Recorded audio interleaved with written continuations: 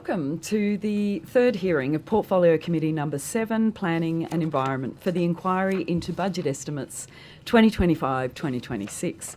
I acknowledge the Gadigal people of the Eora Nation, the traditional custodians of the lands on which we're meeting today. I pay my respects to elders, past and present, and celebrate the diversity of Aboriginal peoples and their ongoing cultures and connections to the lands and waters of New South Wales. I also acknowledge and pay my respects to any Aboriginal and Torres Strait Islander people joining us today. My name's Sue Higginson. I'm the chair of the committee. Today, the committee will examine the proposed expenditure for the portfolios of planning and the environment. I ask everyone in the room to please turn their mobile phones to silent. And parliamentary privilege applies to witnesses in relation to the evidence they give today. However, it does not apply to what witnesses say outside of the hearing. I urge witnesses to be careful about making comments to the media or to others after completing their evidence. In addition, the Legislative Council has adopted rules to provide procedural fairness for inquiry participants. I encourage committee members and witnesses to be mindful of these procedures. Welcome and thank you for making time to give evidence today. All witnesses will be sworn prior to giving evidence. Ms Fishburn and Ms Gibson, I will remind you that you have already been sworn in before this committee during this inquiry and do not need to be sworn again. Mr McNamara, could you please state your name and position title and swear either the oath or affirmation?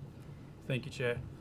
David McNamara, Acting Deputy Secretary, Development Assessment and Sustainability. I swear that the evidence now about to be given by me shall be the truth, the whole truth, and nothing but the truth, so help me God. Thank you. Today's hearing will be conducted from 9:15 to 5:30pm. We're joined by departmental witnesses for the planning portfolio for the morning session from 9:15 until 1pm, with a 15-minute break at 11am. In the afternoon, we'll hear from departmental witnesses for the environment portfolio from 2pm to 5:30pm, with a 15-minute break at 3:30pm. During these sessions, there will be questions from the opposition and crossbench members only, and then 15 minutes allocated for government questions at 10:45am, 12:45pm and 5:15pm. So we will begin, very timely, Mr Farlow, we will begin with questions from the opposition, and over to you. Good morning. Good morning. How are you? Good. Thank you very much for being here today for another estimate session.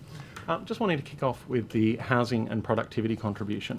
So with respect to the housing and productivity contribution, am I correct in saying it's raised $6,019,000 from October the 1st, 2023 to the 30th of June 2024, and then $32,955,000 from July 1st, 2024 to the 30th of June 2025. I'll ask Ms Gibson to take those questions. Yeah, so I don't have the numbers down to the last dollar, but the numbers that I do have suggest about $6 million in 2023-24 and $33 million in 24-25. There's been more that's come in this financial year, the 25-26. So the uncommitted balance as of the 8th of November is around $56 million. Okay, $56 million as of the 8th of November. And am I correct in saying that in the 23-24 financial year that the discount that was applied was 50%? That's right. There was a discount in the first 2 years of the operation. Yep, so 50% in the first year, and was it 25% then in the second year? That's right. And the discount has now come to an end? As of the 1st of July. 1st of July, yep. Thank you very much. And how many individual payers of the contribution were there in 23-24 and 24-25? That's a really good question that I don't have the detail in front of me, so I'm happy to take that on notice and to get that information from our system. Okay, thank you very much. Now, also, in terms of the Housing and Productivity Fund, does that also include the transport infrastructure component and the biodiversity or strategic biodiversity component? That's right. Yep. And it also includes not just funds levied for residential development, but also for commercial development and industrial development. Is That's that correct? correct. Okay. Would it be possible also to get a breakdown of the funds that are collected for both as part of the housing and productivity contribution, the transport project component and the strategic biodiversity component? Happy to get that information and provide that as a response to questions on notice. Okay, thank you.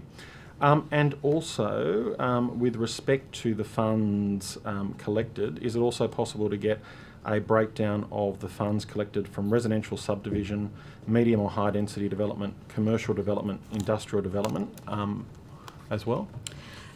We will be able to do a little bit of analysis around that as best we can on the development type that contribution has been collected on.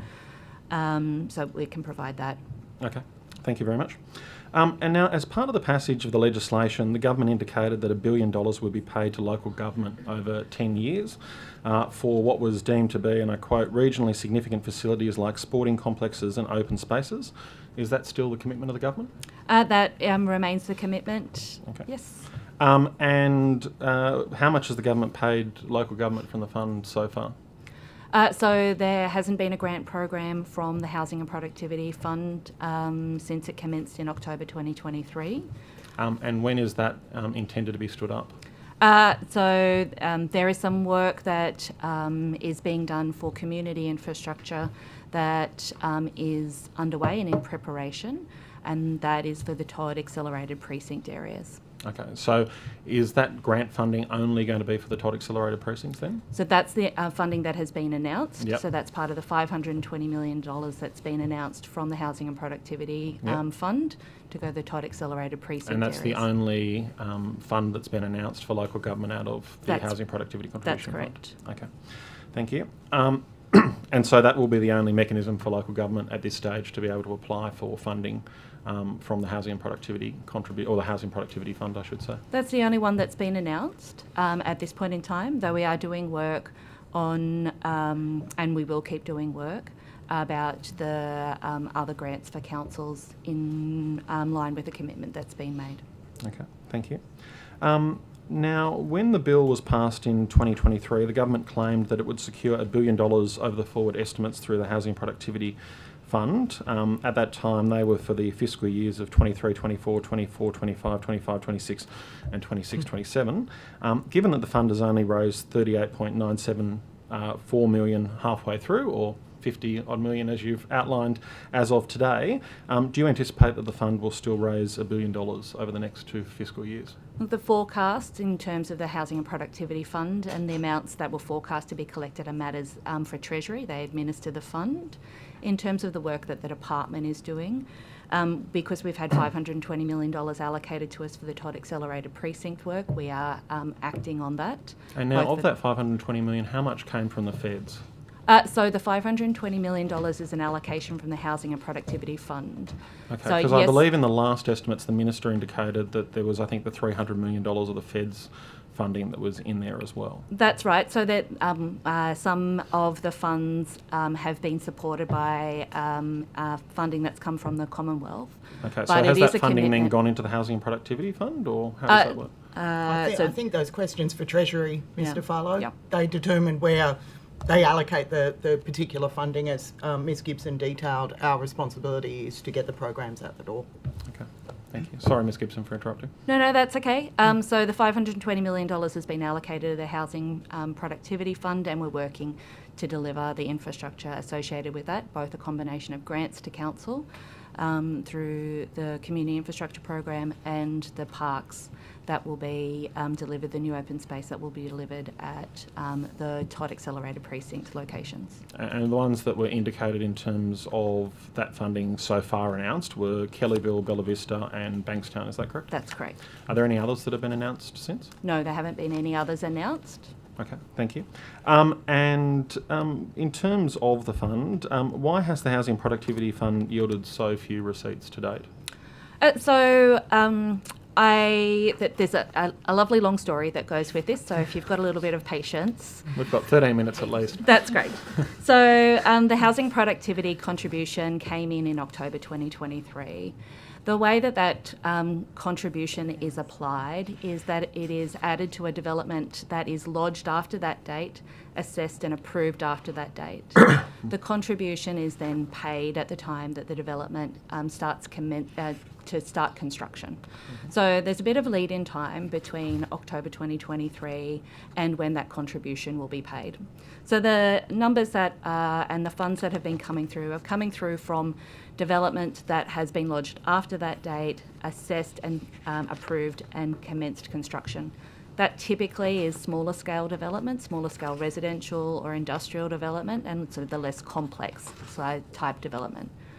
The discount also means that for the first year they were paying only half of that contribution, and up until recently, less than the full amount. So it's only been a handful of applications that have been paying the full amount since July this year. But it doesn't mean that we haven't been investing in infrastructure and infrastructure delivery. And from the department, on average every day, we're spending about $700,000 in grants to councils for open space, for roads and development enabling infrastructure. So while the housing... And where's that funding coming from then? So it's coming from other contributions that have been made. So the housing and productivity So is that sort of the contribution- old special infrastructure contributions? That's right, as well as VPAs and the state VPAs. It's also coming from other allocations that have been sought from the department and through metropolitan green space programs and other open space programs that have come from other funding sources, not all developer funded or developer contributions. Okay, thank you. And now, look, taking into, and I take your commentary in terms of the requirements to qualify for the housing productivity contribution needs to be lodged after the date that that came into effect, assessed during that period. Yeah. But even sort of working on an apartment, and we do have, I guess, the breakdown from each region, so it gives us an idea. But if we were to take that lower level, from my reckoning, and I know you probably wouldn't want to trust me on this, so I'm happy to see your figures on notice, but there would only be 2,004 properties that were levied, and this is taking into consideration the discount, in 23-24, and 5,897 in 24-25. Is that roundabout how many would have actually gone through? And I suspect that this is probably maybe a generous figure because it's not necessarily taking into account residential subdivisions that would be levied at the higher rate. Yeah, so when we provide the answers on notice, we'll be able to go into that detail about how many applications for what type. A knockdown rebuild of a single dwelling is not paying a contribution. Yep. So again, this is small scale additional development. Even a subdivision and quite large subdivisions that have been levied with a new housing and productivity contribution would be rolling out in stages. So if you have a 500 lot subdivision, you might have only released a stage of 25 or 50 lots in that period of time. So you're not paying for the full 500 of those new housing lots, but only the number that has been subdivided in that stage. Thank you. And in terms of the housing productivity contribution, and you were talking about the special infrastructure contribution and some of the funds that were dispensed from that, how do the funds that are being levied by the housing productivity contribution compare to those that were formerly levied by the special infrastructure contributions? What sort of analysis have you done in terms of what was being raised from the former special infrastructure contributions in comparison? Yeah, so the special infrastructure contributions applied in a patchwork fashion around the state, whereas the housing and productivity contribution is applying to nearly all areas of Sydney. There's a little bit in Western Sydney in the Aerotropolis where it's not yet applying, but also the Illawarra, Shoalhaven, the Lower Hunter and the Central Coast. That means that it's a consistent and more equitable development contribution that's coming. In terms of the special infrastructure contribution and I can provide some detail about how much was collected in 23-24, 24-25. So it was about $51 million from the special infrastructure contribution in 23-24, 47 in 24-25. The majority of that has been allocated and expended, and there is an uncommitted balance of less than $20 million in the special infrastructure funds at the moment. The state voluntary planning agreement, so this is more on a site-by-site basis rather than for precincts, has also been collecting funds for for those places. So in 23-24 it was $75 million and $42 million last financial year. Again, the majority of that has been expended. We also are keeping information and tracking and monitoring the information about local government's development contributions, so the local contributions. And at the moment, there looks like there may be close to $4 billion of in local contributions that are sitting with That's councils. unspent at this moment. That is in bank accounts and not in the ground. Okay, thank you. And with respect to, I guess, the spending of it as well, the Infrastructure Opportunities Plan, when do we expect to see the Infrastructure Opportunities Plan? Yeah, the infrastructure opportunity. I would really like to have been able to show you an infrastructure I was opportunities hoping for an plan. announcement I would really like to have shown you because you've asked me a couple of times now about that. Since about 23? And it is proving more complicated than we had initially anticipated. It is a very challenging task. We had to start from a place where there was no single list of infrastructure that was needed to support housing. So we've needed to collate information from previous SIC lists, from state infrastructure strategies, from agency plans. We've also been seeking and have been reviewing the reports that industry have produced about the infrastructure that's required. That's given us... And this is all through the Urban Development Program, is it? Or? That's right. Yeah. So it's giving us a long list of several hundred infrastructure items. Conservatively, it's about 700 infrastructure items that have been in lists over some of them more than 15, nearly 20 years old, some of those lists. So it's been an exercise in going through auditing and validating those infrastructure items. Many have been completed and delivered or under construction now, but there still remain a lot on that list that we've needed to confirm whether they are still relevant and still support housing in the places where our housing targets and where the development industry is indicating that growth is occurring and will occur over the next 5 years. So there's been a lot of work in matching back that information that we've had from a range of sources into that work. We are getting very close to having that work completed, but I think it will be in 2026 and not 2025 when we'll see an infrastructure opportunities plan. And with that, the Works in Kind guideline that will also help industry to deliver on items from that infrastructure opportunities list. We've exhibited that guideline and received some really useful feedback that we've been contemplating and making some adjustments to the guidelines, and we'll produce those guidelines with the infrastructure opportunities plan next year. Okay. So in terms of that infrastructure opportunities plan, that's needed, isn't it, to be able to expend any funding from the Housing and Productivity Fund? Is that it will help us do that, okay. But the $520 million allocation from okay. the Todd Accelerated Precinct okay. is a way to do it without it. Okay. Yeah. While I asked you, sorry, for the update, which you kindly provided in terms of the status of the fund, has there been any update in terms of expenditure from the fund? Has anything been spent from the fund as of yet? So $520 million has been allocated to us. Yeah, but and nothing so has gone from the fund at this stage. We have been spending from the $520 million allocation that's been given as part of the parks delivery for the Todd Accelerated. But that is separate precincts. to the Housing and Productivity Fund. I know there's might be questions for Treasury, but looking at terms of like what sits in the Housing and Productivity Fund at the moment, nothing, at least in what was published, nothing has been expended from that fund to date.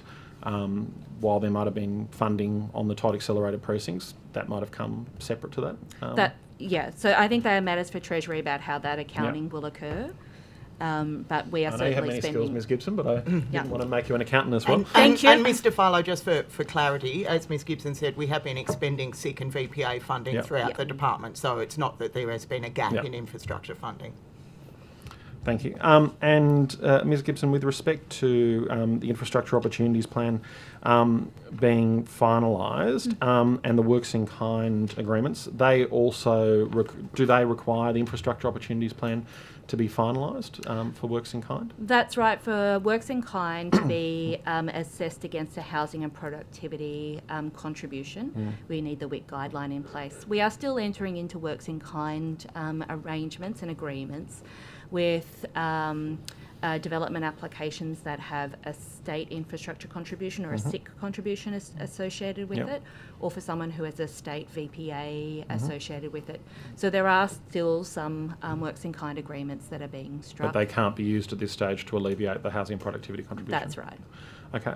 Now, also with respect to the works in kind guidelines and to be somewhat specific in terms of the exposure or the consultation, at 4.1.1 there's a reference to what is government plan development and also unplanned development. I'm just interested in what is government plan development and what is unplanned development under those guidelines. I'm guessing that's a reference to a point inside the works in kind document that was released. So I don't have that in front of me, but in terms of what we mean by planned and unplanned, there are areas that we are sequencing development to occur in the urban development program. There will be some situations where bringing forward some additional land beyond what was planned might be possible, where the infrastructure funding could be sought from a range of new sources, including from developer-funded works.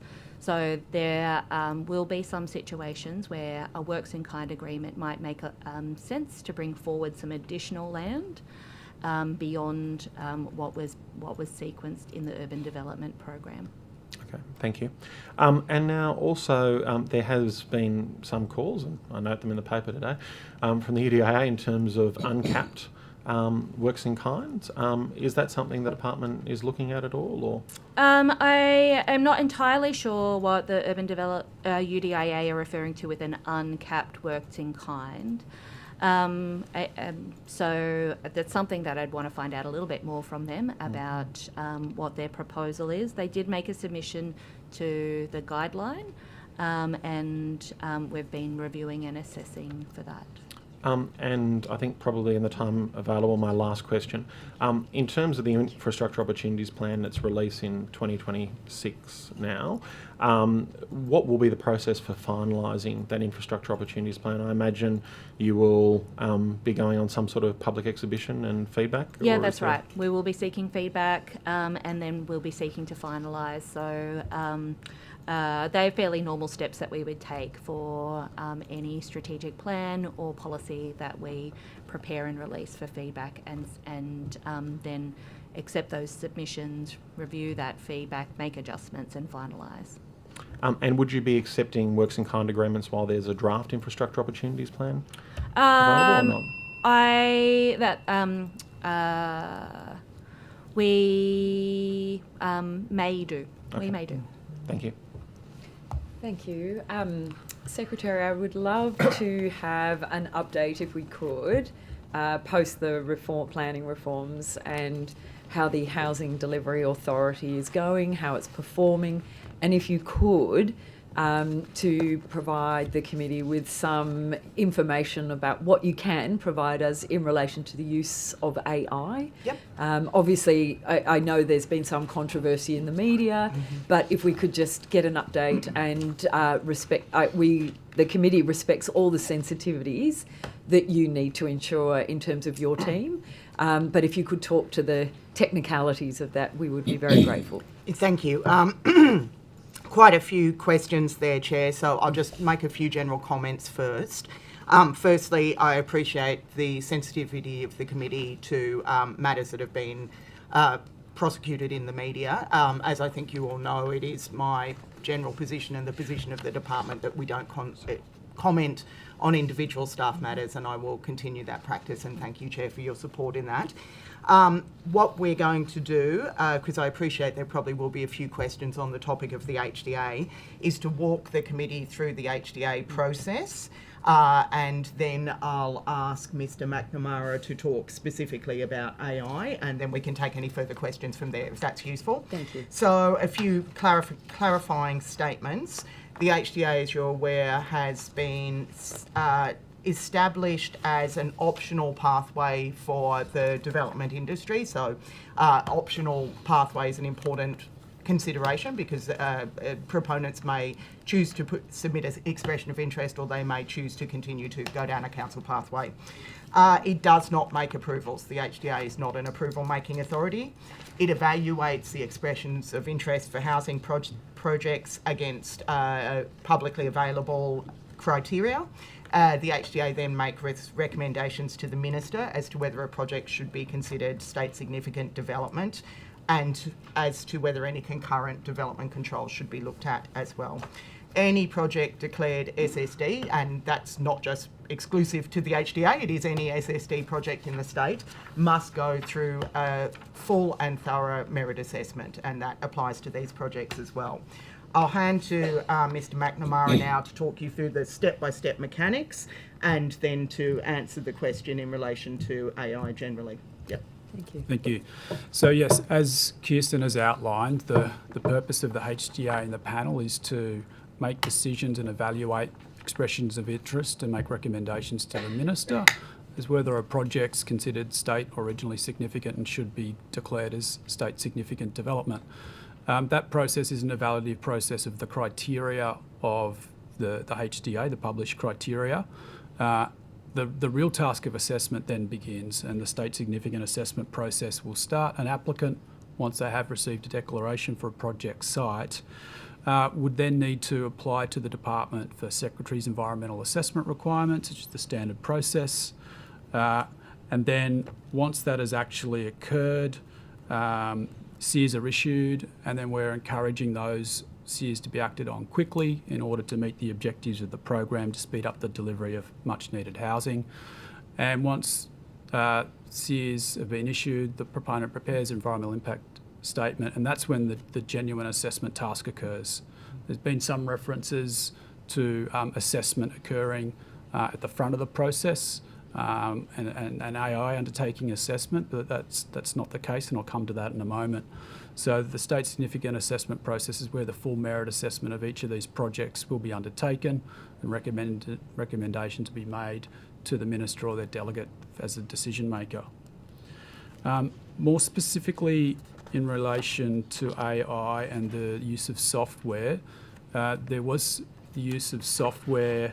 The software in question was used to collate information in a really standard, simple way, and it was more an administrative automation task.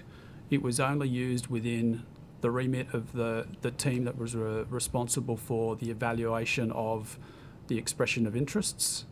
It has not been used in any way for any assessment or any detailed evaluation of information. It was not used to generate any recommendations provided to the HDA. And the information I've been provided with to date, there's no indication of any errors or inaccuracies in the summaries and information that has been provided to the panel through the course of this year. Thank you. Can I ask how many proponents have taken up the optional pathway in terms of a percentage of the expressions or the proponents that are approaching the department? Okay, yeah, I've got some statistics around that. As of the 24th of November, we'd received 943 expressions of interest. To date, we've been able to consider 584 of those. And then working down, of the 584, 289 have been declared SSD by the Minister. Again, working down from that number, to date, we've received a request for SEARs for 122 of those 289 projects. That number's probably gone up since the 24th of November.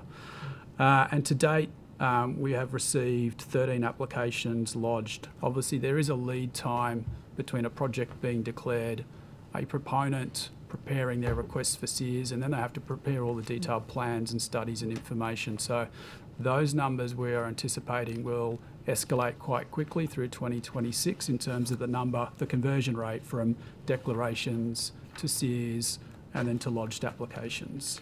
And what is the number? So if there was 943 exercising the optional pathway, what is the number, if any, of the, let's call it the other ordinary pathway or approach? I understand your question there, Chair. We would have to take that on notice. We can get that data out of the planning portal. It would be developments over this scale that are currently being assessed by councils or going through planning panels. So we can get that for you. I just don't have it on hand. Thank you. It's not a apples to apples. No, I realise that. Because the HDA has obviously stimulated interest. So Yeah. we're in a phase where we are seeing more development interest than we normally have experienced. Yep. And so with that, do I take that as an assessment that the HDA is a working kind of product, for want of a better term, in terms of that stimulation, or are we seeing that it's potentially another step, or are you assessing at this point it is an effective mechanism to attract more applicants? So there's two ways I would measure that, and one is quantitative. We're seeing significantly more development applications coming through over the HDA, and there are still some remaining with council, than we have normally experienced of this scale. So I would argue that the option to be able to be state assessed is something that the development industry has demonstratedly, using any quantitative measure, responded to. That is a real measure of success as far as I'm concerned. Qualitatively, yes, the development industry have said that they greatly appreciate the pathway into the state, and I don't want that to be interpreted as a criticism of councils. I've always said one of the benefits for the development industry is a level of certainty. We do the same thing the same way all the time. We are one department. There are 128 councils who naturally have different ways of doing things. So that certainty in an area where feasibility is challenging, in an environment where feasibility is challenging, is something the development industry has reported as a benefit to me. The other area that I think is also demonstrating where a little bit of healthy competition can work is developers are telling me that councils are proactively going to them and saying, look, we'd like to be the assessment authority. Can we give you, timeframe guarantees the same as the state is providing? So there's a level of council stepping up as well, and being proactive in trying to make sure that they're undertaking assessment, obviously full merit assessment, but doing it in a way that responds to the need for housing at this point in time. Of the thank you, of the 943 as at 24/11, are there certain areas? Is there a concentration in terms of areas that these applications are coming from? Yes, there certainly have been some areas where there has been particular interest.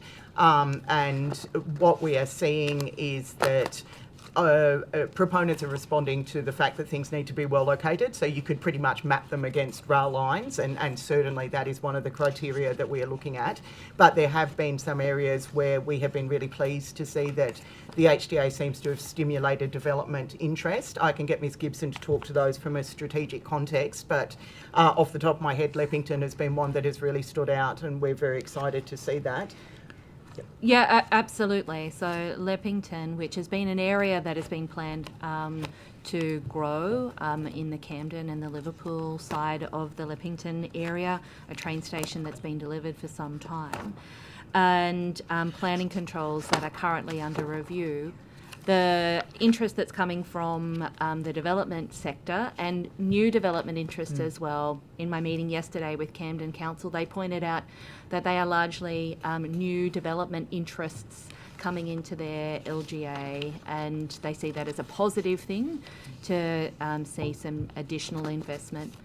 So that's been one where I've been to HDA meetings to provide advice about the planning work that we're doing at the moment and reviewing planning controls, as well as planning for some really significant infrastructure upgrades there, both for schools as well as roads, and how that fits with the EOIs that are coming through. So that's, I guess, one of a number of examples where we're providing that strategic planning context and working together with the indications from the development industry about where they see potential for more housing to be delivered in the short term. And is there any particular regions that you have noticed in terms of any applicants? So It's kind of everywhere. So that might be both in the eastern part of the city, around Chatswood, North Sydney. There's been interest in Macquarie Park. There's been interest in the Hills area. Anything in terms of actual regional New South Wales? Yes. Sorry, Yeah. it was. Do you have David? I've got broad data? statistics. Yep. In regional New South Wales, of the 289 projects that have Yep. been declared by the Minister, there's a total of 42 applications in regional New South Wales, and with the indicative capacity of dwellings around 9,600 dwellings at this stage. And is there a particular is it spread in terms of the regions? It's very spread in terms Right. of the regions. Any concentration where you're seeing more growth than We could provide more detailed information to you on the Thank you. geographical dispersion across the regions, yeah. Thank you, that would be great. I just want to go quickly to I saw very recently, and you may have seen it, but it was Mayor Chris Cherry from Tweed. She posted a kind of broadcast that was really concerning a couple of weeks ago, and it was in relation to the new planning reforms. And she said, you know, the New South Wales government removing local planning powers by stopping New South Wales councillors for voting on DAs. And basically, she made clear that she felt that this was very much an ambush move, that councils hadn't been consulted on this particular aspect of the planning reforms, that she met with the planning minister and raised this issue, hoping to see that it could be reversed. And she notes that very few development decisions are in fact made by elected councillors, that it's mostly delegated staff. But I'm just curious about whether you can provide any foresight to the committee about what do you think is the intention in terms of that planning reform that does take away, for want of a better term, take away councils' DA decision-making powers. And I know I know this is a long-winded thing, but in conversations that I have had and words I have seen from the department, it seems like the modus operandi is let councils do the strategic stuff and we'll move development decisions away from councils in line with ICAC considerations. Can you elaborate in terms of where is the department heading and what can councils expect into the future? So I'll let Ms Gibson go into a little bit more detail, but just a few framing comments here. Firstly, yes, I can confirm that the Mayor did express her concerns to both myself and the Minister, so we've absolutely heard that. As you probably more than anyone else, Chair, will be aware, we essentially have a two type of system that operates in New South Wales, with councillors no longer involved in planning decisions in the metropolitan areas since 2019, and that's been in response to a number of recommendations from the ICAC. So we've been operating under two different systems, one in the regions and one in the state. Obviously, a desire to harmonise the systems is something that I think we'd all agree is a good, and some of the planning reforms have been taking that into consideration. We are in the process of working through the implementation of the reforms. As you know, the Act just enables you to undertake things. There is still a significant amount of work to do there. And one of the pieces of work will be consultation with regional councils about which way they want to proceed. I think it would be premature of me to preempt the outcome of those consultations. And in fact, in Local Government New South Wales's annual conference, when I got asked that question, I said I can't actually answer that question because part of doing consultation is listening and then coming up with a response. So that's really the phase we're in at the moment. Ms Gibson, is there anything you want to add in terms of our plans for consultation? That they will be in the new year. We know that there are a lot of things on Council's plate leading up to Christmas and the last of their council meetings happening over the next week or two. And the Christmas parties? Hopefully.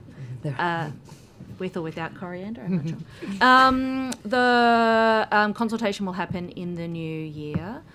We know that there are a number of councils that in regional New South Wales that are interested in establishing a local planning panel where they haven't had that before, and to assist with the thorough and expert assessment of development applications, and that's really good practice. That's been very good practice that has been in Sydney for some time and in a number of other councils around Sydney. But in terms of the regional planning panels, we will continue to operate regional planning panels until such time as a local planning panel is in place for those councils like Tweed and others.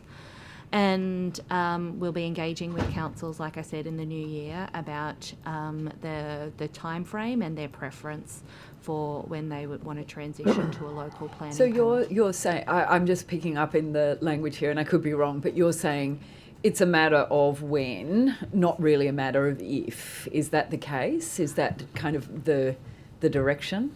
So the planning reforms talk about removing the pathway for regionally significant development They do. applications. Yes. So and while there'll be transitional arrangements for applications that are in the system, there will become a point in time when no new regionally significant development applications will be accepted. That pathway will reduce to either being a local development application or a state significant development application.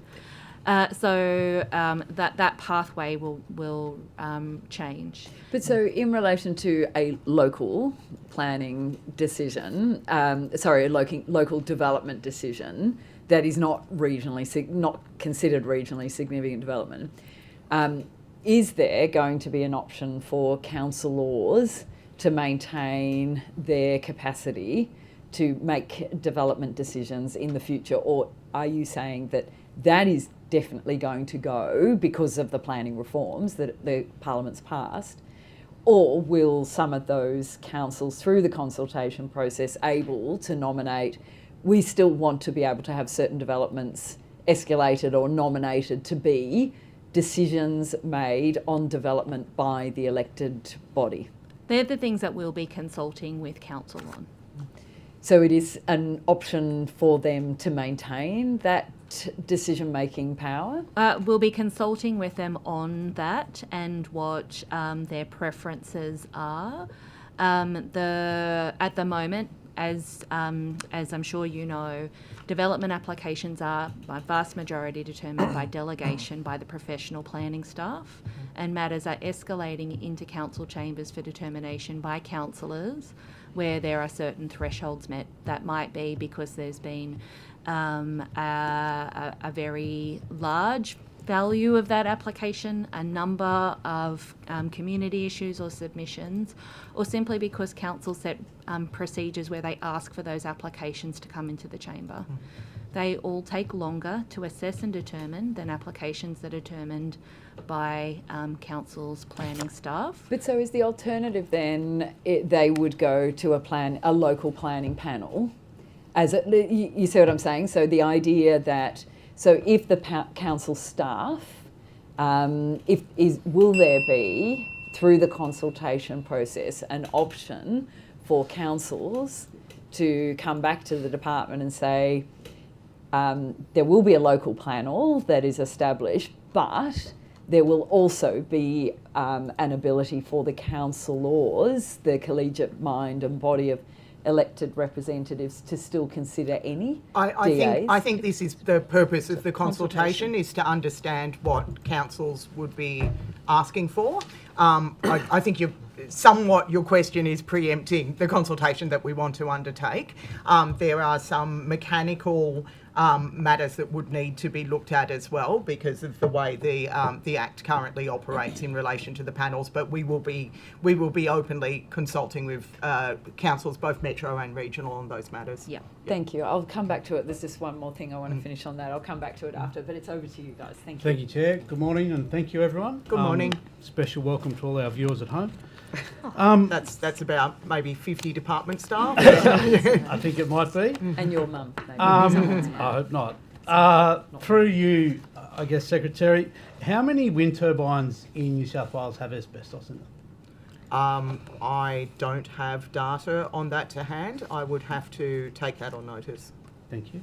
Is the inclusion of harmful materials such as asbestos part of the sort of proposal process or planning process?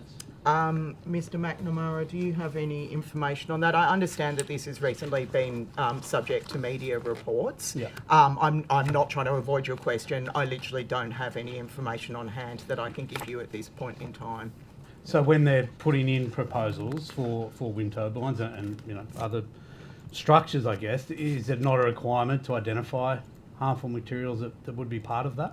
I'm just sorry. I'm not avoiding your question again. Obviously, we undertake an assessment of environmental factors, and that would include materials. I do not have my subject matter experts here today, Mr. McNamara. Is there anything you can add to what materials are assessed as part of the assessment requirement? I think what I can do, we'll take that on notice and get some information from the team and come back to you later today. Okay. Yeah. Yep. And could that include, so what would then be the ramifications if that was to be declared? If they weren't declared in that process, what would be the consequences of that process? Yeah, okay. Thank you. We'll take on notice and do what we can. I think you're also referring to matters that we would generally refer to the EPA if they had been outside of the assessment process, and if they were identified by our compliance officers or by others, that would be the appropriate agency. And again, this might be something that you don't have the specifics on, but I'm guessing in putting forward a proposal, if they were to include harmful materials, there would have to be a clause or some sort of what we're going to do with those materials at the end of life, if that could be included in that. We'll come back to you with further information.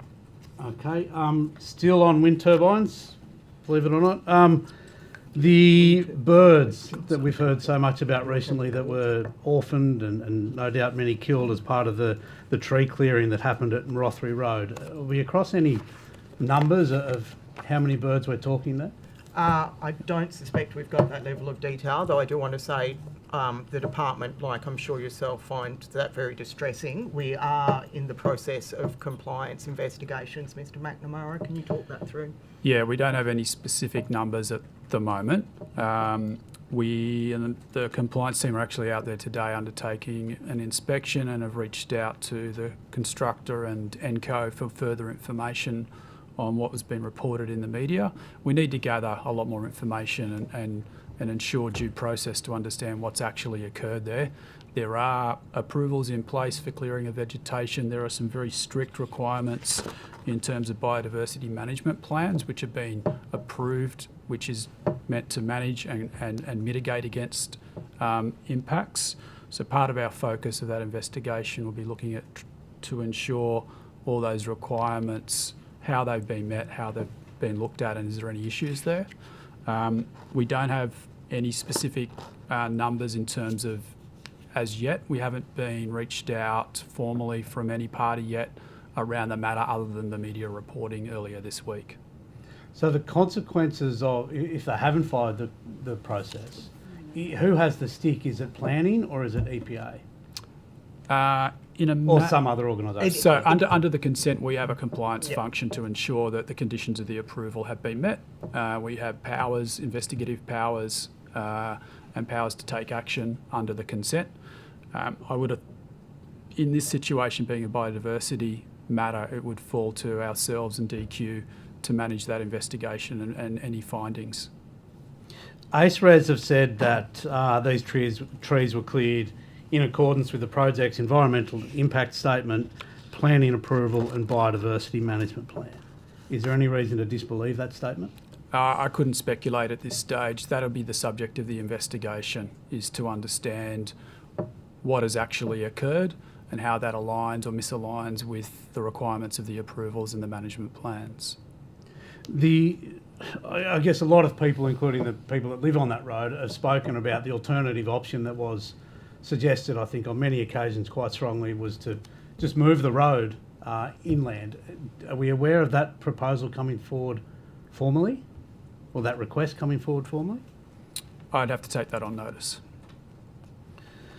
Once a project is approved, like this one, and these works are approved, you've ticked it off, so it's out of my hands now from planning, or is there continual No, we have a oversight? compliance role. And No, that's right. The conditions of approval, there's an onus on the holder of the consent to meet those conditions of approval. Our role is to undertake compliance activities, both proactive and reactive, to ensure that is the case. We investigate any complaints from the community. We also, through the consent, there's requirements for audit reporting and so forth to report on the performance of the constructor and the applicant in terms of have they met the requirements that they've taken on, the burdens that they've taken on by accepting the consent. So that's an ongoing process. We've undertaken a number of inspections out for this particular project. I think we've undertaken at least 6 inspections to date. We're out there again today. And as that project moves further into the construction and delivery phase, we'll be undertaking numerous regular inspections, both proactive and reactive. So in relation to this specific incident, the clearing of these trees, you say investigating that, when are you expecting some sort of outcome from that investigation? Probably difficult to give a precise time frame to it at this stage. It'll depend on the level of information we have to gather, the ability for ENCO and the constructor to respond to those. We then there's certain steps, investigative steps we need to go through to ensure due process provided to all parties. I'm aware I'm sort of speaking on behalf of people that I've spoken to out there, and the criticism of a lot of these projects is the consultation is just not up to scratch. This to me provides an example of this, where they have provided feedback to avoid this incident occurring, move the road, and probably don't knock them down when birds are hatching their nest. Has any of that feedback been considered for this project? The consultation process? All submissions that were received during the exhibition process were considered through the assessment and determination of the project. I can't comment on the specificity of that particular issue. I would be happy to take it on notice and get further feedback. we're happy to review the submissions report. Okay, thank you. Are we aware of any other similar incidents? Is this a one-off, or have there been other occasions where critical environmental areas have been damaged, either legitimately or otherwise, as a result of these wind turbine rollout? Nothing has been brought to my attention as secretary, but as I said, we do have a compliance role, and we do make sure that we undertake both proactive and reactive compliance, and there may be matters that have occurred as a consequence of researching that compliance activity, but we don't have anything on hand. There is opportunity for people to provide feedback through callback lines, and I think an email that is provided for each individual project. Does the Department of Planning have oversight to those complaints lines?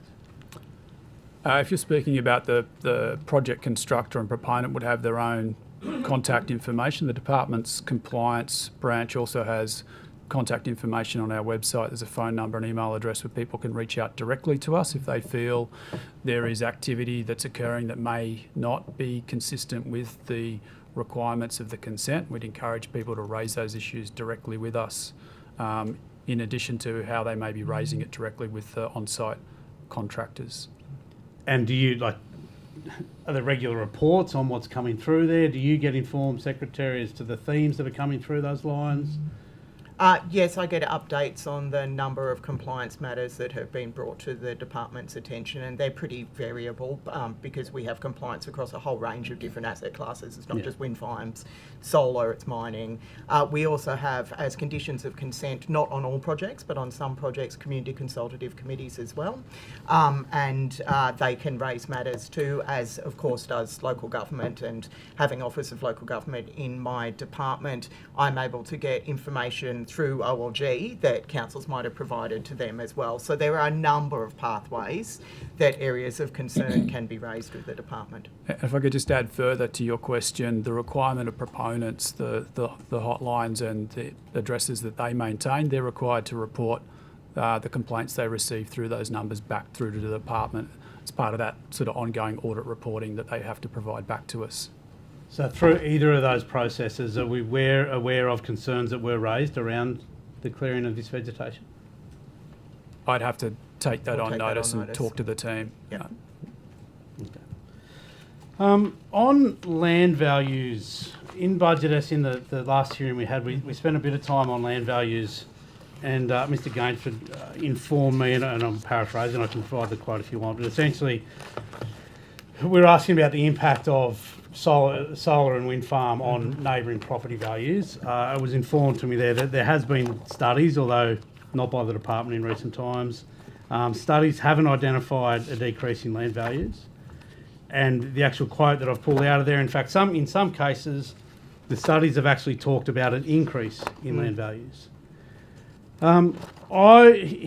Again, having spoken to people, if there's two people looking to buy a property, and one of those people pulls out because they're concerned about wind turbines going up on the farm next door, isn't that going to reduce the value of that land? You're asking me to answer a hypothetical. I should have prepared for this, Mr. Barrett, because I remember you asked these questions last time. The Valuer General has recently released land valuations across New South Wales. It's another part of my portfolio, so I haven't read it recently, but if I can gather some data for you during the break from the Valuer General's reports on land values, I can only recall Metropolitan Sydney at this point, but if there's some regional material in there, I'll get it for you. Well, there is one in particular near Orange, a case of Mr. Robert Green, who lives on the Mitchell Highway there near Orange. He had his valuation done in July 2024, which was above $8 million for his property. This is relatively close to town, Sure. Where there could be housing potential there. September this year, that property value is now $3 million. And the explanation for that points directly to industrial solar complex with a project life of 35 years. Do we still stand by the position that solar and wind farms, wind installations, are not going to have an impact on neighbouring properties? I don't think we've ever made that position. I think what we have said is that the impact there may be a negative impact, there may be a positive impact. I would rather look at the broader data across what we're able to get out of Value New South Wales to see what land values have been affected. There will always be individual cases, and obviously have some empathy for landowners if their properties have gone down in value. That happens across valuations across a whole range of asset classes. And what is his case for compensation when his property's dropped by more than half its value?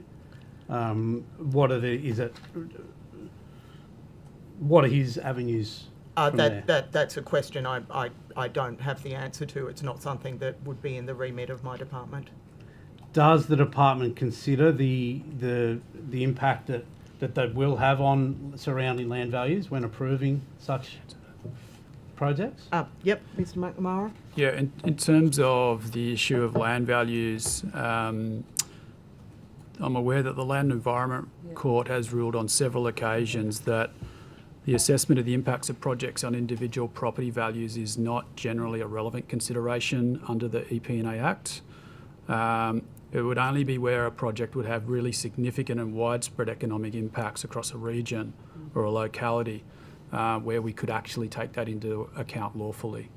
So we could actually misstep if we made a planning decision that sought to take account of localised impacts in terms of land values, notwithstanding the challenge of understanding what the actual impact would be. And that has applicability to say, residential development as well? Yes, Yeah. yes, it's not just in the case of renewable projects. That would be any class of development in New South Wales.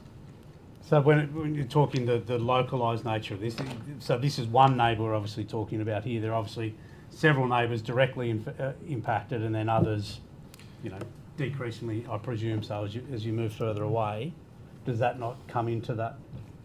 Look, I don't want to speculate on the point of the court's interpretation of this. At what point does it become sort of regionally significant, and at what point would you consider it? It's probably a legal question. So I might stay clear of trying to answer those today. I feel I've given that legal advice so many times in my life. It's so fun to see. Okay, so Chair, we're happy for you to help us answer the question.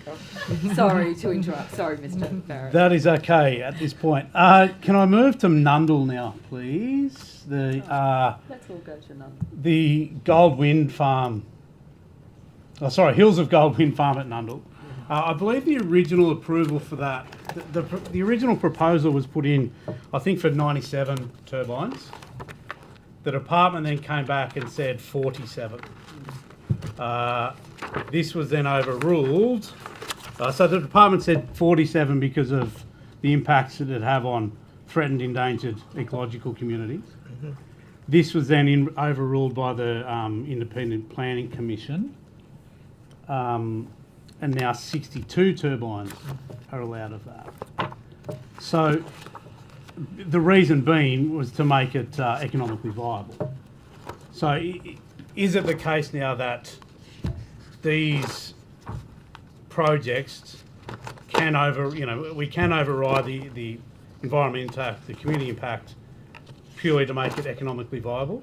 So, two things I'll say there while Mr. McNamara looks through his papers, and he has been acting in the job for 2 weeks, so he's doing exceptionally well as a consequence.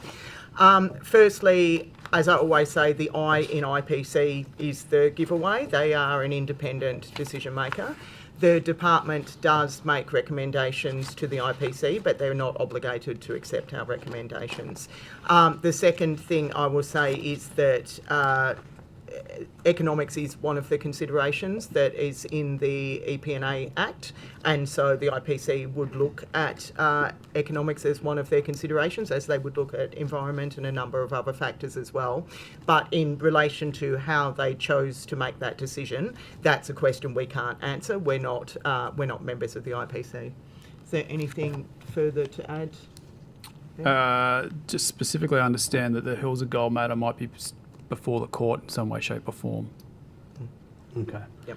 Can I ask a more generic question? And Yep. perhaps, again, I suspect this might be outside your remit, but do other industries have that ability to say, a farmer, for instance, I need to clear 100 hectares, and someone says, no, you can only clear 50 hectares because of the environmental impact, and you say, well, if I do that, it's not economically viable, so I need to clear 80 hectares. We can only talk to matters that would come into the planning system. And in the planning system, we do consider a number of things in the objects of the Act. And in fact, the Minister has recently, and Parliament has recently updated the objects of the Act. Economics is one of them, but it's absolutely not the only factor. You would also look at environmental impacts. You would look at, for example, climate adaptation now, that's come into the objects of the Act. And all those considerations need to be weighed up. It is one of the reasons why planners are experts in their area. They have to find that balance and they have to find that proportionality. But in terms of a farmer getting permission to clear his land, that would be a consent that doesn't come through my department. Sure. Just noting we're getting towards the end, a few things, just updating some facts and figures for me. How many renewable projects have been approved, and appreciate if you take this on notice, in each of the different res? And what's their breakdown as far as wind versus solar? We're just I've got checking. general. Can we give you general Yep. numbers and then give the breakdown Absolutely. and any other detail you need on notice? Yeah, so in terms of energy generation and storage projects. Since March 2023, I've got statistics on the number of projects. Would you like just the approved projects or... In the first instance, yep. Yep, so a number of approved projects across the state, 7 wind farms, 15 solar farms, also 15 battery projects, no hydro projects approved, a number under assessment, and 2 transmission projects. So a total of 39 projects with an estimated value of around $30 billion have been approved. We can also provide you with more detailed statistics around which ones are under construction or also which ones are under assessment if you'd like. Let's just start on them. So out of those, let's look at the wind and solar installations. Yep. How many of them are within a res and how many are outside a res? So within and outside the res, I might have to come back to you on that. I don't have. I've only got the more global state numbers at the moment, but we'll Can come you back just to get you. that breakdown? Yeah. Within the We, res. we hold that data. Yeah. So. Thank you. I just want to quickly go to the ACE Res project and the one that you're undertaking compliance now or having a look at. The 670 trees that were removed. It does seem like on all accounts something incredibly unfortunate, excessive, but it does certainly seem like it's the planning system working somewhat as designed. I realise the Minister Scully signed off on the critical state infrastructure approval mid last year.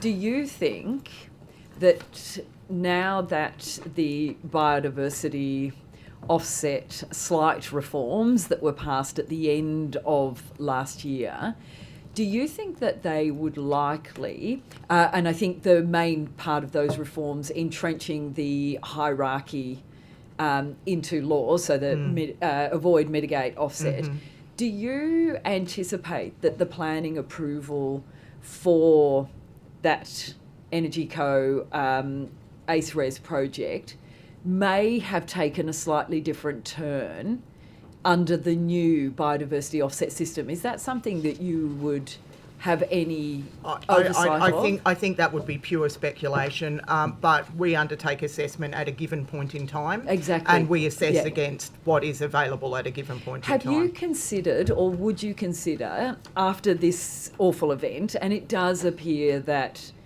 you know, socially, in terms of social licence, we all know it's fundamental that the renewable transition happens in New South Wales. It's government priority. We've got all sorts of obligations that we need to transition the grid to renewables, and that's what we're doing. In order to have social licence, obviously Energy Co has now received various approvals for res developments. Do you think there is any benefit in the department with Energy Co to now review any of the approvals that have been granted, given the biodiversity impacts? Do you think there is any scope to review any of those approvals in light of what we've just experienced? Look, I think it wouldn't generally be the position of a department to go and re-prosecute an approval that had already been given. That would seem counter to the way the planning system it's meant to work, which is certainty of the approval. However, and I'm prefacing this by saying, however, we are looking, our compliance officers are literally out on site today, and I don't want to prejudge anything that might come out of that by making a statement about what we will or won't do. I wouldn't normally suggest that, just given how I understand how the system works, I wouldn't ordinarily suggest something like this, except for Energy Co is a state-owned corporation. Yep. There is that capacity. It's not a private proponent as such. There is a massive public interest in getting this right and not causing such social harm and deficit of trust in the system as we do these projects. And when I looked at the critical state infrastructure approval, I looked at it and went, oh. You know, it is one of those, I mean, it was done mid last year, and I know we have seen some small improvements to the system. That's the only reason I'm suggesting it might be something. I think this is probably something that would warrant having a discussion with Energy Co, Chair, as the committee. I know you've got environment. We will be this afternoon. That's right, yeah. And ultimately, we have undertaken our assessments under the policies of the time, and we stand by that. And I think Energy Co may want to have further discussion about that. Thank you. Can I just ask, has the department been looking at, or have you considered, or have you already done any particular standard conditions for data centres in New South Wales? The SEERs for data centres are... Yeah, we do have industry SEERs for data centres, which can be used as a starting point. That's not always going to be the most appropriate set of SEERs for a project. You might want to make it a little bit more specific to the location and particular issues. In terms of conditions, we would have in-house general standard conditions as a starting point. Are you looking in particular at I know this is happening across the world, and it's certainly happening in other jurisdictions in Australia, but in terms of the unbelievable water use, are you looking at that in a kind of very forward-thinking way, or are we still just reacting? Yes, no, I can confirm that water and energy use are two areas that the department is very aware of, and that form part of our considerations in relation to assessment.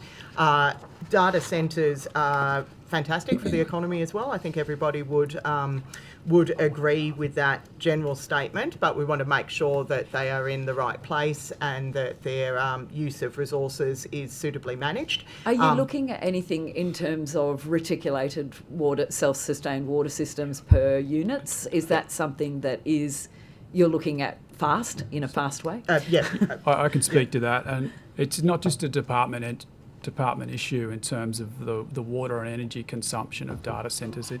It's a cross-government issue, and it's certainly an issue that's getting more attention in the media. The issues of energy and water consumption in particular are being looked at in detail.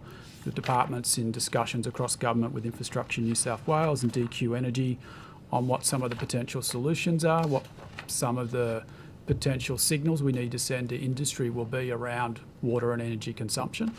My understanding is data centres, whilst they all perform the same function, come in many different sort of specifications, which can greatly influence the water and or energy consumption, generally being the more of one, the less of another. So we do need to do some more detailed work to understand what will be the requirements.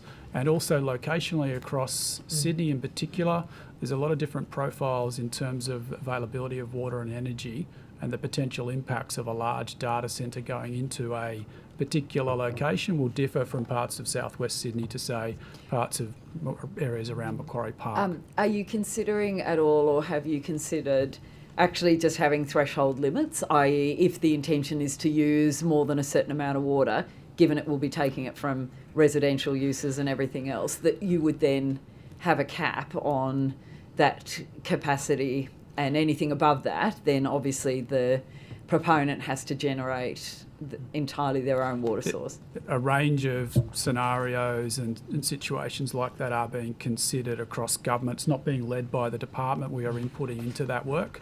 But that's... Who's leading the work in terms of, is it water? Infrastructure New South Wales are leading a policy piece of work, and they are obviously liaising with all the relevant water and energy authorities, the department, and other parts of government.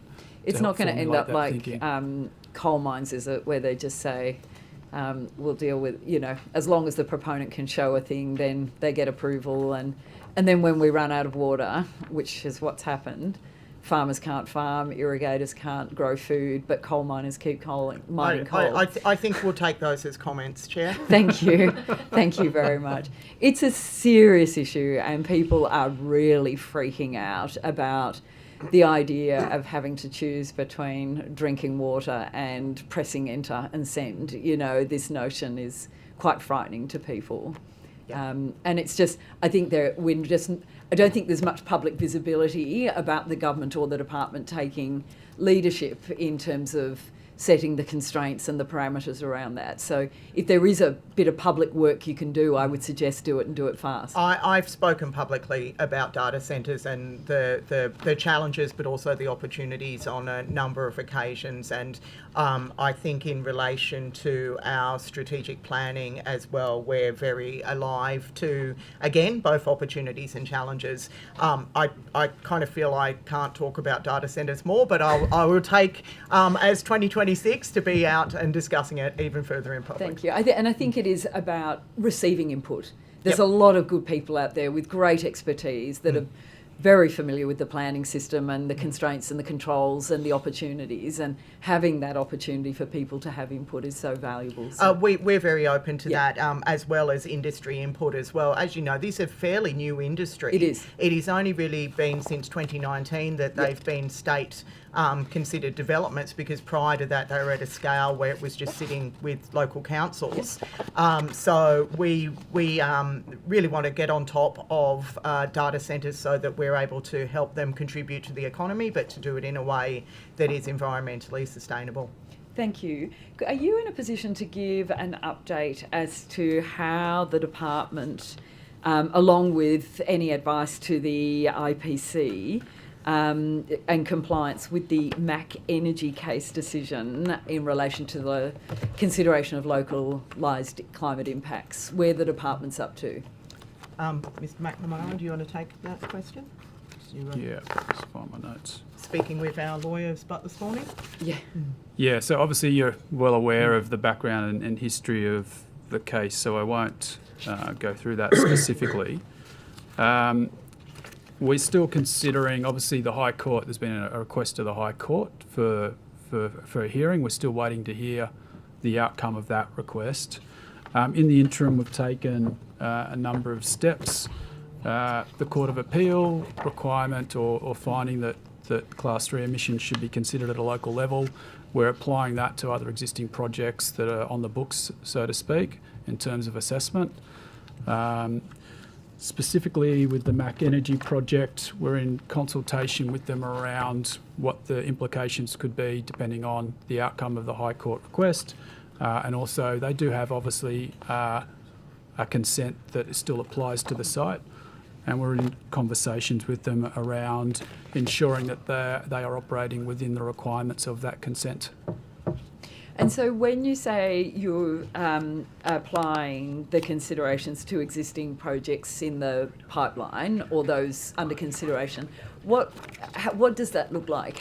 What are you considering in terms of those questions that I think we last met at budget estimates, we said some of these things are still at large, i.e. the definitions and the meanings of what is localised, what are we considering? Have you made some determinations around that? Is there some transparency around what the public can understand that means? We're still working through the precise details of that. We are seeking and working with proponents for projects to have them address it. I think it's still an emerging area, would be my comment.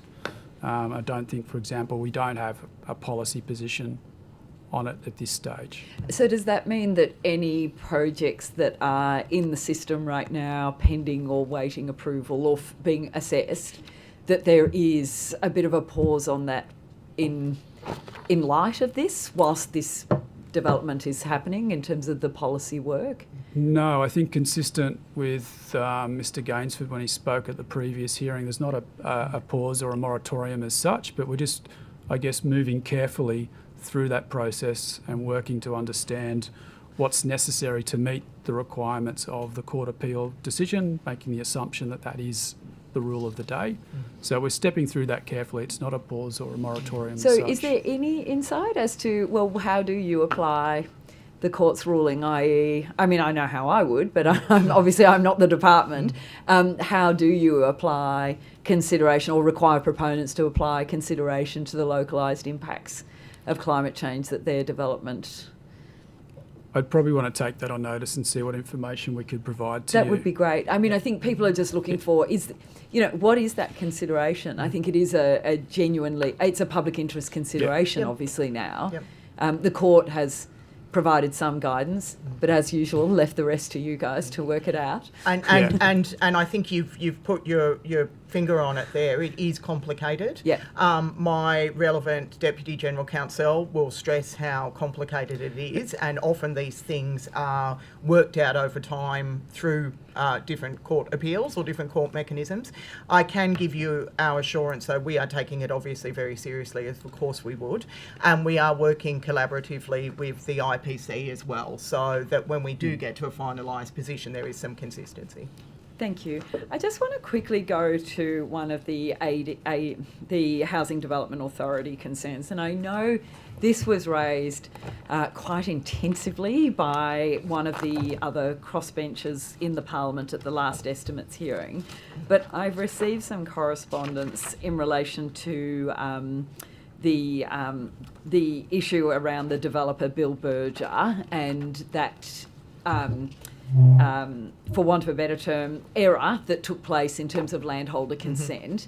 It reminds me of the days where we used to literally bring proceedings where there consents had been approved and we went back through the document and there was no landholder approval on the actual document. It was always something we took so seriously. We have certainly corrected for that by having landowners consent at point of submission. Yes, which I think is it's a relief to hear. But in terms of that probity process that was promised, I'm hearing from relevant stakeholders that that probity process is perhaps not what was originally promised by the Minister in budget estimates. And the question really is, will the external probity review, will that be made public? Will that be released? And if so, when?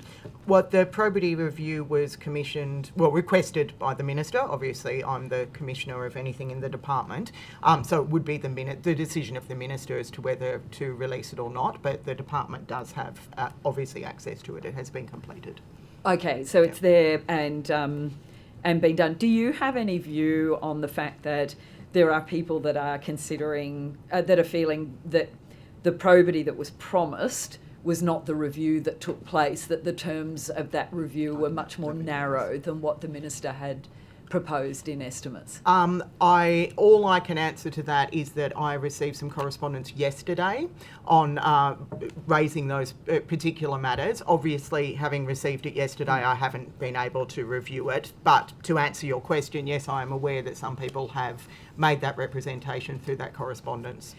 Would you be suggesting to the Minister that perhaps making the probity review that has been undertaken made public would assist in dealing with those concerns? Oh, well, that's ultimately a question for the Minister, and he and I haven't discussed whether he intends to make that particular review public. Thank you. I just want to ask you about, so following the litigation around Bowden's lead mine, as we're all aware of that, the Court of Appeal overturned the decision from the IPC. Yep. How many meetings has your department had with Bowden's or its representatives since the Court of Appeal overturned its approval? Thank you. I've been advised that we've met with the proponent approximately 14 times since the judgment, which was on the 16th of August 2024. And have you got minutes and records of those meetings? Not in front of me, but yes, we would be able to provide those. Okay, thank you. Is that something that you would that you could provide to the committee? Can I just say I just want to take advice from my General Counsel before I answer that, yes or no? Thank you. I'm not sure who attended those meetings, so... Okay. Yeah. Are you aware, though, that members of the community actually put in a GIPA request, and it appears from the response of that GIPA request that there are no records of the meetings or phone calls with Bowden's after the Court of Appeal. Is that something you've been aware of, or you're...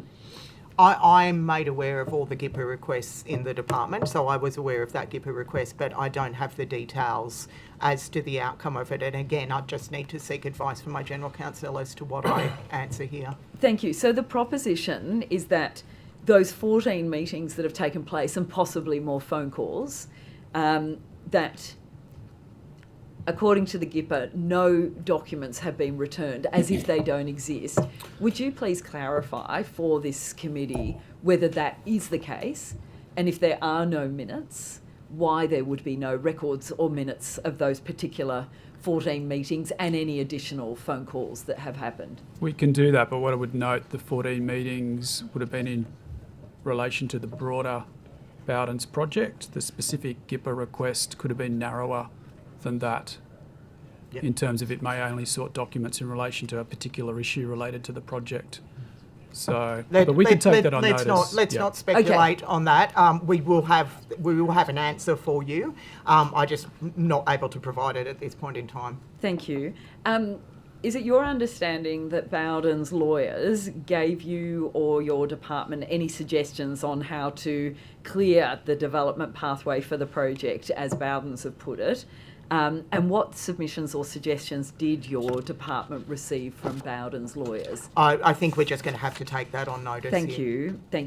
And I'm very interested in whether Bowden's particular submissions to you, whether it be legal advice or verbal advice or suggestions, whether that did in fact influence your the suggested changes into the Environment Planning and Assessment Act, in basically the insertion of section 4.384A into the Act. And again, and then in 2025, whether it was Bowden's who had any, or their lawyers, suggestion in the insertion of section 65A into the regs. Is that something you would take on notice? I'm unpacking your question a little bit here. I'm more than happy to have the department look through the correspondence that we received from Bowden's lawyers, but I don't want, from the way you frame the questions and anything else, to make an automatic assumption that has led to any changes in the reg, or the Act, sorry. I certainly, as Secretary, have had no direct representation from Bowden's in relation to that. So the two things don't necessarily join up together. Just because they asked for something doesn't mean there was a direct line to that being the end result. I understand. Thank you. Do you want to take the first 2.5 and we'll take the last? Yeah, So, okay, go. we'll do that. Just in relation to Bowden's, if I can just stick on there, the current departmental website for Bowden's project does not specify the route for the transmission line, and we know the transmission line was problematic. So what information do you as the department have about the transmission line route? Specific information I'd want to take on notice. We have requested various additional information from them. We've had partial submission of information from them, specifically in relation to updates on statutory considerations. We're still waiting on further information around other environmental matters. But in terms of you looking for spatial information around the route for the transmission line, Yeah. we'll take that on notice and see if we are able to provide any information at this point in time. Thank you. And is there any possible way you can give an undertaking that there will be no publication on the department's advice on the Bowden's reconsideration this year or 2 days before Christmas like it was last time? Having not received all the information we've requested, and it's the 4th of December, I would be happy to make that undertaking that there'll be, our advice will not be finalised, let alone published before the end of the year. Thank you very much. I very much appreciate that. And I know that I've been told winemakers in Mudgee are coming into vintage season and people are going away. It's a thing, apparently. So let's give the winemakers of the state a break before this Christmas. I'm very fond of the winemakers. I'm of the sure. state. I just want to raise in my last 40 seconds, Tacking Point Preschool in Port Macquarie. Are you aware of that? It's being considered as complying development. And frankly, I cannot imagine in what universe it is in fact complying development.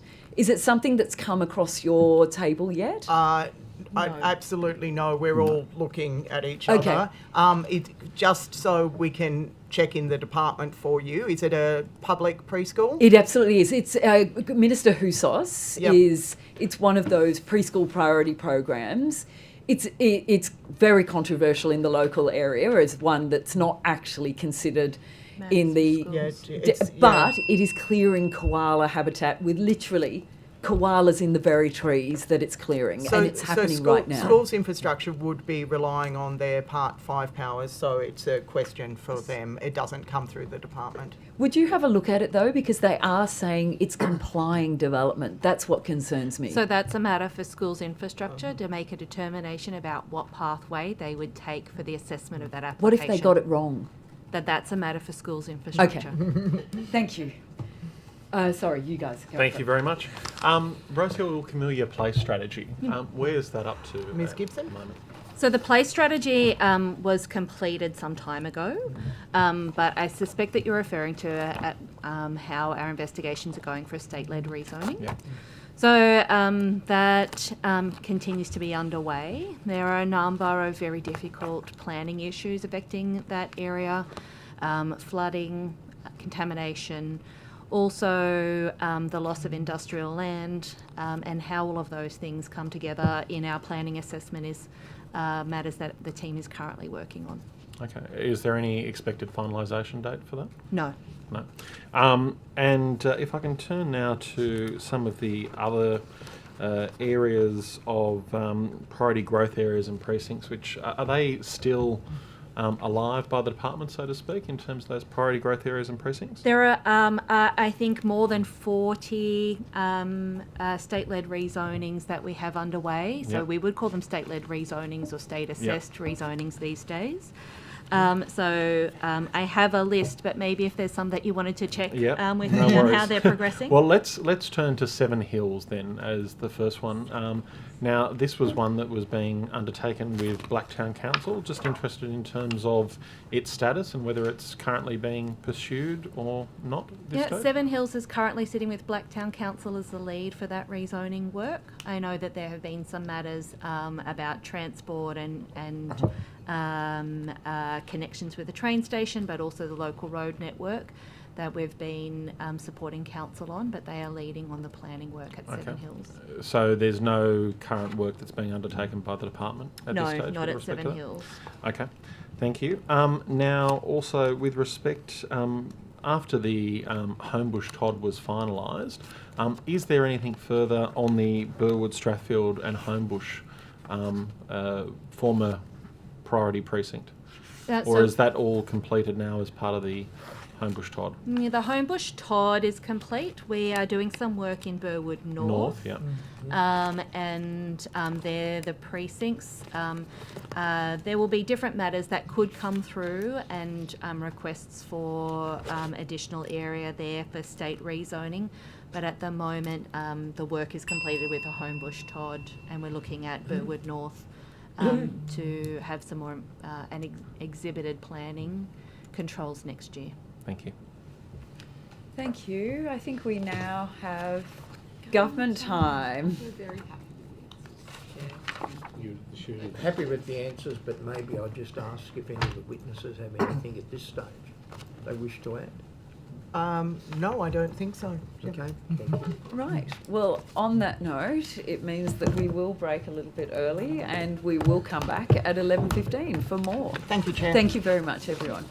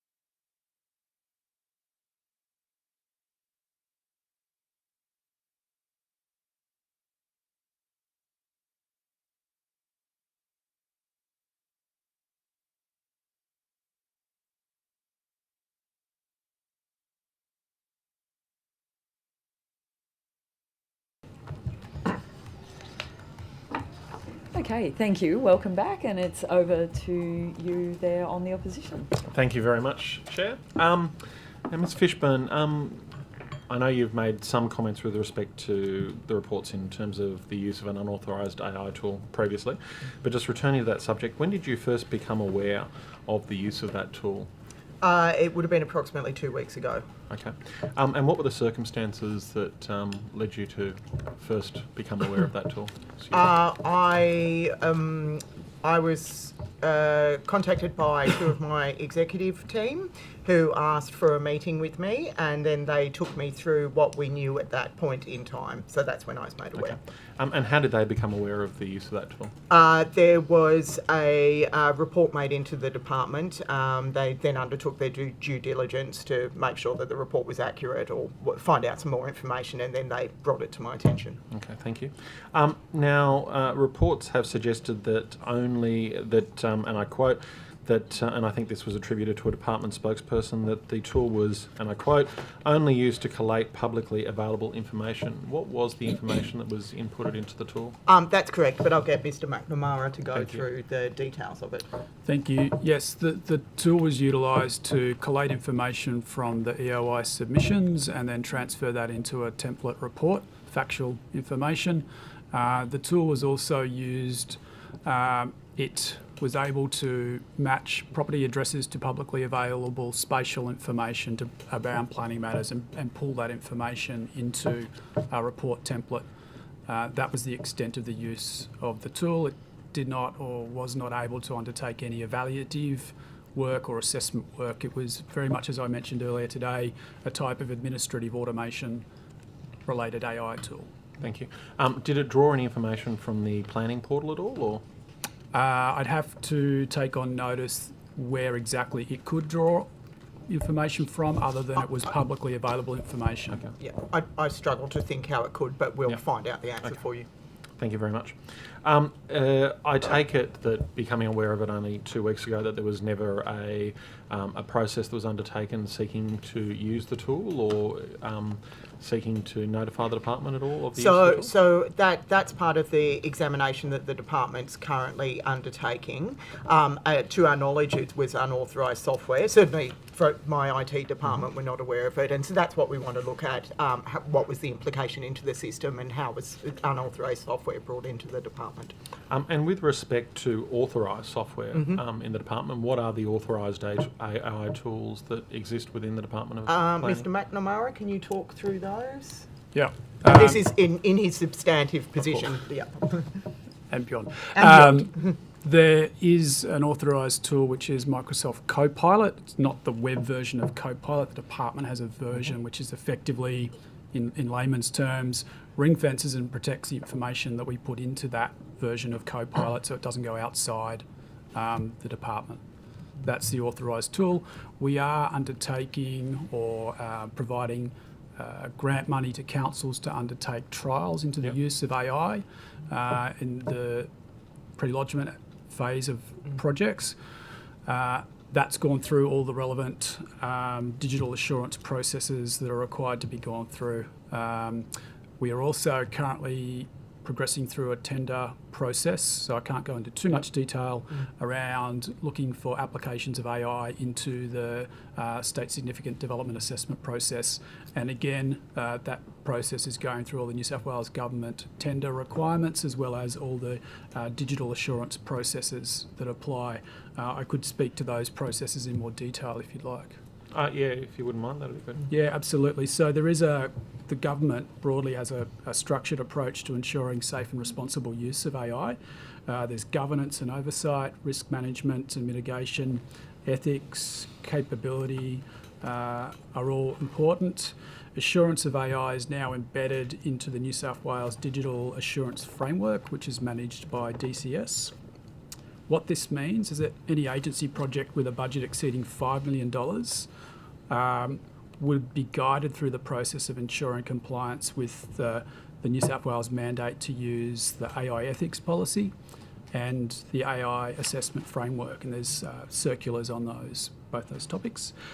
For projects under $5 million that intend to use AI, they're required to submit projects using an AI assessment framework. It's also covered by a circular, and that would be submitted to the relevant agency that is looking to undertake that work. DeFi has dedicated roles in our digital space that to review and support those submissions, and I've been advised we have conducted around 14 reviews since that mandate was introduced. We're also required to submit completed AI assurance framework self-assessment to DCS to a review committee. If there is consideration that there's a residual risk remains high following us going through the framework ourselves. If there's residual risks that could be high, we pass that on to DCS for further analysis before proceeding with use of the tool. Thank you. Now, with respect to that RFP that was put out, the New South Wales Planning Portal Artificial Intelligence Solution for State Significant Development, that I think was published on the 1st of September with a closing date, or a decision date, a closing date of the 25th of September and an estimated decision date of the 13th of October. Did the unauthorised tool that was used, did that in any way, shape or form feature as a submission to that RFP? No. No? Okay, thank you. And how many tenders were submitted in response to that RFP? We do have that information, but I'll take that on notice. Yeah, we haven't finalised it, so I just wanted to check that we can release that information. Okay, thank you. And when is a decision expected to be made? I take it, the 13th of October has passed, so it wasn't made at that time.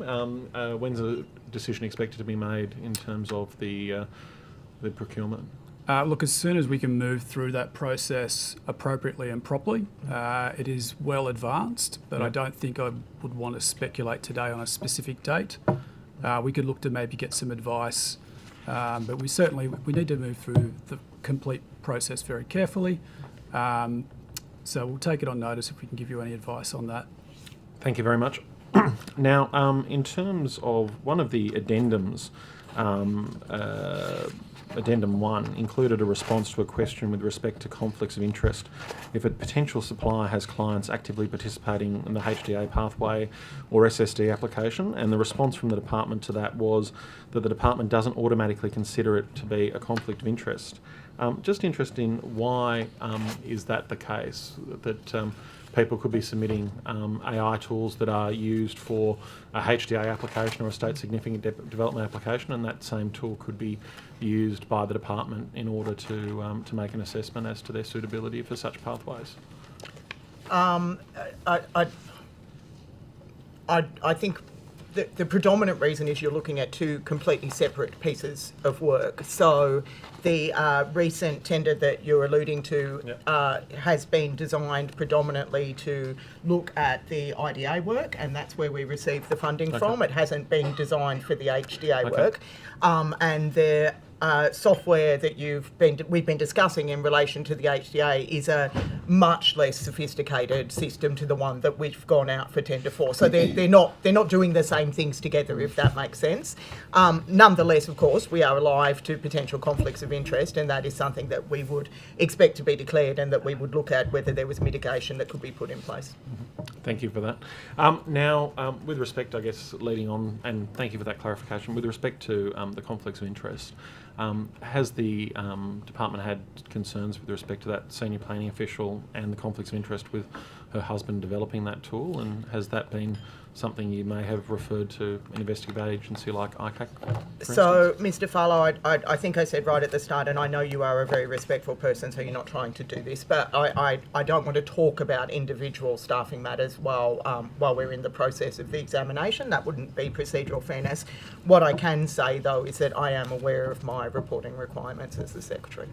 Okay, thank you. I'll take that with the nature it's been given. And just with respect to the proposals that were assessed under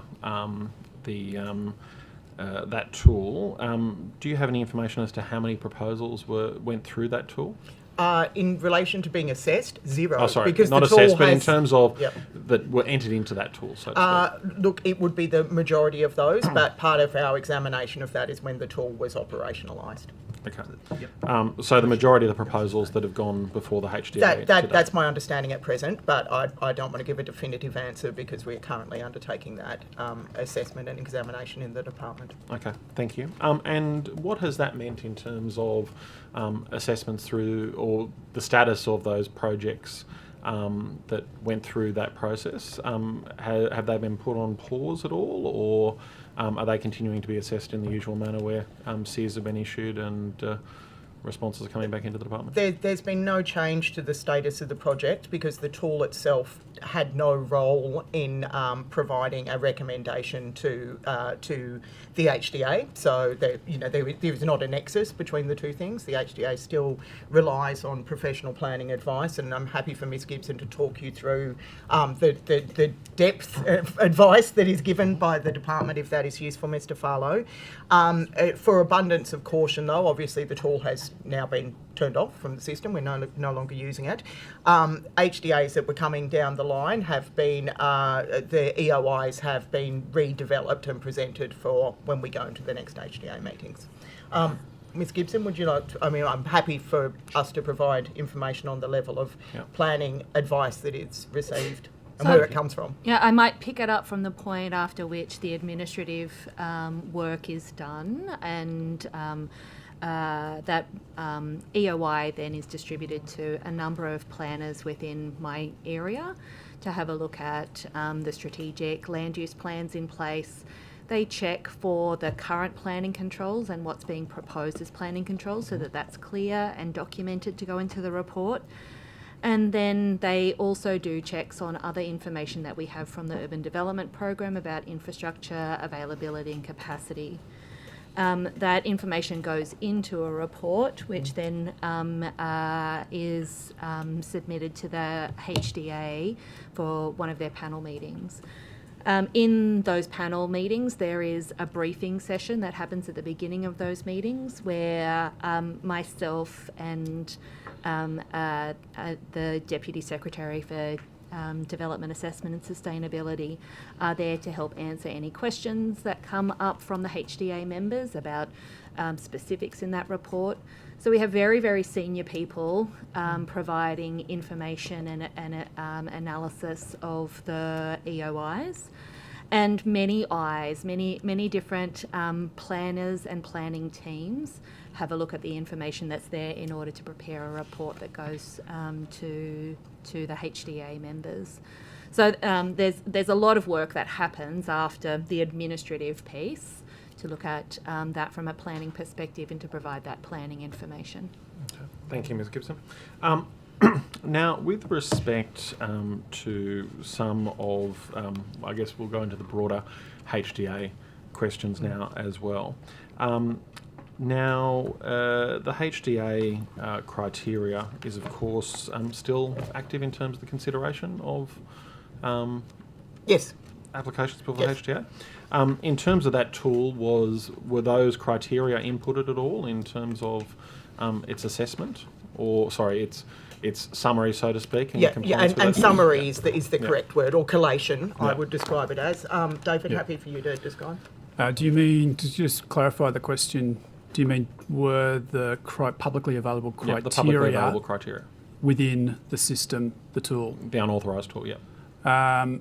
Look, I might take that on notice. My understanding was the tool, the expression of interest completed form was uploaded into the tool, and then relevant data was taken out of that, or scraped is the term, and then transferred into a report template.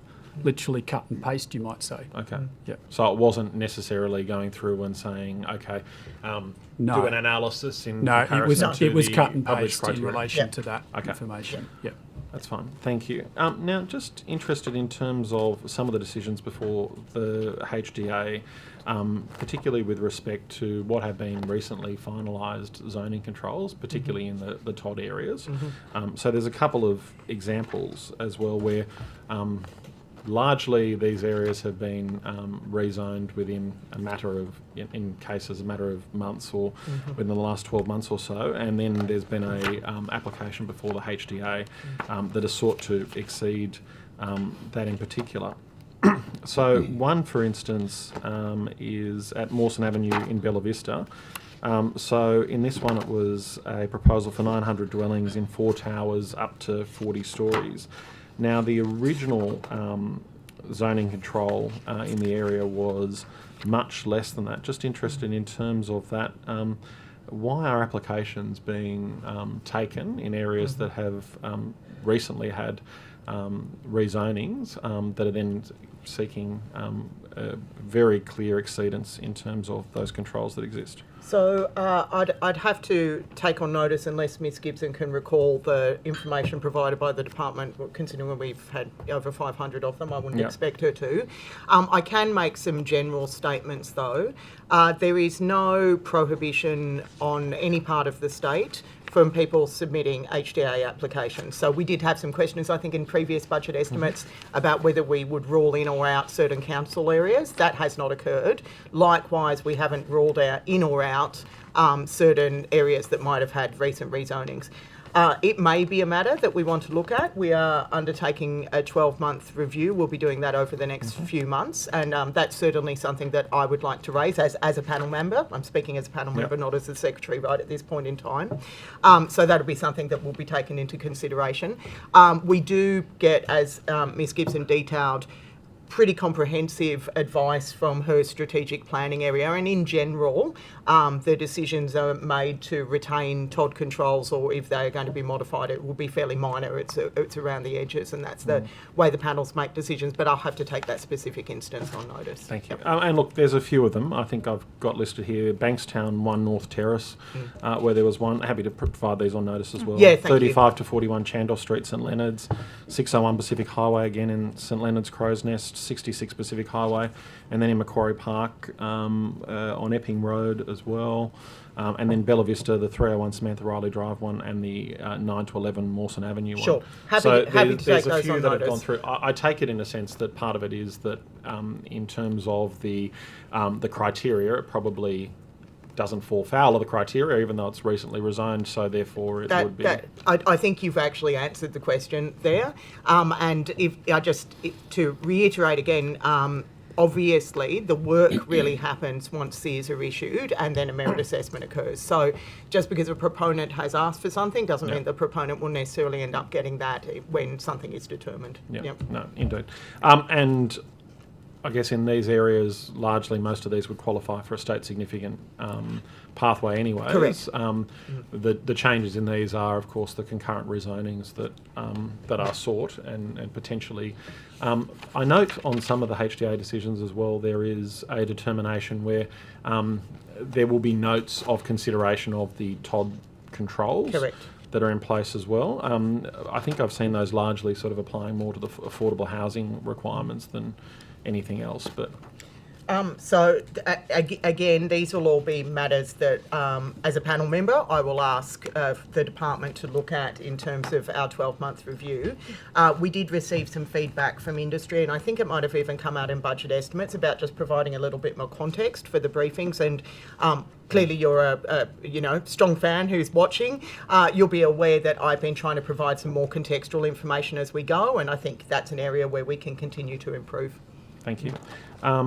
Just on that point, though, as an incidental, I've noticed that on some the heights are sort of dropping off as well, where it might say it's a 900 unit development but isn't saying how many stories it might be as well. Is that a conscious change, or is that just... I'm not conscious of it, Okay. so I'll have a look, but I haven't I'll been... add that to the notes, because it's something that I've noticed happening more commonly. Please. Just also in terms of the review that's being undertaken with respect to the unauthorised AI tool, who's conducting that review? So there's 2 pieces of work that are occurring in the department. One is what I'd probably characterise as a systems examination. So how did this tool get into the department? What were the implications in terms of other activities in the department? That's fairly well advanced. To shut the tool down, we needed to understand those things, and that will obviously also look at staffing matters. Then the Minister has requested an independent process review, which is really just to make sure that line from the scraping that the tool does to the decision has the integrity. And I think you've heard from us, where we see that occurring. That's being undertaken by Peter Duncan. Okay, Yep. thank you. And will that review be made public? That's a question for the Minister. Okay, thank you. And when do you anticipate that review will be completed? Peter Duncan is commenced at the start of this week, I think. I'm just trying to recall he interviewed both Monica and I on the first day. So, and he's fairly well advanced in that. I don't want to prejudge because it is an independent review and it's not for me to dictate an independent reviewer, but we're hoping around mid-month. Thank you. Thank you. Over to Ms. Abigail Boyd. Thank you very much, Chair. And good morning. Good morning. All of you. I wanted It's to still a come morning. back. Yes, only just. I wanted to come back to data centres. So New South Wales is already home to about 90 data centres, and this year has approved or received state significant development applications for 22 more data centres with a combined capacity of 3.67 gigawatts, which Yep. I understand is enough to power 1.1 million homes. How does the department ensure that data centres don't trigger sort of costly network upgrades that are then socialised to energy consumers? This is a very live discussion at the moment, Ms. Boyd.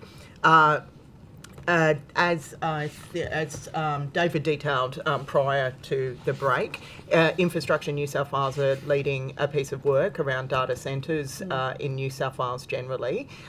We obviously take in access to electricity as one of the considerations in the planning system. We are aware that data centres, at least the ones that have been submitted, I'm not talking about determined at this point in time, certainly are growing in scale, and we're looking forward to working with Infrastructure New South Wales, indeed with Energy Co, who are aware of these as well, so our colleagues in DQ, to look at just ensuring that while we don't lose all the benefits of data centres, we don't have an unintended consequence in another area of our economy as well. So that 3.67 gigawatts is the figure that's been quoted for the 22 applications that are currently in process. Have you got the data for how much combined capacity is already being demanded by the data centres that have been approved? We'd have to take that on notice. Again, I probably think it wouldn't be 100%. We would have information for those data centres that have been subject to approval by the department as state significant development, but noting you mentioned the 90 data centres in New South Wales, a significant number of those would have been approved by smaller data centres approved by local council. We'd have to take that on notice. It could be information that would sit across both some information we have, other information would be held by the energy providers or DQ Energy. Yep. We'll see what we can I think provide. the other challenge, of course, is we would understand what the data centre had submitted at the point of the development application, but often the take-up isn't up to that point. Like they've got an approval up to a certain point, they may be using less. So I'm just concerned any figure we gave you would be pretty murky. Okay. We'll give it our best try. Okay. Have you considered, or has the department considered, requiring those hyperscale data centres to be directly transmission connected instead of coming off of the local networks? That would be a consideration for government, not just the department. We outlined earlier there's a significant amount of work being led by Infrastructure New South Wales around data centres to understand those cross-government issues, water, energy use, and provide government with some options to adopt a position on that. It's not purely a Department of Planning issue. Okay. Given recent reports that we might end up with Eraring Power Station remaining open longer, even longer, than what it had been scheduled to remain open till previously, and given that the department has been approving, or councils have been approving, significant large-scale developments which are, really sort of drawing on the existing supply, that's going to have quite a significant impact not only on our emissions, but on electricity bills and on, sort of the long-term impacts in terms of the renewable energy rollout. I guess people are very concerned that it looks like the government is on the back foot when it comes to making sure that these data centres are paying their fair share of that load. So I'm not trying to be disingenuous in my answer to this, but I do think these are questions that should be better put to DQ this afternoon. In relation to the planning system, these are obviously considerations for us, but we are required to assess any development application that comes into the department. So that is what we're doing in relation to data centres, and we will certainly be guided by the direction that INSW presents in a whole of government decision. So the rules that you're currently working under then, are they requiring you to look at things on a sort of a DA specific basis as opposed to a cumulative basis? Do you have the powers to look at things on that cumulative basis? That could be a piece of strategic work that the department would be party to, but I don't see that we would be the lead agency in undertaking that. So given that there's not currently sort of a framework for data centre approvals and guardrails in place, we are now, of course, fast-tracking these proposals through the newly established IDA. What is the interaction between planning and the IDA, and how do we ensure that you still have your independence to make merit-based approvals? So I'm obviously a panel member of the IDA, so the Department of Planning is represented on the IDA. We also provide expert advice into the IDA recommendations, and I'm going to get Mr McNamara to talk about that, but first can I just clarify that fast tracking is not quite an accurate description of what the IDA is intended to do. Things still go for a full merit assessment in my department. We are actually pretty fast now. We're pretty speedy. But the full merit process gets done. Whether it's an IDA project or not, it still goes on public exhibition. It's still required to have seers. The normal process occurs. The role of the IDA is predominantly to facilitate where there are complexities.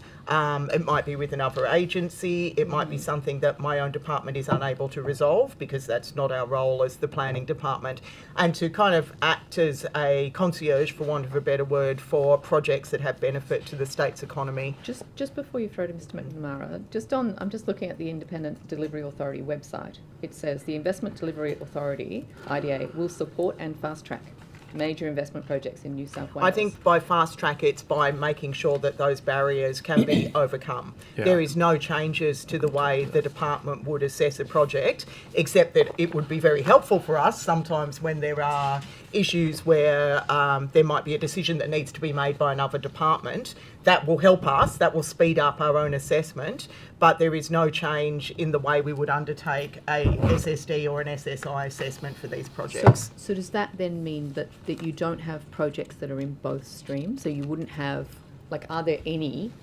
data centre applications that have already been made and then are also being made under the IDA, and sort of seeing which one they can get? It's no different from an assessment process. It would make no difference from an assessment process. Something that is being managed by the IDA would still be an SSD or an SSI project. Okay. Yep. And if I can talk to that a little bit further. So the role of the IDA is to look to where there may be non-planning support or planning support to assist a project. There has been, with these projects, it's not just the planning approval process that's required. It's around the post-approval, getting the project delivered, and that can be getting permissions for connections to the grid, getting access to water. So the IDA's role is to look beyond just the planning process, but to see what other relevant government support might be provided to project or projects to help work through some of those cross-government issues and challenges that proponents have in bringing their projects into existence. The IDA has received around 48 requests through the first round. They're still under assessment, so there's no projects at this point in time which have been announced as having support from the IDA. The support that will be provided to projects, given my involvement in the evaluation to date, it will vary from project to project. There will be some projects where there'll be non-government support needed to help with other approvals outside the planning approvals. There'll be, obviously the planning department, state significant development or state significant infrastructure process will run, but we'll ensure there's close oversight and liaison with the people at Investment New South Wales around the various planning and non-planning So just support. apologies, I've got limited time. Yep. No. So I might just come back. But I guess when you've got these large data centres which are drawing off of the same sort of energy network, they're Yep. drawing off of water sources and everything else, how does the IDA and the department ensure that there is still sufficient resources So to fuel the, the Yep. boom we hope to see in housing development and all the rest of it? This is a terrific example of why the IDA has been established. There are multiple data centres coming into the state. The IDA, with expertise from a number of different departments and senior secretaries, can actually have oversight of that and can start to set some policy framing around it. Thank you. Good morning. Good morning. It's We're still morning? We're still morning. A few more minutes. I just want to also ask some questions about the Bowden's issue. I wanted to just firstly ask was it 14 meetings or 12? I caught some of this morning. Yeah, I can just clarify that. It was with proponents 14 meetings, but also with community groups. There had been 7 meetings during that same period since 16 August 2024. Specifically regarding Bowden's, when you say with community groups, specifically regarding this project? That's my understanding, project? yes. That's the Okay. information I had before me, yes. Okay, thank you. Now, in the discussions, meetings with Bowden's, have they been speaking to you about the development of their air quality and greenhouse gas management plan? As I have not been present in any of those meetings, I'll take that on notice and get information Have from you the been in team. those meetings, Ms Fishburn? No, I haven't. Now, in terms of the conditions of consent, the original conditions of consent requires the planning secretary to sign off on on the same plan, that air quality and greenhouse gas plan. Are you aware of that? Of the requirements? Yes. So in relation to that and the conditions of consent specifically say that that plan has to include real-time monitoring of lead particles in dust at representative locations. It's also got to include a trigger action response protocol. So my first question is, in terms of the trigger action response protocol, who's developing that trigger in terms of lead? I don't have the conditions of consent in front of me. It's not in the conditions of consent, we'll just have to to- be clear, because there isn't one. I'll have to take that on notice. Yep. Okay, so in terms of the real-time monitoring, That would be the responsibility of the proponent. there's been discussions and emails between the New South Wales EPA and Bowden Silver that, in fact, Bowden Silver is pushing back against the requirement for real-time monitoring. The New South Wales EPA, these are documents that my office obtained under SO 52. They've been communicating with Bowden's, suggesting that instead of, and they make the point, that the conditions of consent and the EPL intends that a network of real-time monitoring equipment for metals will be included within the conditions. Now, Bowden's has indicated that they're only going to do this on a quarterly basis. There's been a couple of emails in relation to that. They've come back and said that they will be monitoring air in relation to basically a pollution monitoring requirement, a very general requirement of the EPA, not in relation to its condition of consent. So my question is, with the new situation, will this be opened up again? Will this be revisited, this issue? Because I know it's in relation to the transmission lines, but a lot has happened over the last, say, 6 years in this area. will that particular issue be reopened? In the absence of having the conditions of consent on me, I would struggle to answer that question. I just need to see how they are framed and what they relate to. Broadly. The outstanding Bowden's matter is in relation to transmission, and there isn't necessarily a nexus between those conditions of consent and what would be put on transmission, but I really feel I'm speculating here. The EPA have not raised this matter with me personally. I'm sure they probably have with the departmental staff, so I just don't feel I'm in a position to answer. And yes, because I'm sure if you say that there's been 7 meetings with the community, this is one of the key issues. Yep. Something that has come out, in fact, in last budget estimates with the EPA was the suppression of a report, the Mark Taylor report. The government suppressed that for 5 years during the process of assessment for Bowden's, a lead, zinc and silver mine, let's be clear, open cut. That report highlighted very clearly that lead emission pollution in Broken Hill is leading to very high lead levels in the majority of Broken Hill's children. So that was suppressed. That has come out in the meantime. So what does the community have to do to get that now looked at, to get the air quality, the whole issue of emissions from that mine revisited, because there was a deliberate suppression of the information of what active lead mining is doing in this state, which is poisoning the kids in Broken Hill. So how do we get there, Ms Fishburn? How can we get that reassessed in this process? So firstly, you're referring to a report from the EPA, so I was not party to any decision as to when that was released. So just to not planning to make that clear. That clear, yep.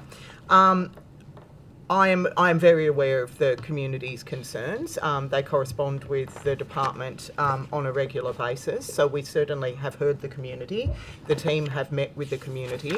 I'm not trying to avoid answering your question, but the assessment of a transmission line doesn't necessarily allow for the re-prosecution of things that currently exist.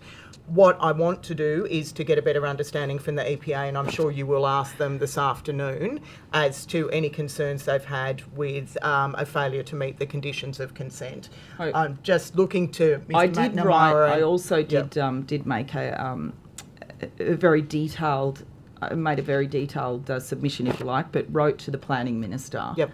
In relation to this issue, in relation to the fact that the information that the various so-called experts provided in the planning process, such as NRISCs, who did the human health and risk assessment, didn't reference this report, didn't even reference anything in terms of lead pollution in Broken Hill and what it's doing to children, which is absolutely extraordinary because it's been documented and peer reviewed for many decades. And it is as though that for some reason that was not adequately considered or deemed an issue by every agency. So this is an opportunity, given how much has moved in that time and what's been released, to ensure that it's reassessed or at least examined in terms of the air quality issue, because it hasn't been. So it's a failure of the planning process, isn't it? And this is an opportunity to revisit it for the community. I'll tell you what, the government hasn't been able to get lead under control in Broken Hill in terms of existing mines. So I suppose the question is as well, how will you be able to control lead in the Bowden's open cut mine if you can't do it in Broken Hill? What's going to change? I think there's a number of questions there that actually aren't for me to answer as the Planning Secretary, and I know you are speaking to... But you will approve the air quality and greenhouse gas management plan, just to be clear. So what I can say at this point in time is that the EPA may well have raised these matters with my department, but it hasn't been escalated to me. I can personally commit to you that I will speak to Tony over the next week and try and get a better understanding. Beyond that, I'm not prepared to comment on anything without having full information in front of me. Thank you, Ms. Fishburn. I really do appreciate that. And one other thing that the community is asking for in this instance is for that management plan to be released and approved beforehand. The mine needs to demonstrate that they can mine lead, zinc and silver safely within certain triggers and standards. The issue is, of course, that there isn't, and that's why I asked the question about the trigger. Sure. A trigger hasn't been set. Yep. And if you look at all of those documents together, it just beggars belief that it's been approved in the way that it's been approved. And I put it to you, that's because a suite of very important documents in relation to lead pollution, poisoning humans, particularly children, weren't considered in the assessment process. Okay, thank you. I will take that as a comment, but I give you my full assurance that I will speak to the EPA personally. I will let Tony enjoy his afternoon with the committee, but we will speak within a week. Thank you, Ms. Fishburn. Thank you. We're back to Thank you. time with the opposition. Thank you. Can I just head back to the birds and the trees, please? The Greens just continue. It's been put to me that because of And the bees. the nature of the trees and the habitat they provided, that this would have to be approved by the EPBC Act. Would planning have to confirm that prior to giving approval? If there's a Commonwealth approval that's required, yes, the approval does not exist until the Commonwealth has made that approval, unless I'm grossly misinterpreting. No, that's a correct interpretation. So do we know if that approval was granted? We'll take Yes. that on notice, but my working assumption would be yes, or else the consent wouldn't have been made. Okay, great. Sorry, I guess my question was that required? Yeah, as part of we'll it? have to check that in relation to this specific project, but there are many instances when it is required. Do you have the details? Speaking generally, if it's a controlled action, the New South Wales is able to undertake an assessment on behalf of the Commonwealth. Once New South Wales makes a decision, it then refers it to the Commonwealth Government to make their decision under the EPBC legislation. Without both approvals, projects couldn't proceed. But we'll get information about the status of any controlled action related to this project. Recall we did send this one, but let's check Yep. in case I'm mistaken. And can we also check, if that's okay, please, and I appreciate this very much, whether this is a general approval for the broader project or the works along that road? We'll check that, the yeah. detail for you, but it was critical state significant infrastructure, so it would have been a linear General approval. General. Yeah. Yep. And since this incident has come to light, has anything been put in place to ensure that this isn't going to happen again? And appreciating that there's a investigation going on, but in the meantime, is there anything put in place? Beyond the conditions of the approval, since the report came out on Tuesday, no, we wouldn't have had an opportunity to consider whether anything else can or should be put in place. Thank you. If we can travel north this time now, please, up to the New England res transmission line there. When did Energy Co tell planning it would be updating the study route for the New England res transmission project? We'd have to take that on notice, sorry. Well, it's going to make it hard then. Was there... That's right, we're happy for you to Yeah, okay. put some questions and we'll provide the answers. Was when we're there able to. advice then provided from planning back to Energy Co about that proposed route? We would just be speculating. I'm sorry, I don't have a Yeah. note on it, and I wasn't privy to the discussions, and it's not Mr. McNamara's normal area of business. Fair enough. I guess along the similar lines. What I can say is that obviously we work very collaboratively with Energy Co, and there are constant discussions between my department and between Energy Co on a whole range of matters. I can just give you that as a general statement. Okay, so can I just throw into the mix of those questions, when was the Minister advised about this updated route? Oh, that would be something I would definitely have to take on notice. Yeah, do you want to jump in? Just in relation to that, and that's part of the reason why I'm here, is I just want some clarity around how much work was done on the previous proposed route that Energy Co had been consulting on for approximately the past 2 years. work in the department, or Yes. I think the majority of the work would have been done by Energy Co, and they can be asked that question this afternoon. Yes. Again, I'll have to take that on notice. Okay, so the department hadn't actually started any planning work on the original route. No, would got take that? on notice what specifically had occurred.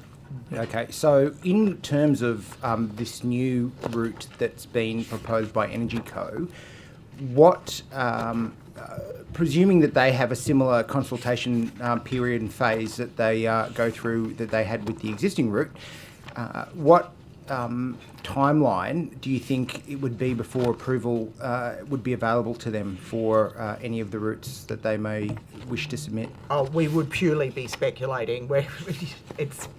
We don't have the information in front of us to be able to provide that answer. Okay, so at this stage, there is, I guess, no department work happening with in relation to a New England transmission line between the New England Res down through from Energy Co. I'm not trying to avoid your questions, Mr. Fang. I just do not have the information in front of me, and I'm trying to get you some information on that. Thank you. That was all I had. Thank you. What advice has the planning department provided to either Minister Scully or the Premier regarding the compulsory acquisition of land for the Hunter gas pipeline? I personally, as Secretary, have provided no advice to the Minister or Premier on that, but it's not something that I would necessarily be asked for advice on. Sorry, did you say the gas line? Yes. That's a question for DPERD. They are managing that relationship. We don't have the relationship with Santos in that way. Who would have the final sign-off on compulsory acquisitions for that? I'm not sure who has compulsory acquisition powers in DPERD. I'm sorry, that would be a question for them. Oh, so it's definitely within DPERD, not planning? DPERD have the relationship with Santos and responsibility for gas policy. We would simply be an assessment agency, and in fact, and I think our assessment powers in relation to gas pipelines are somewhat limited. I'd have to take that on notice, but we're not privy to the discussions with Santos in relation to compulsory acquisition or not. Are there other scenarios where your department is involved with compulsory acquisition? Oh yes, absolutely, all the time. We would be involved through Office of Strategic Lands, who acts as an agent essentially for the rest of government when land is needed to be acquired for public purpose. In your experience in dealing with those compulsory acquisitions, has there been other occurrences where the Premier has come out and got involved, sort of threatening compulsory acquisitions in terms of those projects? In terms of projects that my department might be using our compulsory acquisition powers for, I certainly can't recall any, and it strikes me as unlikely. The type of things that we would be doing is acquiring some land for a public park for a council, for example. They would be things that have been identified in the strategic planning documents that Ms Gibson's area has responsibility for. We have acquired some land for Bradfield, the Bradfield area, to extend out the roads there. They're not things that generally attract a lot of public interest, and I would be frankly surprised if the Premier was aware of the grand majority of them.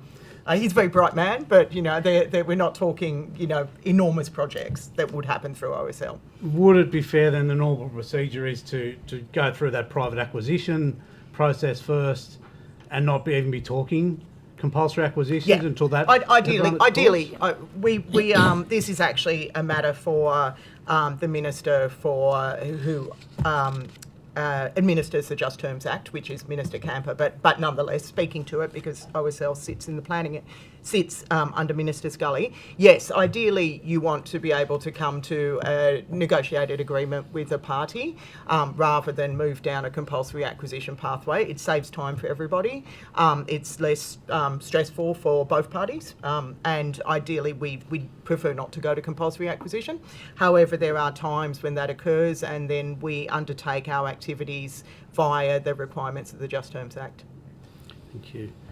You mentioned before, and it just caught my ear, there's been 16 meetings with Bowden's silver mine since that ruling. 14. 14? Sorry. Just on a similar sort of thing, how many meetings have you, or how many visits has there been from the department to Sunny Corner or Oberon? We may not have that at our fingertips, but I'll let Mr. McNamara check. Don't recall seeing that level of detail. No, we'll have to take that one on notice. And have any of those visits been accompanied by the minister? Would also be appreciated. Of the... Oh, sorry, can I just, in relation to the gas mines, the gas pipes, sorry, that you were asking about previously, and I said I wasn't sure which minister had those compulsory acquisition powers. Just for your clarification, it's Minister Sharp who has those compulsory acquisition powers for that particular area of business. Okay, thank you. Useful. Of the approved projects we mentioned before, and I think my quick maths is there's 39 projects approved, was the number you gave me before, Mr. McNamara. Yeah. How many of those have been subject to further intervention from the IPC or from the courts, from the initial approval or decision from planning? We might have to take that on notice, but I would say the grand majority of these projects, in fact, I can definitely say the grand majority of these projects have been determined by the IPC. So planning makes a decision or a recommendation. Recommendation. And then that is generally not followed? No. It's the IPC are not required to follow our recommendation, but in general they do. Again, the I is for independent. They generally take the department's advice, but they also undertake their own independent assessment. And there are times where they come to a different decision to the one that the department has recommended. What I would just add in terms of that 39 projects, it would be predominantly the wind and solar projects which end up going through to the IPC for determination, and yes, they're not bound to follow our recommendation. Some of the battery projects are, some may have, but less likely to have gone to the IPC. In relation to the Hampton Park solar out near Dubbo, where are we up to with that as far as the approvals? Or I don't have notes on that. No, hang on. We'll take that on notice, but we should be able to get back to you fairly quickly. We just need to check into the department. Okay, so I want to talk more broadly around the community support for this project. Even within the scoping plan, there was a community feedback that showed very little support for this project. How would the department recommend the support of a project of which 91% of respondents to the internal survey oppose it, including 85% who strongly oppose that project?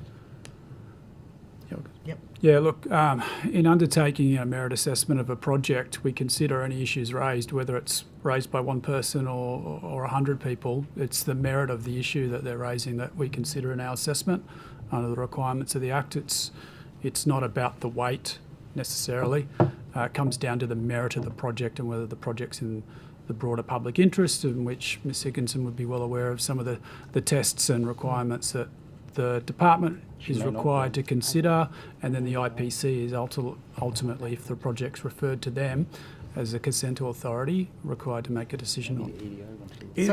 Sorry, if I can just interrupt you for a second there, because I have the information you asked for. Hampton Park, the SEARs were issued on the 21st of November 2025, so it's very early stages, and no EIS has been provided back to the department yet, which, if they could do it that quickly, I'd be remarkably surprised. So. And concerned. Yeah. So it'll be sometime well into next year, I think, before you would expect that project to come back to us to be considered whether it's adequate to go on assessment. So you talked about the weighting there. How much weighting is put on community concern? It's the issues that the community raise are all looked at on their merit, same as every other technical issue. The council too have resolved to recommend that the department doesn't, that the project doesn't proceed. Does this count for anything? It will ensure that it goes to the IPC. And I'm sorry, that was we will also look at council's reasons for objection, and they will form part of the merit assessment as well. But the the council position will mean that it will be guaranteed to be determined by the IPC. Certainly one of the concerns that the community did raise, including council in their submission, was the impact of land values. And in my head, I think it was something like 93% raised that as one of their major concerns. Given the example of what we've seen in Orange, when the property more than halved in value due to a solar complex, wouldn't you share the same concerns around this project, that it's going to have significant impact on the land value? So, massive hit to their property values. It's going to affect their borrowing capacity, their ability to run their farms if they've got small farms on there, their super. A lot of people, this would be their super. Surely that should come into consideration when approving or otherwise this project. So I think Mr McNamara has already described that we need to be careful about what exists in law in terms of how we look at economic impact, and economic impact can be positive as well. However, obviously council has raised this, and I'm sure when it's on exhibition it will come up as a matter for consideration, and we will look at it from a merit perspective and in relation to relevant case law as well. No, nothing else to add. No. Yep. I don't know how you can answer this, but when there's that much community opposition to this project, including the council, including 92% of 91% of those surveyed, but clearly the community is not behind this project. What chance have they got of having any input into whether this goes ahead or not?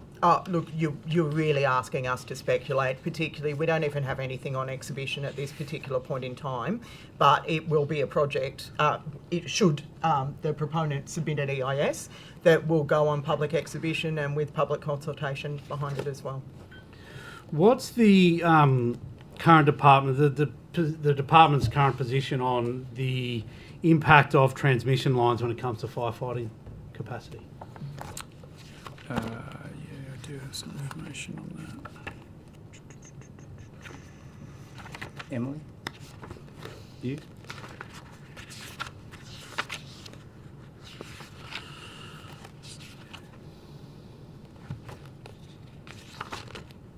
I might come back on that if you've got another question. If you've got another question, we'll certainly it sort of depends on that, because if we've heard in the past, in the last discussions around these installations having very minimal impact, yet one of the reasons that's been given for the shifting of the New England transmission line is to reduce the risk of bushfires and improve the firefighting capacity. I just wonder if those two things... Bushfire and fire risk is obviously a consideration in the planning assessment.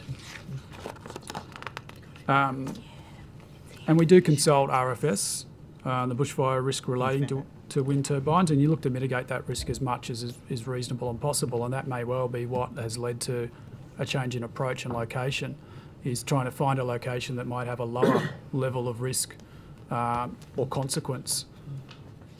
But the key is that we do consult with RFS, who are the experts in terms of bushfire risk and bushfire management.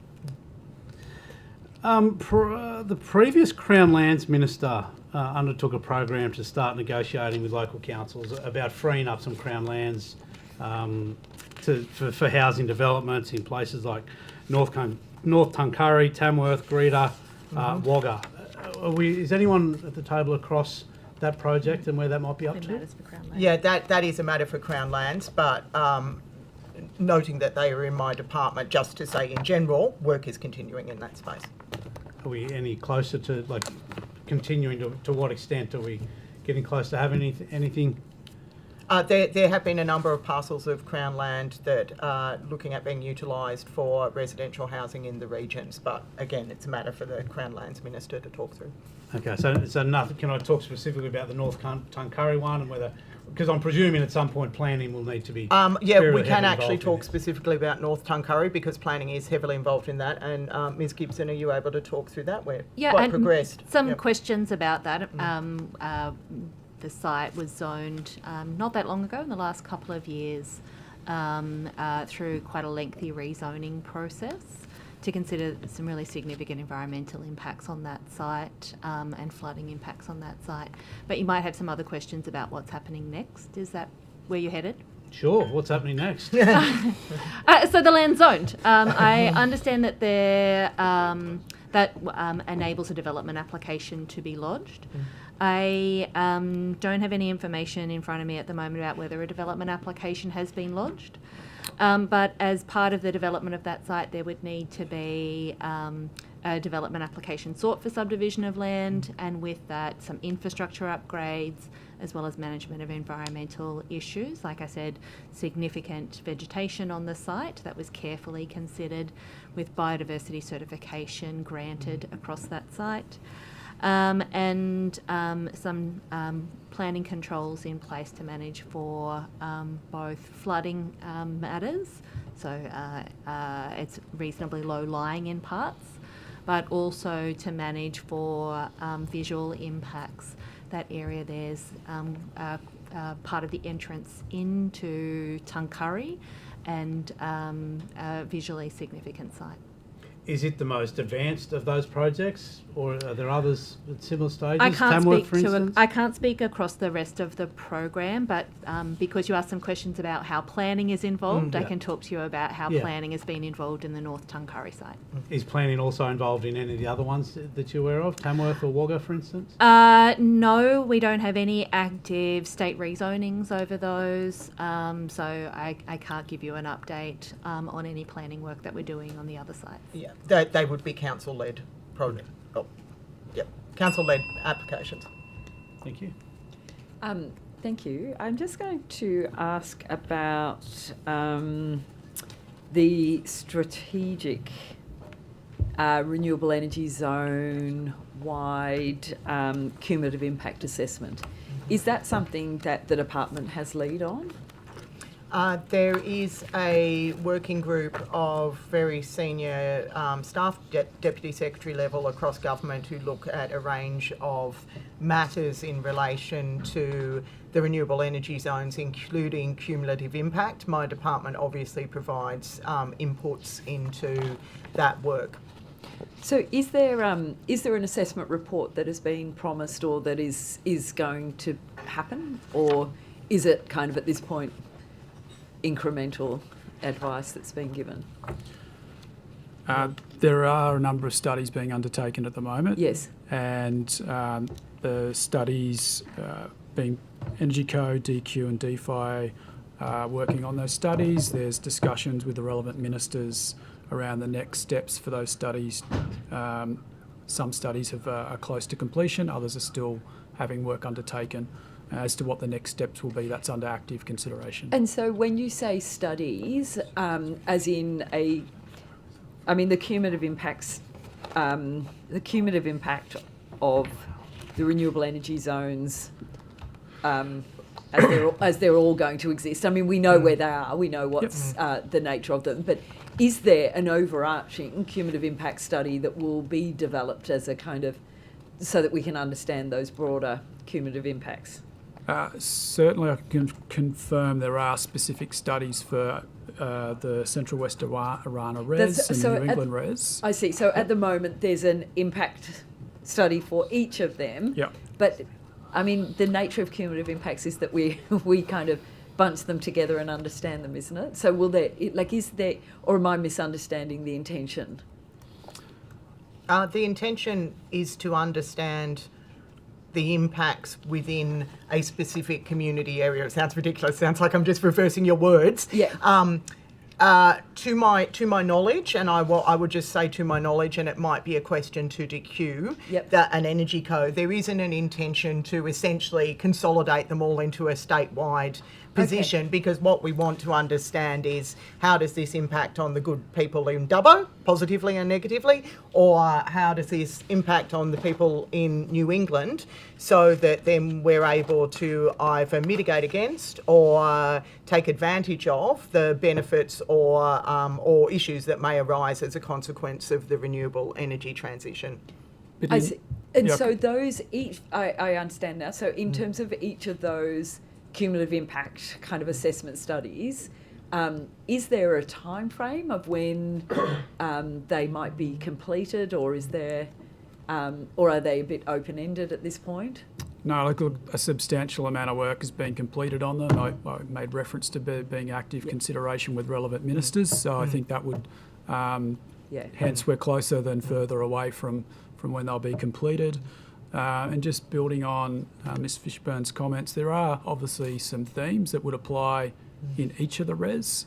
The findings of the individual cumulative impact studies, if there is a theme, may influence government thinking on policy around that particular theme. So, and does the department, are you currently, in terms of each of those approvals for within the RESs and looking at the broader RES approvals, are you reliant upon, or how much does it come into play, the strategic offset delivery agreements that are that have been developed? Is that something that is central to your consideration when approving the RES projects overall? It's a relevant consideration, yes.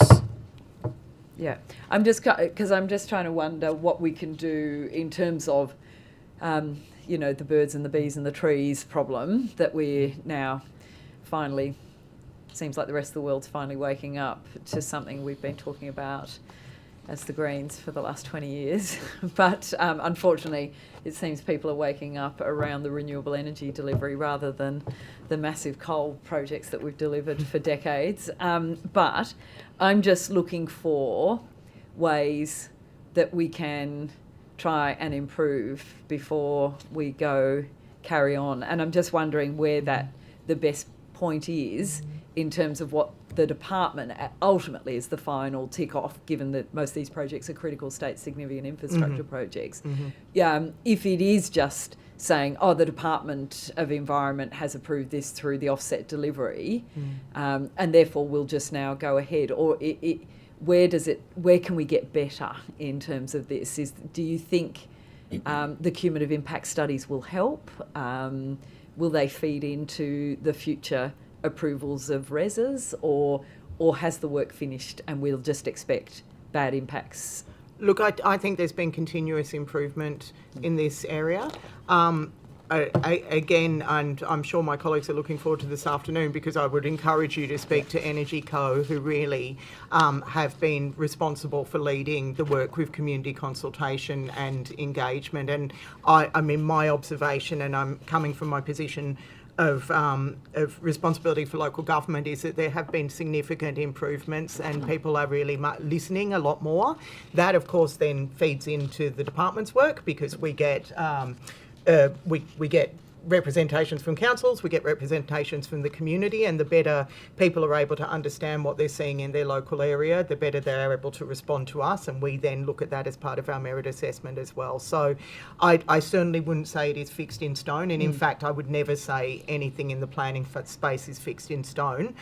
We should always be learning from things, and we should always be considering the current environment in which we're operating in, and that has materially changed over the last 3 or 4 years as more renewable projects come to play.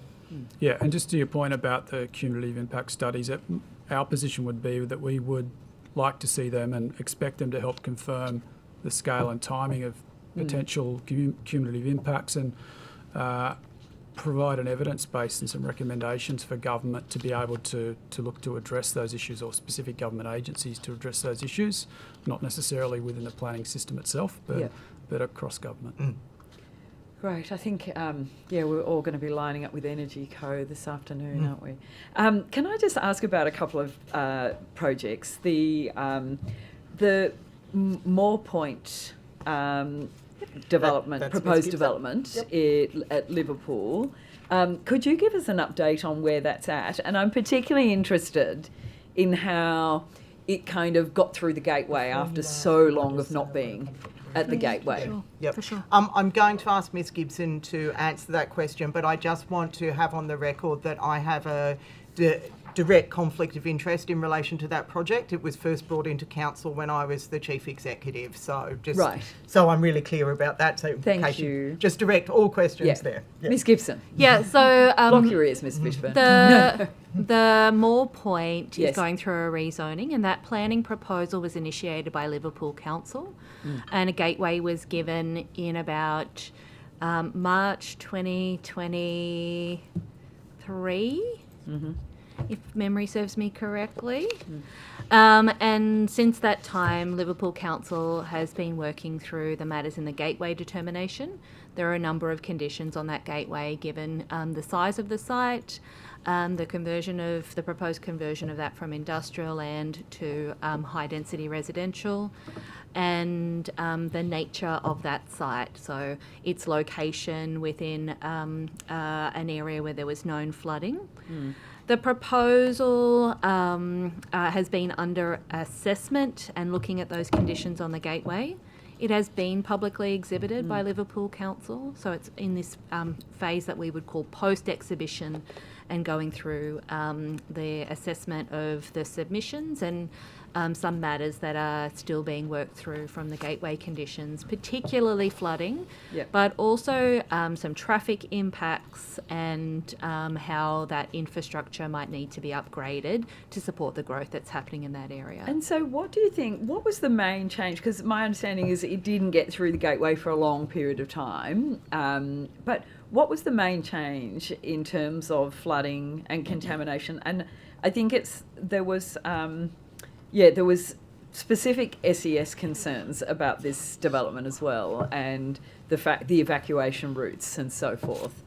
Yeah, I can really only speak to it from 2023 when I was aware of it and involved with issuing the gateway at that time. And there are gateway conditions that require very detailed flooding and evacuation matters to be assessed. And normally we don't have proposals that are 2 or 3 years in a rezoning stage unless they are incredibly complex.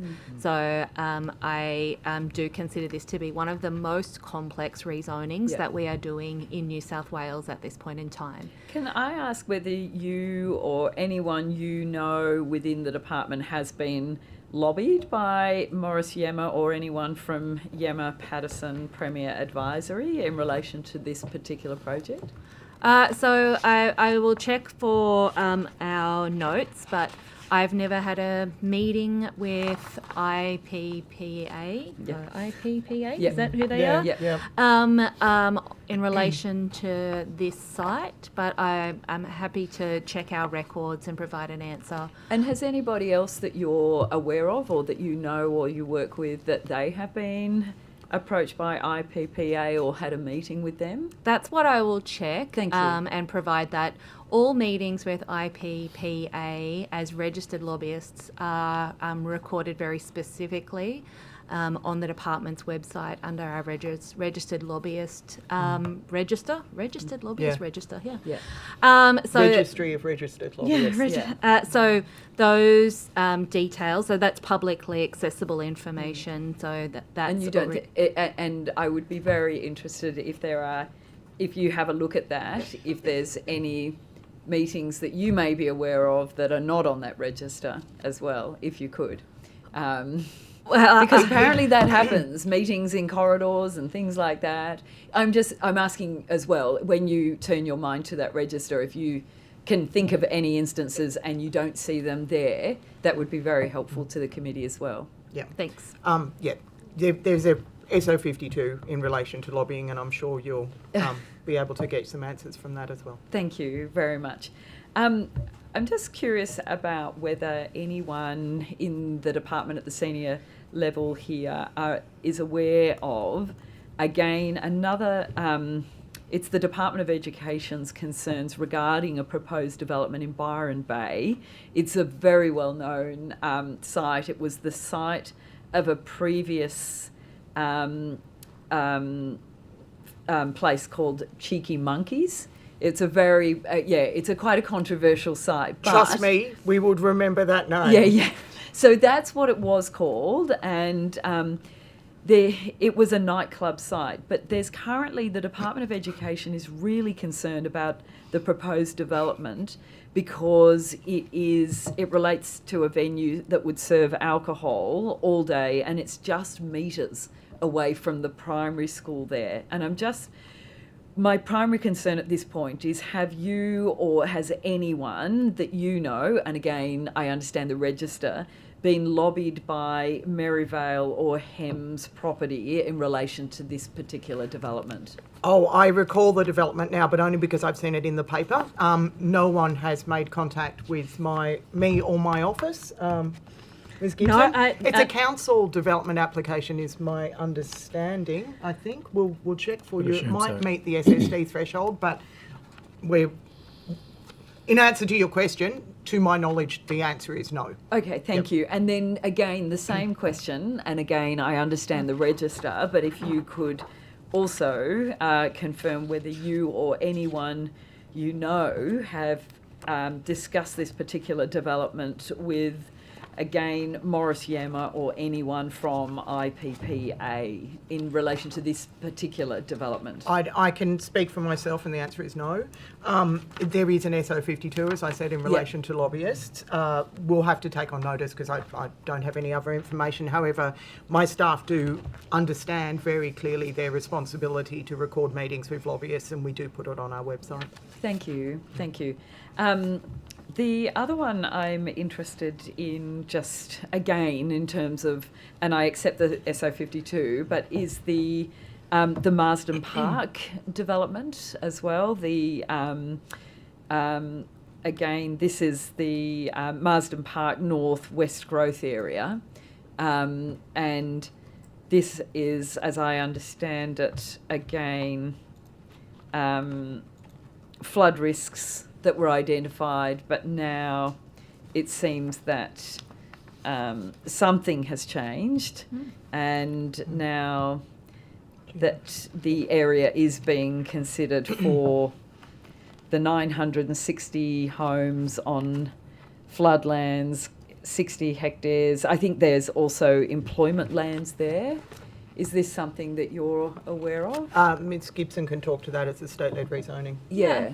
So a state planning process has been happening in Marsden Park North for quite some time, going back many years before I could answer. But a planning process for Marsden Park North with a significant residential outcome was brought in front of a flood panel back in 2022-23, and the decision was made not to proceed with that proposal. Subsequent to that, there's been a further investigation of the site to look at a combination of employment uses and some potential residential uses. And that proposal is currently on public exhibition. It commenced on the 17th of November. It's on exhibition through to the 30th of January. And speaking with the team yesterday, they have held a number of community consultation events and information sessions to outline what's proposed on that site, and the studies that have informed the proposed controls there. So that has meant quite a lot of flood investigations, flood evacuation, as well as other urban design studies and traffic studies, as we would normally do. So how does the department, the minister obviously issued a direction to councils about flood and so forth after the big 2022 floods. How is the department working in relation to putting housing developments on exhibition that do have significant flood issues? Like, ultimately, is it not a matter of, no, these projects, we shouldn't be putting housing in significantly problematic areas that flood, but it seems that the department is allowing these ones through to exhibition? So I respectfully would reject that we are putting something on exhibition that's not compliant with our flood risk assessment. We take that matter very seriously, and the Minister's issuing of directions as well as the policy setting in this space is something that we take incredibly carefully into consideration, particularly in high hazard areas around the Hawkesbury Nepean Flood Valley. We don't do any work there without the input and expertise of the SES, the Reconstruction Authority and DQ. We do specific studies in those areas and are constantly looking at the revised flood information that's coming through for those areas. The shift with a couple of sites to be more employment land than residential land is a reflection of our concerns about the suitability of areas for residential development, particularly around the evacuation that would need to occur in major flood events. So I could speak for a long time about flood evacuation and our flood approach, but the shift towards more employment land rather than residential land, with the West Schofields area in particular, has been to reflect that evacuation piece. I might leave it at that. And say so with that one, can I also again ask you if you could check whether that's one that there was ever any approach from Morris Yema and again the IPPA, whether that Marsden Park northwest growth area was part of any lobby attempt in relation to that particular development as well? Yes, I will point you to our registered lobbyist on our website, and that's where we'll draw the information from. The IPPA do represent a client who's one of the landowners in the Marsden Park North area. Thank you. Can I ask whether there is any work that is being undertaken to monitor the 60-day short stay cap in the Byron Shire, whether there's any monitoring about the positive impacts or the impact that it's having on long-term rental supply, whether... STRA is a responsibility of the Minister for Housing, Yeah. but I'm aware that Council obviously has an interest. Let me take that one on notice for you. Thank you very much. Where are we? You've got some more time. Fantastic. Go Thank for you very it. much. Thank you. Now, this will continue on with the Morris Yema theme, I guess. In this May as well. in this segue, yes, just of the 25 meetings with Mr. Yema since the 25th of March 2023, which are on those registrable lobbyist register, how many of those meetings were referred to the department by the Minister's office? I have absolutely no idea of the answer to that question, and the answer may well be none.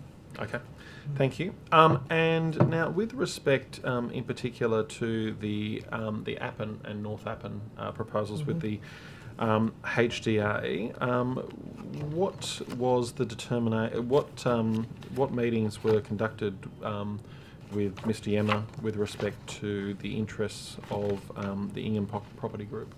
I would refer you back to the lobbyist register in relation to that. I can tell you that in my case there were none. With other planning officials, though? I would have to check the register, but I'm not to my knowledge. I can say that I've had none. Yep. Okay.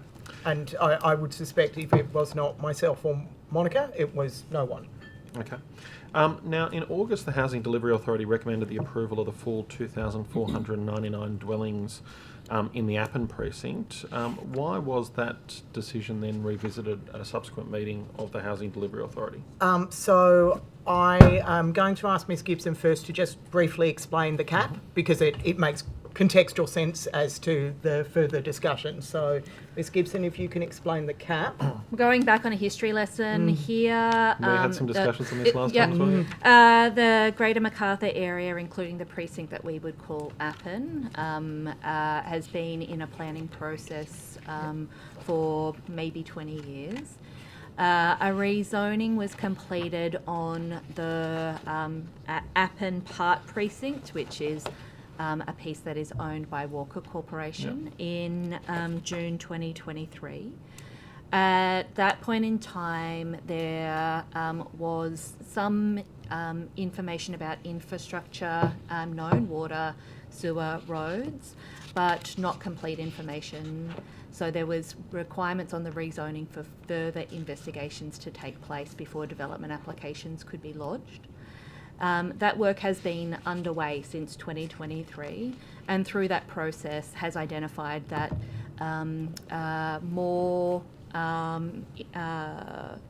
that there would be specific infrastructure required to connect to water and sewer and to upgrade roads.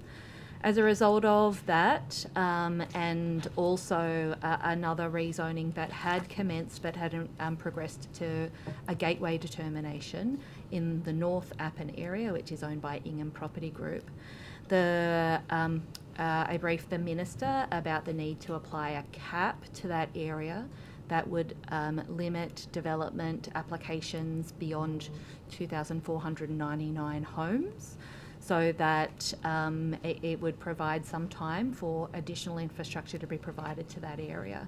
So that cap of 2,499 was introduced as an LEP amendment in the middle of this year. I'm just checking to see if I know the exact date of when that happened. I feel like it was in around September, but I don't know the exact date, and if that's important, I'm happy to get that information and provide it through the answer. But that cap... So if it was September, that cap would have been implemented after the 2,499 dwellings were approved by the HPA, that's why I just want to which check... I suspect probably wouldn't have been the case as Yeah, the that's why I application want to check referenced it. Yeah. exactly when that came in. Sorry, this is my hold music, which I am known to provide some hold music while I I'm feel looking I've heard for this hold a music particular before. answer. She wasn't aware she was doing it up till that Yes, budget yeah. estimate meeting. So thankfully, people helped me with that. It was the 8th of September when we were exhibiting that cap, and it came into effect.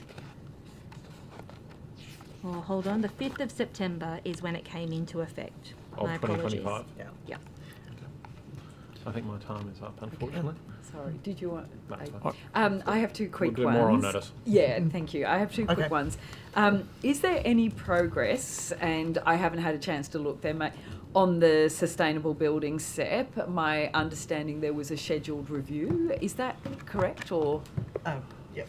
Yes, there is a scheduled review, and it is underway in the department.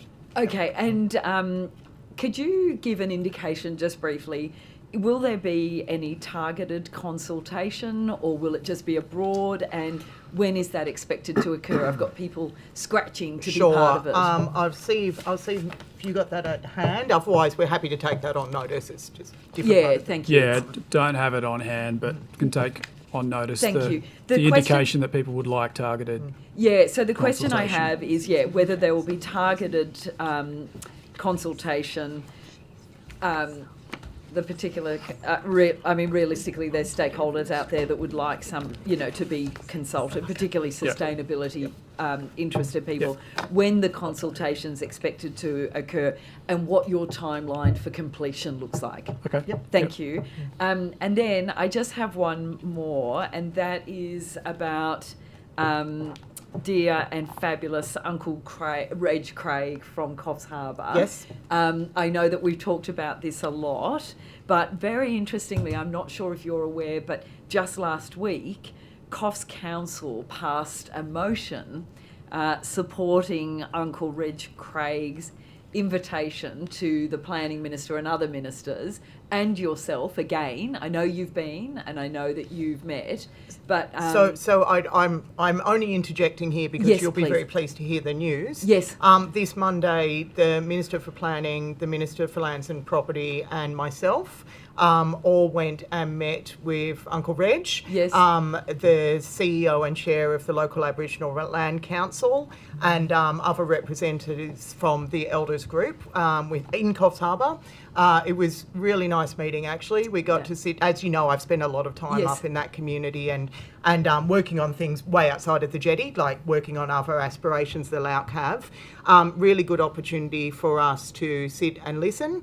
And I can only speak on behalf of my ministers to say that they seem to really enjoy the experience as well. So just to let you know, we went up at the first time we could when Parliament had ceased to sit. thank you. I'm so pleased to hear. Uncle That's Reg is a lovely Uncle man. Reg- Oh, they're all everyone's really nice. up there. Exactly, but Yep. Uncle Reg has been trying so hard. So then the only final question really on that one is, did Minister Scully and Minister Camper drive together and have a good time? I only say that because it was what Minister Scully said at the last estimates when I was reviewing the transcript this morning. They didn't drive in the same cars, but they had lunch together and they were smiling when they walked out of it. Fantastic, thank you very much. It was driver, wasn't it? It was Minister Scully being his normal self, offering to drive up and have a great time with Minister Camper. I'm pleased to hear, just in terms of that, with the Coffs Jetty foreshore, where is that project up to at the moment, and what can the community expect in terms of timeframes? I think we're up to response to submissions preparation. Is that correct, Ms Gibson? Yeah, so from a planning perspective, we've asked for the proponent, in this case Property Development New South Wales, to answer the matters that came through in the submissions. They're working through that. When that's received, we'll be able to assess those and determine where to go from there. Thank you. I think we are in government time now. We are very happy with you. We would just like to take a moment, if that's okay, just to... Firstly, I need to correct the record. Sorry, Minister Scully does own the STRA policy, but that 60-day cap is monitored by Byron Bay Council. So, okay. We'll try and get some information out of them. I know they have written to us. And you've got a few things to clarify, I think almost all for you, Mr Barrett. A couple of things to clarify. Mr Barrett, earlier you asked around details around harmful materials, including asbestos and wind farms. So asbestos importation has actually been illegal in Australia since 2003. But Goldwind did state publicly that they had found asbestos through some proactive testing at a wind farm in Tasmania. Safe Work New South Wales will be responsible for coordinating a response to any investigations in New South Wales, and Safe Work have advised it's not a matter for the Department of Planning, but a matter for them. I need to correct something too. And just jumping around in terms of the HDA projects declared in regional locations, just some broad stats. You may not be surprised. Wollongong and Newcastle are the highest with 9 and 8 respectively. 6 on the Central Coast, and then 2 each across Byron, Coffs Harbour, Lake Macquarie, Shoalhaven and Tweed. And then there's a number of other areas around the state where there's been a single declaration. Thank you. We also have some information, Mr Barrett, just in terms of if you wanted some specific information around the number of approvals since March 23 within the specific res zones. So in the Central West Arana, a total of 9 approvals.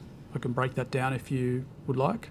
Yes, please. Yep, 2 wind, 1 transmission, 2 solar and 4 battery storage. The Hunter Central Coast, total of 6 projects, 1 wind, 1 solar and 4 battery storage. 2 projects in the New England Res, being 1 wind and 1 solar, and also 2 in the Southwest Res, being 2 wind projects. We'll also provide more detail about total number of projects approved over time beyond preceding 2023 as well. We'll provide that through to you on notice. We'll just need to take some time to get that information. Yeah. And sorry, was there a number of approvals outside those designated We've got res? data out for approvals outside the res that goes back all time, so to speak. So the total of 89 projects over time approved outside of res zones, 20 wind, 4 transmission, 50 solar, 2 hydro and 13 battery storage projects. But Some of those would date back a significant amount of time. prior to the reses? Yes, Yep. prior to the reses, particularly the wind and to a lesser extent the solar. Yep. Ms Gibson, you have one thing you wanted to just correct? Just to clarify, in relation to my last comments about Coffs Jetty, we have received the response to submissions back from PDNSW, so we are currently reviewing that. So my apologies for saying that we were a little bit, we are at that part of our assessment. We're expecting our assessment to be complete in the first half of 2026. Okay, thank you. Just to confirm on that, I know it's not my time, but so nothing will get uploaded to the website in terms of that this year, or do you think it could be? Not before Christmas. Okay, thank you, that's helpful. That's it? I think that's it. Right, fantastic, okay. Merry so Christmas. Yeah, Thank you. Merry Christmas. Merry Christmas. Merry Christmas. Can I just, as always, thank you, Chair and Committee. There were a couple of sensitive matters, and thank you for treating my department with respect and respecting my request there. I really appreciate that. No, and thank you. my staff will appreciate the fact too that they know that this is a place where their interests will be looked after as well. Thank you very much, and thank you for appearing. That's concluded our morning session, and we will resume at 2 p.m. Thanks, everyone.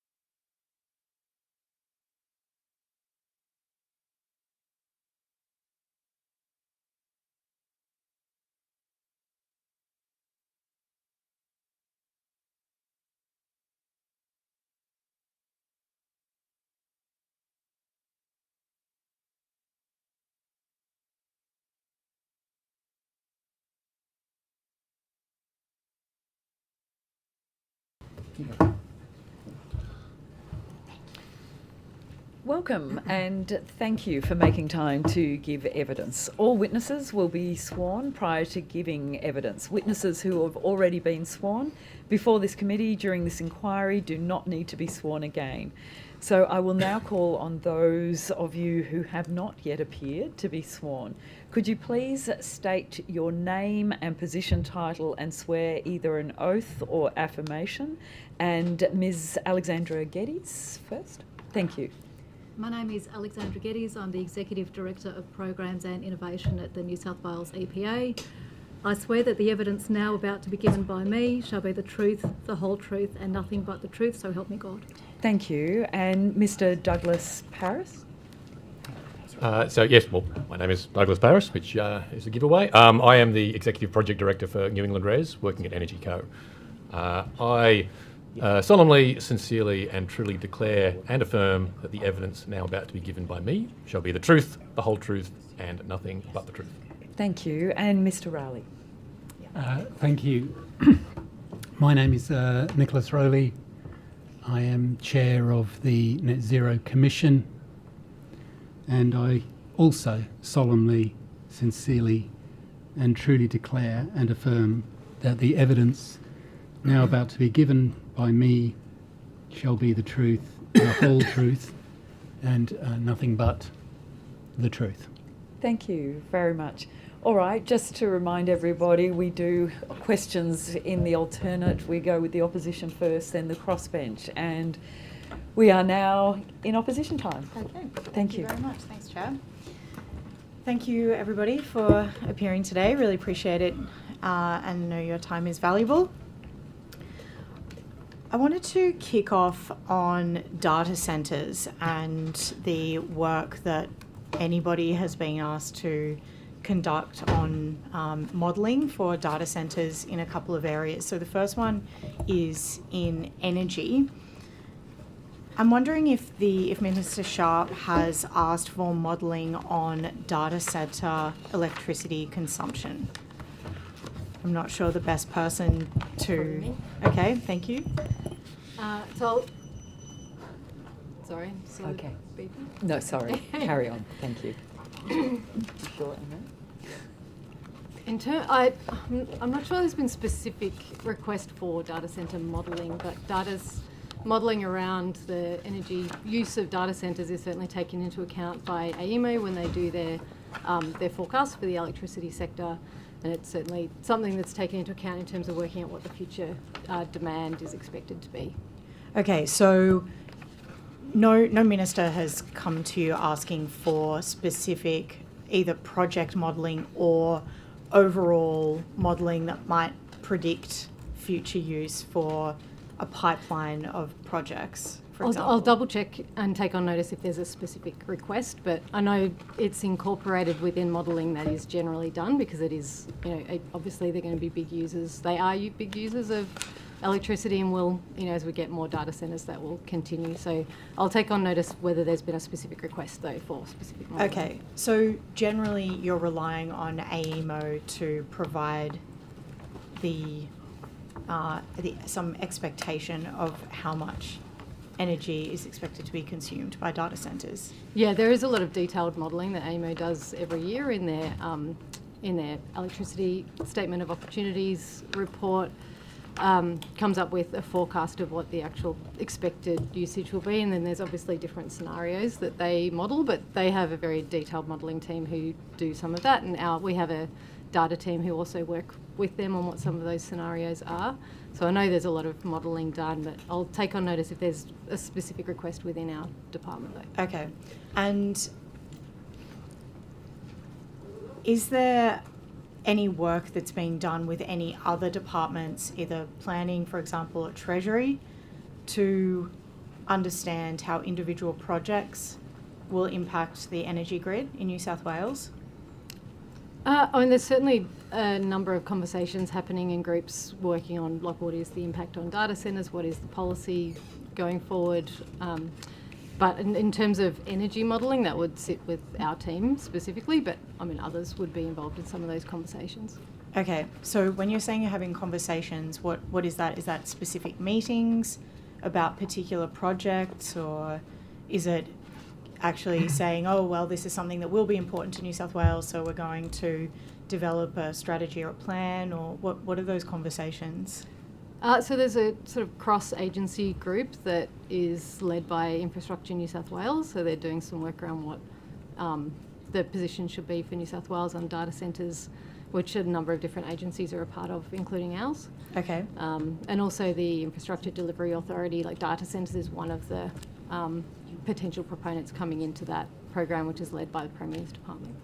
So infrastructure... Sorry, my team have just told me the department does undertake some of our own modelling on wholesale price impacts, but as far as we know, no specific request for data centre modelling, but we do take it into account in the work we do on wholesale price impacts. Okay.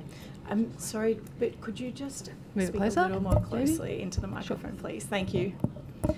So Infrastructure New South Wales is leading a team that is looking into how data centres will impact a number of different areas of policy, whether it's energy consumption. Does that include prices as well in that conversation, or is it just energy as a I think the input they're getting from our team is around, energy impacts, what that might have, there's different types of data centres out there that have different amounts of use of water, use of electricity.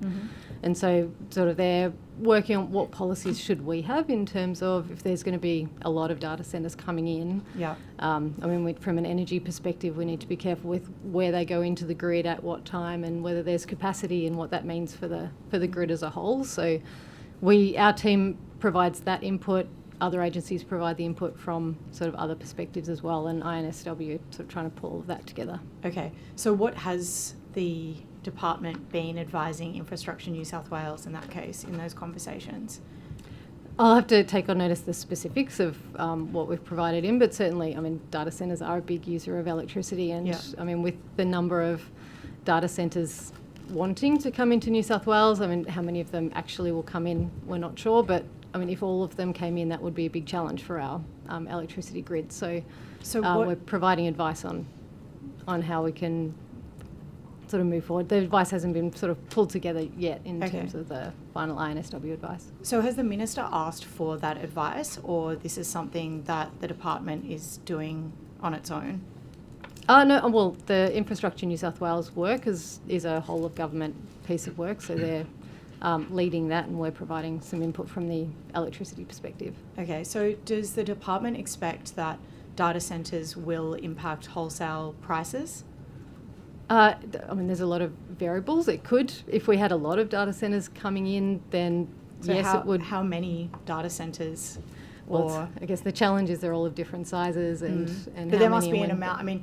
There must be a point at which energy use hits a certain number, and then it starts impacting wholesale prices if that's the way you're calculating. So I'm just wondering, what is that figure? Or I don't have. I'll take on notice what we can bring back on that. And there's a lot of variables here, and it's in terms of what impacts wholesale prices. It's never just one thing on its own. But I'll take on notice what we've got in terms of specifics. So noting that there is, if you need energy, then that takes energy out of the grid, and that will make a difference to how much energy everybody else has to access.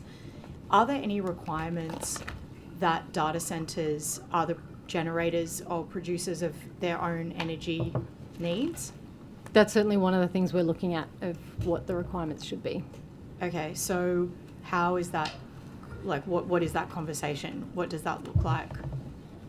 We don't have an outcome of it yet, so it would be a decision for government on what they wanted to put in, but we're certainly looking at what else has happened around the world as well, and other examples, and providing sort of some analysis in terms of what we think is reasonable to bring in. But as you said, it's the grid is not sort of even. So I get there's some places in New South Wales that you could put a data centre and there would be sufficient capacity, and others that are constrained that you wouldn't. So it's never a simple answer, unfortunately. So there's no strategy around data centres at this point. So we don't have. The work is still underway, and there's modelling sort of still happening now. So we haven't got the outputs of that yet. So will that be made public? Is that a strategy that is going to be a public strategy that people can read and invest through? It's being led by Infrastructure New South Wales, but I can take on notice. I'm not sure of the answer to that. So do you think that there is a limit of, I mean, I guess this goes back to my question before, what's the limit at the moment of data centre capacity that can be brought onto the grid in the next 1 to 5 years that will have an impact on power prices? I think that there's no one answer, because it also depends on how many electricity projects come on, how quickly projects that are already in the pipeline actually get built and connected. So it's a very much a depends answer. So there was a report earlier this week that suggested that New South Wales has this year approved or received state significant development applications for more than 22 data centres with a combined capacity of 3.67 gigawatts, enough to power more than 1.1 million homes, which is based on a Climate Council estimate of about 1 megawatt per 300 households. Mm-hmm. Would you say that's a fair calculation? I'd have to get back to the team. I haven't got the detailed calculations here, but certainly if all of the data centres that are applying to New South Wales actually get built, then yes, it's a very large number, which that is. Okay. So in terms of requirements for data centres to generate new power, what kind of pathways could that be, or what are you looking at? I mean, it's currently the analysis the team are doing, so I don't have an answer to that yet, but we can bring it. When did you start on this work with Infrastructure New South Wales? Some months ago. I'd have to take on notice exactly when that was. Okay, so in Q1 or Q2? I'll have to take on notice. I'm not sure of the exact timing. Okay. It's a little bit concerning that there isn't more specific information provided on this, given how important it is. I think the challenge is the work is still being done and government hasn't made a decision on the way forward yet, and So how many data centre projects are you looking at through the Investment Delivery Authority? So I'm not part of the Investment Delivery Authority. That's led by the Premier's Department. Okay, so is your department being asked to look at projects through the IDA at all? Well, certainly,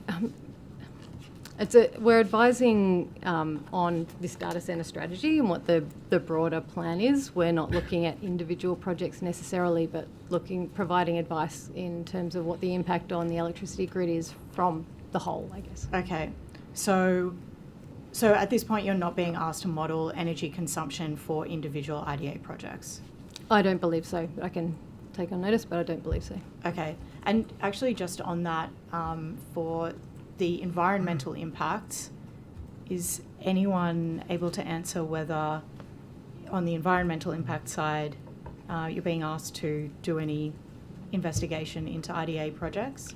Well, EPA is part of the Infrastructure New South Wales strategy and feeding into that, and in terms of environmental impacts, there's obviously water use, there's potentially air quality issues from backup generation if that is in the form of diesel, there are potentially noise implications, so we're working through all of those issues, but any particular project would have to comply with the clean air regulation and other regulatory standards, and that would inform our advice. But I think most of these projects aren't at the point of finalising those parameters.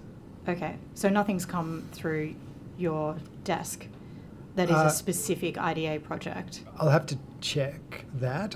I don't have anything that I can recall specifically in terms of an individual project, but I'm happy to take that on notice and come back to the committee. So at this point, there's no particular way that any of you are interacting with specific IDA projects outside of the normal, for example, state significant development process or any other process that exists within government?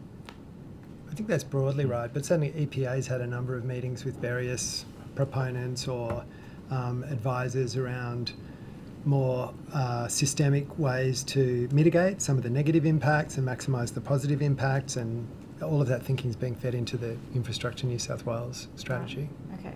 And my understanding is that IDA is still currently going through their expression of interest process, and we are being asked to provide some input into that analysis, but I'll have to take on notice exactly what. Okay, what that would be helpful on that. Thank you. So is there a structure or some sort of task force within your department that deals with the IDA? Or like, are there staff put aside to interact specifically or have some role responsibility around the IDA? Not dedicated staff, but there are certainly the experts we have, particularly in the energy infrastructure team and also in our data and analytics team, provide advice to the IDA on specific energy requests that they have. Okay, so just to clarify, so is the IDA actually asking specific questions of your department about specific projects? I believe so, but I'll take that on notice. I don't have the specifics. Okay, thank you. What modelling has been done on the power price impact of Tomago staying online? Well, I mean, that obviously is one of the scenarios that's that we review along with a number of other scenarios, because it's obviously that is still a question mark and it's certainly a live issue. So I can take on notice the exact specifics, but that is one of the scenarios that we are considering. Okay, so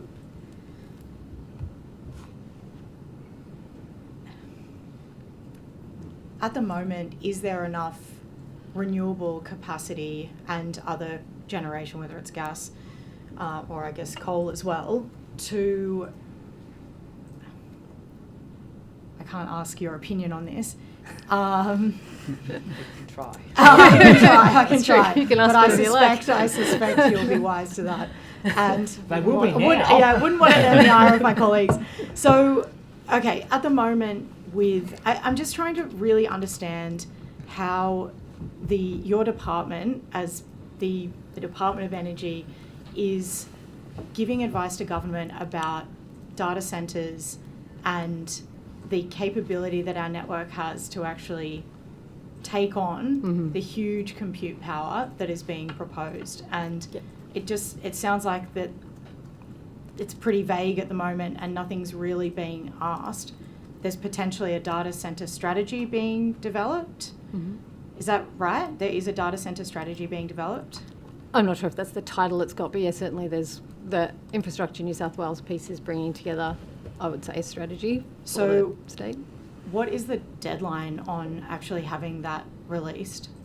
I'll have to take it on notice. It's not our report, but I'd say, like, more generally, there's, as we said before, there's a lot of variables in the market. So the number of data centres that come in, as I said, AEMO has modelled a number of data centres into the future. It doesn't seem to be quite at the level that's really being... And that's the thing, it's different people have different assumptions on how much is coming in. We are certainly assuming more data centres will come in, it's just a matter of how many, and as you said, Tomago might come out. There's a lot of big variables here. Has the IDA given you the amount of power required should all of the expressions of interest that have been made to the IDA would come online to be approved? I believe they may have, to our energy team who have been providing the advice, but I don't have those specifics. We'd have to refer that to the IDA. Okay, could you please take on notice then if your team has been asked to model the full suite of IDA projects related to data centres, and also what that number actually was, how much power they would be using, and also if there is any advice around whether that will impact wholesale prices in New South Wales, and how. Sure, we'll take it on notice. Okay, thank you. Quickly, on synchronous condensers, I know we brought this up last budget estimates. My understanding is that AEMO has been warning about the need for synchronous condensers since 2021. I'm just wondering why they had only been ordered this year. Well, I mean, I have to go back for the history. There's, I can take on notice the history, but there's a lot of work done to try to accelerate the purchase of synchronous condensers which, as you know, needed some legislation change in a direction to Transgrid, and that's all on track now. But yeah, certainly everything we would have liked to have done faster, but so I'll have to take on notice the history. Who actually has responsibility for ordering those synchronous condensers? Transgrid. Okay, so did the department at any point speak to Transgrid to say, can we ensure that this happens before the year 2025? Well, I mean, the way that the process works for Transgrid, to be able to purchase another synchronous condenser, they'd need a determination from the regulator to allow them to add that to their asset base. The challenge was, in terms of the way that the market was working, they couldn't get that, make the case for that, which is why we sought to do a direction from the minister to allow that to happen faster than what would have otherwise happened in the market. So did they commence that process in 2021? Again, I wasn't around then, so I'll have to take on notice the history. Okay. And finally, is the department going to update the electricity roadmap given the changes to things like synchronous condensers and to data centres specifically, but potentially more other issues as well? Do you mean that the EII Act or the... So the energy roadmap, the actual roadmap that is determining how people are investing and where, what they should be looking at? Well, I mean, the way in which the roadmap's being delivered is, I guess, changing all the time with different timing of different projects.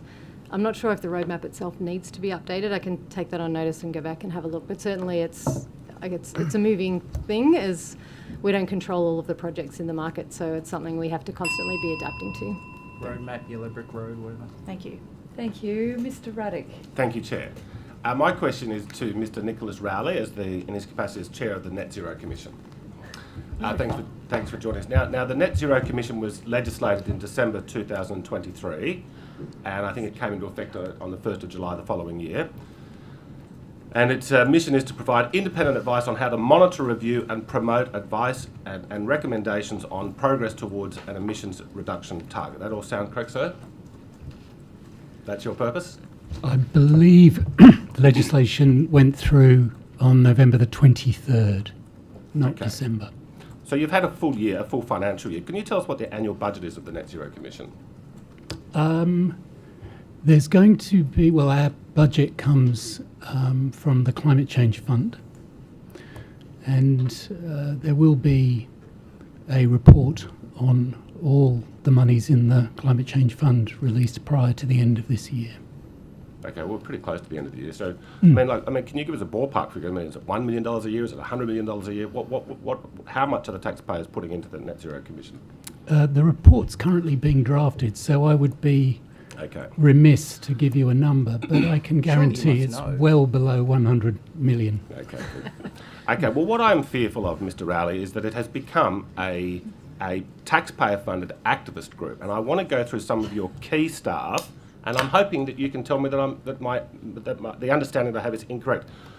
You have Dr Gareth Edwards, a senior advisor at the Net Zero Commission, who has publicly stated, quote, significant known fossil fuel reserves must be left in the ground and that this will require reducing their supply. Dr Edwards also argued that to meet Australia's emission targets, the first step is, quote, an immediate moratorium on approvals for all new fossil fuel projects, followed by legislated and enforced targets for phasing out fossil fuel exports. You have Maud Dumont, who is also a senior advisor, who's been a member of the Climate Council since 2019. Last year, Ms Dumont posted on LinkedIn, quote, every new coal, oil or gas development endangers us all. Grace Huang, a former lawyer at the Environmental Defenders Office, who now works at the Net Zero Commission. She has used her position as the Vice President of the National Environmental Law Association to lobby the New South Wales Government for legislative change to drive more aggressive climate action. Ms Huang has also previously posted online congratulations to those opposed to previous New South Wales coal mine development, and has also appeared at events to train activists in letter-writing campaigns against fossil fuels. Chelsea Judy also works at the Net Zero Commission, is a former Federal Policy Fellow at the Sierra Club, where she authored a report in 2011 calling on governments to move beyond coal now, and concluded the report with the title, Fighting Coal Around the World. The Net Zero Commission's Executive Director, Will Raynard Smith, recently stated in a social media post that planning policy is climate policy. And if our planning system doesn't actually integrate these legislative climate goals, we risk approving developments that work against them, locking in emissions and exposing communities to climate risk. Now, Mr. Rowley, these people sound like they are pretty serious activists, not sober-minded, independent public policy experts. Am I wrong? You absolutely the can. number of individuals that were named that aren't here to have a right of reply. Well, we've got the boss, their bosses here. No, Yeah, these are public that's fine, but servants. it's a procedural fairness element to what you've just popped on the report. I've just quoted their public statements. It is a really... So their boss will know about it. Absolutely. Look, I mean, I'm not going to rule the question out of order, but it is a genuine reality that when we're talking about people who hold positions and they just aren't here to have any right of reply, any explanation, Well, but to the we'll point let the... To the point of order, Yes. I was just going to say that the Honourable John Roddick is quite within his rights to, I guess, frame the question in the way that he wants to, and I'm sure that if the Chair believes there's balance on the board or within the staff of the Net Zero Commission, he'll provide that answer. Thank you. So I'm eager to hear your response, Mr. Oh, sorry. Chair. no, it's fine. On the point of order, carry on, and we'll let Mr. Rowley answer the question. Thank you. They all sound like highly qualified Thank you very people. much, Chair, and thank you very much for the question as well, Deputy Chair. Just to be clear, though, you concluded your remarks with, "Am I not wrong?" Do you want me to tell you whether you're right or whether you're wrong? Well, my claim is that this is a taxpayer-funded activist group. And I want to know what your response is to that I can take you claim. and show you some activists. Sorry. They're currently in jail soon. Well, you seem to be I struggling to will answer, say Mr. Rowley. this Do you much. have anybody on staff No, I is- understand the question. I understand the question. Okay, let's have some space so that I can attempt an answer. The first point I would make is this, is that I've only commenced my role as chair of the Net Zero Commission in early September, and I've made an absolute priority of working as closely as possible through that time with our outstanding executive director, Will Raywood-Smith, and members of staff. And I will not comment on individuals, but I will make the point that having worked on climate policy response for much of my career, internationally, here in Australia, and in the United Kingdom, that I've worked with some of the most impressive public servants and policy professionals anywhere. My view of the people who currently work for the Net Zero Commission is that they are absolutely up there with some of the very best people who I have worked with. Well, you're not I addressing haven't my finished. question, I Mr. haven't Other finished. You asked me a activists. question. I am actually very impressed by the quality of the research that you've done. On the basis of that research, with regard to the staff who currently work at the Commission, with regard to any of the activities that you mention, were any of those activities, which are absolutely fine in my view, but were any of those activities undertaken at a time when they were employed under the No, I never made that Government claim. Sector Management Act 2013, which is how members of our staff are employed? Is there anybody on staff who is not an anti-coal activist? I think all of our staff. Well, I've just quoted from all your senior staff. They hate coal. Anyway, let's cut to the chase, Mr. Rowley. Does the Net Zero Commission recommend opposing all future coal mine extensions in New South Wales? Yes or no?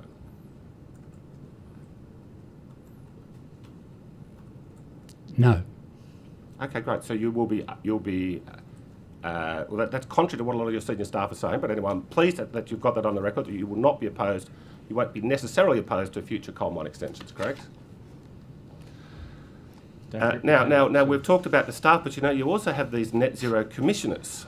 Now we have now Oliver Costello used to work for GetUp and the Nature Conservation Council. Another commissioner, Katrina Kimorley, is still the head of commercial and investments at Boundless, a company heavily supported by renewable energy investor Mike Cannon-Brookes. Meg McDonald, another commissioner, is the chair of the venture capital firm focused on fast-tracking commercialisation of the clean energy technology. Maria Atkinson is another commissioner, is on the board of Wholesome Foundation, a venture capital firm focused on investing for impacts into decarbonisation and lower emission projects. Do you have, now, do these commissioners, in your view, have a commercial conflict of interest? So with one job, they are out there making money out of the renewable so-called rollout. On the other hand, they're serving as a commissioner here on a body that's advising the government. You don't see a conflict of interest here, sir? I think it's an utterly legitimate question that you ask, and I don't see that there's any conflict of interest at all. These are people who have made an enormous contribution to our understanding as to how we most effectively respond to and manage the risks of climate change. Yes, so they're making they're giving advice to the government, and if the government takes that advice, their commercial investments pay off. Well, that is true, isn't it? Well, I mean, I think that you're clearly wanting us to go down a road which kind of, in my mind, makes absolutely no sense. Well, I think there should be China's there are rules in relation to what it is that any member of the Net Zero Commission needs to declare in terms of any conflict of interest. We have a full record of that, and prior to every single commission meeting, if there are any changes to those declarations of interest, they need to be shared with the full commission. Okay. Thank you, Chair.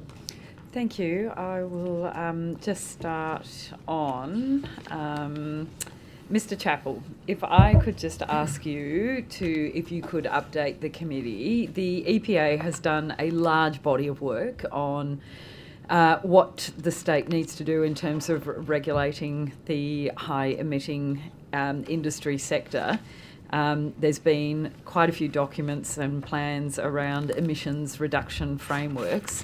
Can you update us on how we're going? Are we going to meet, are the sectors you regulate complying? Are we getting into order? What needs to happen otherwise? Thank you, Chair. There are a series of regulatory proposals currently out for consultation, and one of those proposals pertains to all environment protection licence holders across the sectors we regulate, which is roughly about 60% of the state's Scope 1 and 2 emissions. Other proposals pertain to the mining sector, and particularly the coal mining sector, with proposals for on-site abatement of coal methane, particularly in underground mines and pre-drainage and use of low-carbon fuels.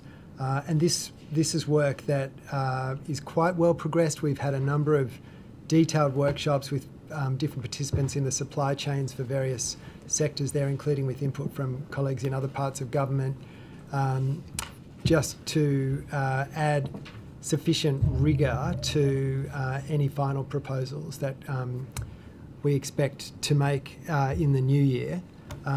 These measures aim to ensure significant on-site abatement occurs on New South Wales facilities, which is likely to also comply with safeguard obligations, but in contrast to those obligations, it would require some actual on-site activity.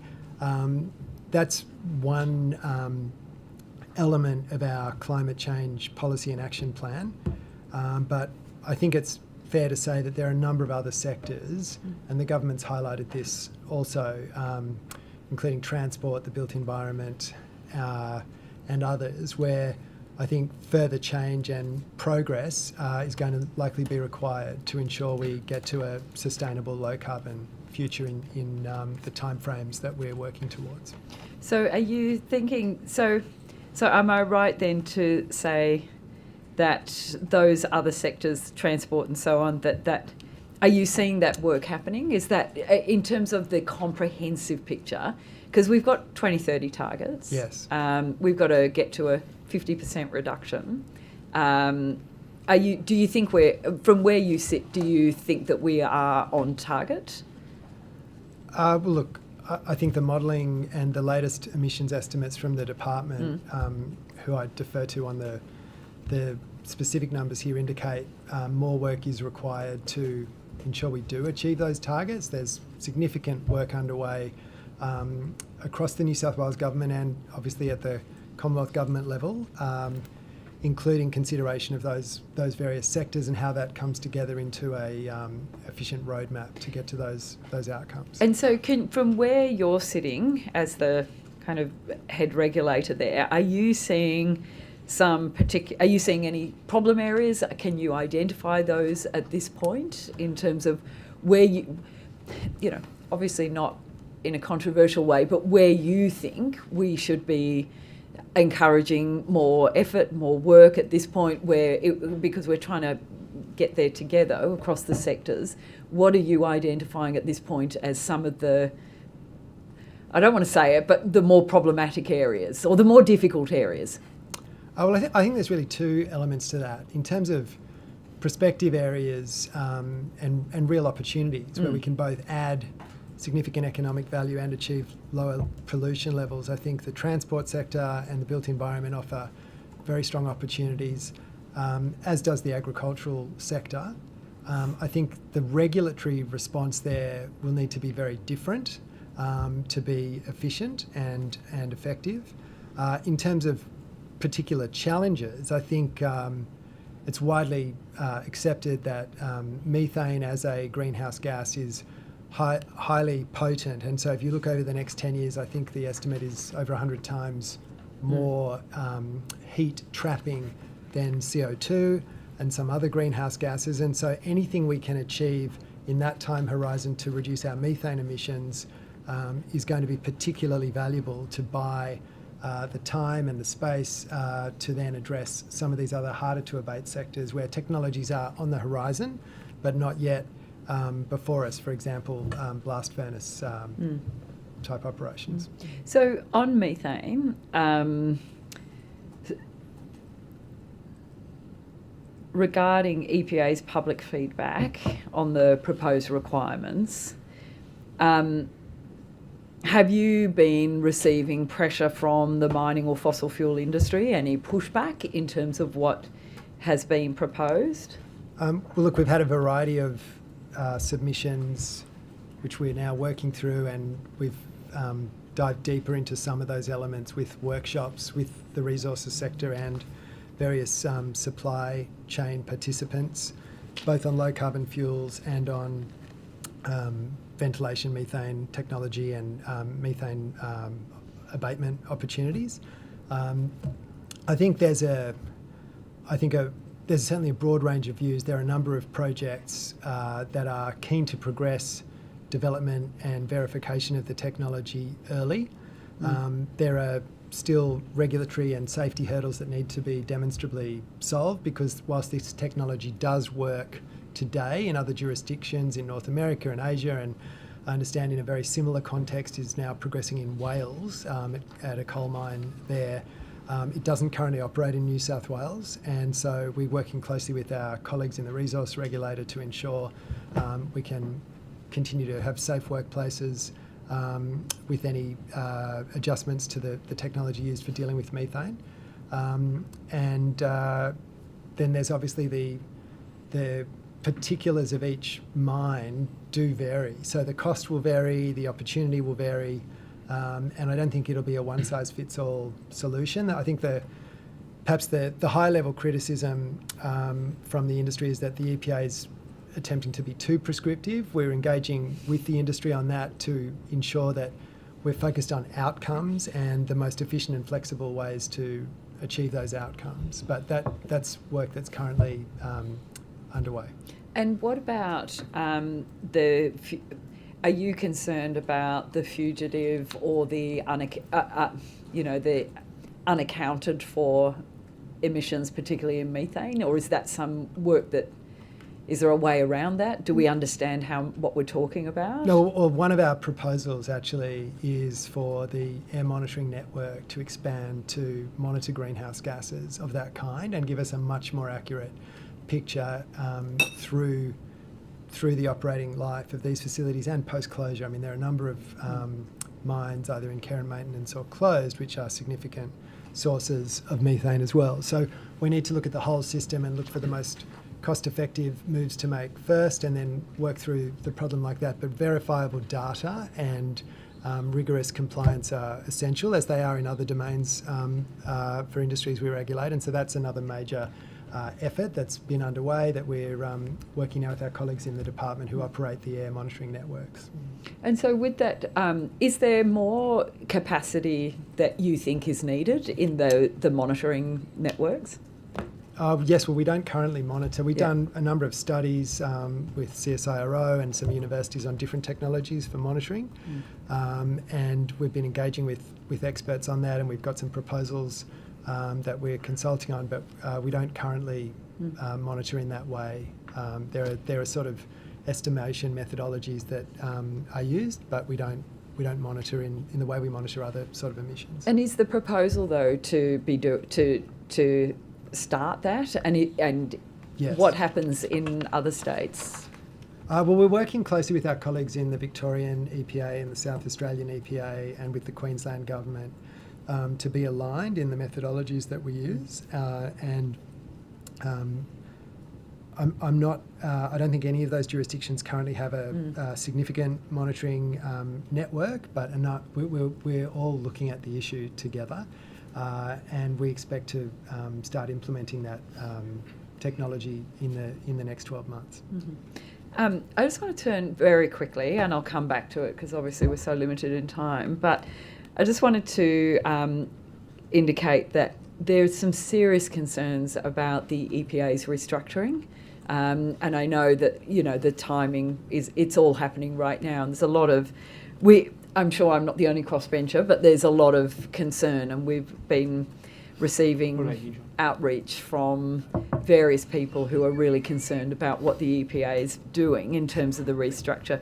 One of the things is how the EPA can justify the cuts that are being made to staff, whereas it seems that the senior executive level is staying relatively static, but the jobs otherwise are the ones that are being cut. Is there anything that you can talk broadly around the EPA cuts to staff? Absolutely. And we actually, following a month of consultation, we finalised our updated structure just yesterday. I think the concern about senior executive ranks somehow not being part of the effort to get to a sustainable financial position, which frankly is needed across government. I mean, we all work for the community. We have to deliver best value for the community, but it's just not accurate to suggest that senior executives are not part of that change. We have made an 18% reduction in our senior executive staff, which that alone, given our relatively small size, requires very significant rearrangement of leadership and accountabilities. And I think if you compare the EPA to other government agencies, you'd be hard-pressed to find another agency that had a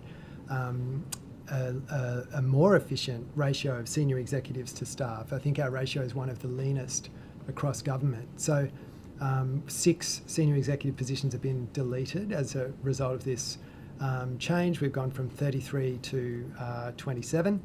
In terms of the other reductions, I think it's 57 full-time equivalent roles, none of which are going to impact our frontline operation. In fact, the other component of this change is a very significant rebuilding of our specialist and high-risk field regulatory capabilities in various domains like radiation, dangerous goods, contaminated land, forestry. For many years, the EPA has required sort of generalist regulatory work from our people, and also our regulatory teams have been required to do many other important but not frontline tasks, such as industry assessments and licence reviews and so on. And so we're centralising a number of those functions to take them off the plates of the frontline regulators, to free them up, and we're rebuilding specialist capability to ensure we can acquit our role as the state's independent environmental regulator more effectively. And there are staff reductions across the board, but in our operations area, it's a very small number of manager roles and administrative staff that are being, those positions won't be continuing. Our frontline regulatory capability is very much intact and in fact will be enhanced through this change. All right, thank you. I will come back to it. Yep. Back over to you. Thank you, Chair. This question's for Ms. Curtin and Ms. Macaulay. Are you concerned that projects like HumeLink and Snowy 2.0 will be constrained in moving power to the Sydney centre because of a lack of the Sydney Ring South project being completed?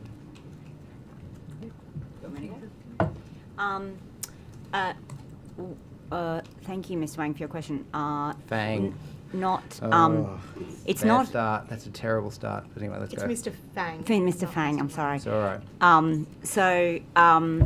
Sorry, apologies for that. It's all right. Look, I think at the moment the system is able to accommodate HumeLink and Snowy, but it's to say that the Southern Sydney Ring is a project that has been discussed for some time, and it is being reviewed by AEMO currently, I understand, and so I would be looking out for the draft ISP because that's where it will come through.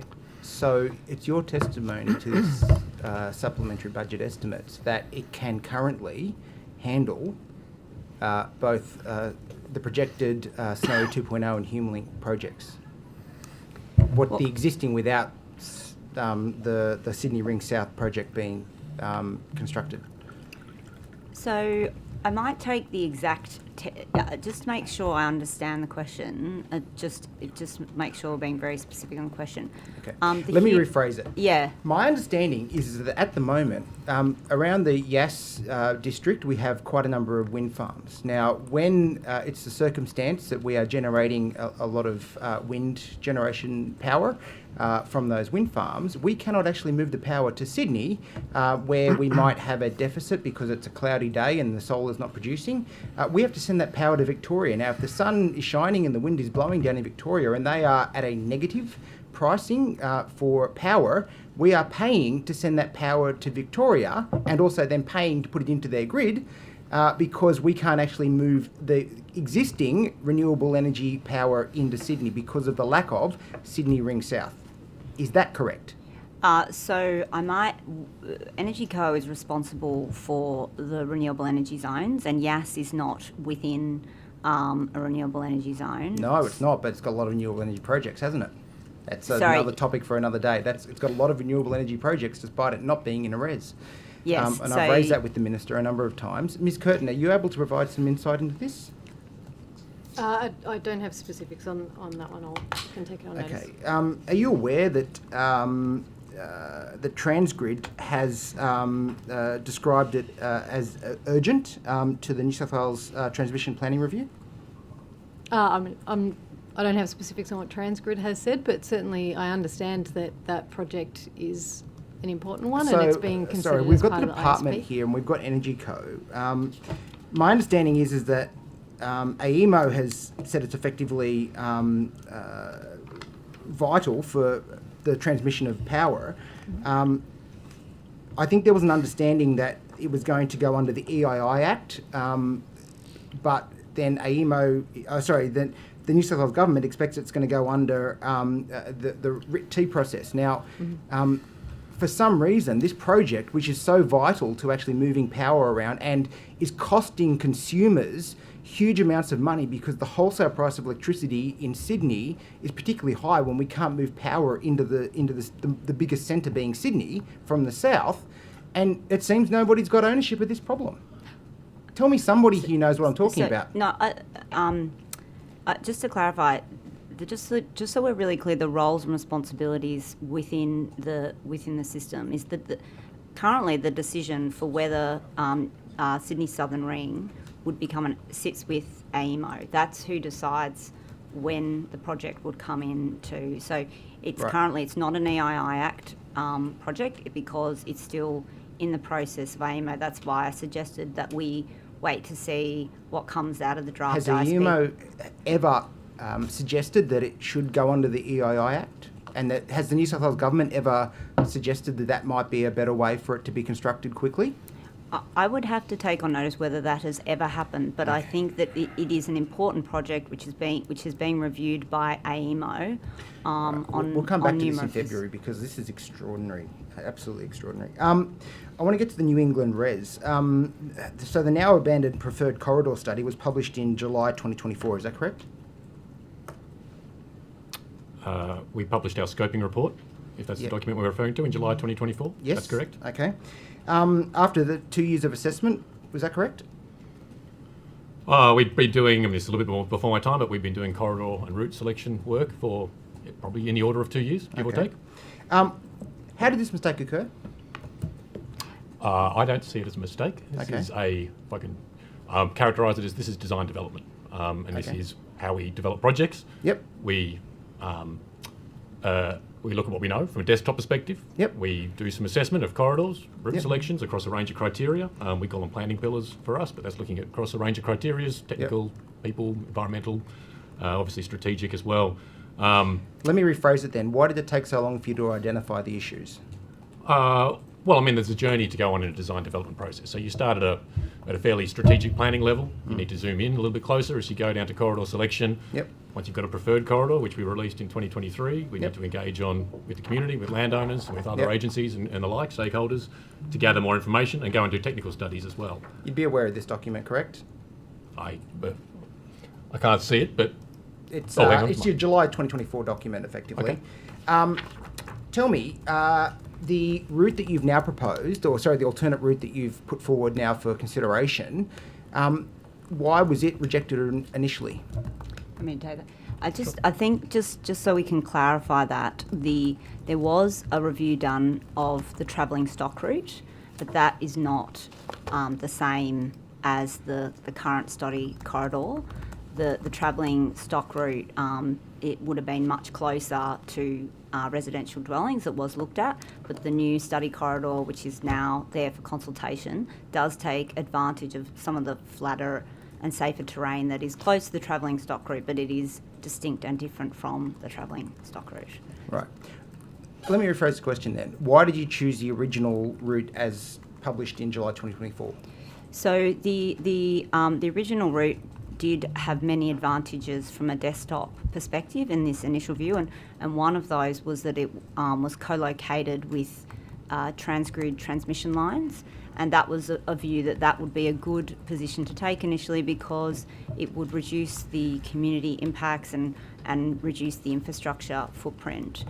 What we found, and this does take time to do this technical analysis, when we went and actually looked at the easements that existed for the transgrid existing route, they were only 60 metres wide, and in many instances they had taken the flattest route that went along the valleys or along the peaks. So if you seek to build alongside those easements, actually you would be in an area which was steep because it was coming up from the bottom of the valley or it was off the top of the side of the hill. So what is something that might have looked good on an initial, when you get down and do those technical studies and take time and you go through the terrain and you have to work through that detail, we came to the conclusion that actually it would be safer not to be aligned with that transgrid. And are you doing that same ground testing of the route at the moment with the proposed alternate route? Yeah, so the team has been able to work very diligently with detailed LiDAR that goes down to half a metre, I believe, and they were very conscious, having learnt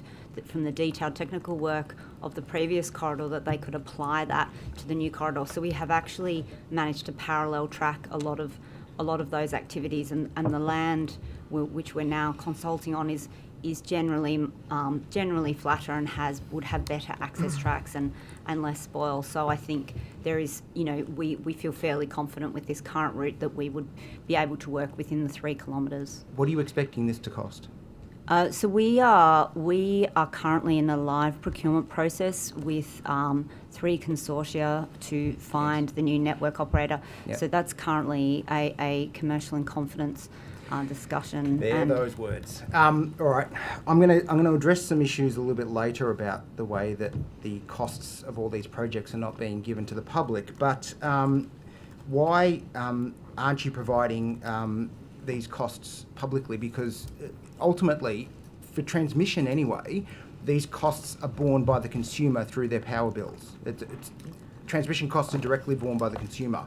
So when I'm asking you, how much is this project going to cost? I'm asking on the behalf of consumers who want to know how much is going to be added to their bills for this. Every time I hear commercial in confidence, that means that you're not telling the public how much they're going to be paying for this project. How much is the public going to pay on their bills for this project? So in relation to the New England res, because it is still under development, we're still working through the cost. Okay, let me ask, what are we going to pay for Central West Arana? So last time we were at budget estimates, we went through the AER determination, Yes. which has been, and we worked through the service payments that are paid, for Central West Arana, and those are highlighted now within the CWO AER determination. How much is it going to add to a consumer's residential power bill? So I think I might defer to, I think the department is responsible for the overall consumer cost. So This is yes minister stuff. I mean, I've got to defer to this person, that person. I mean, can we just get a straight answer?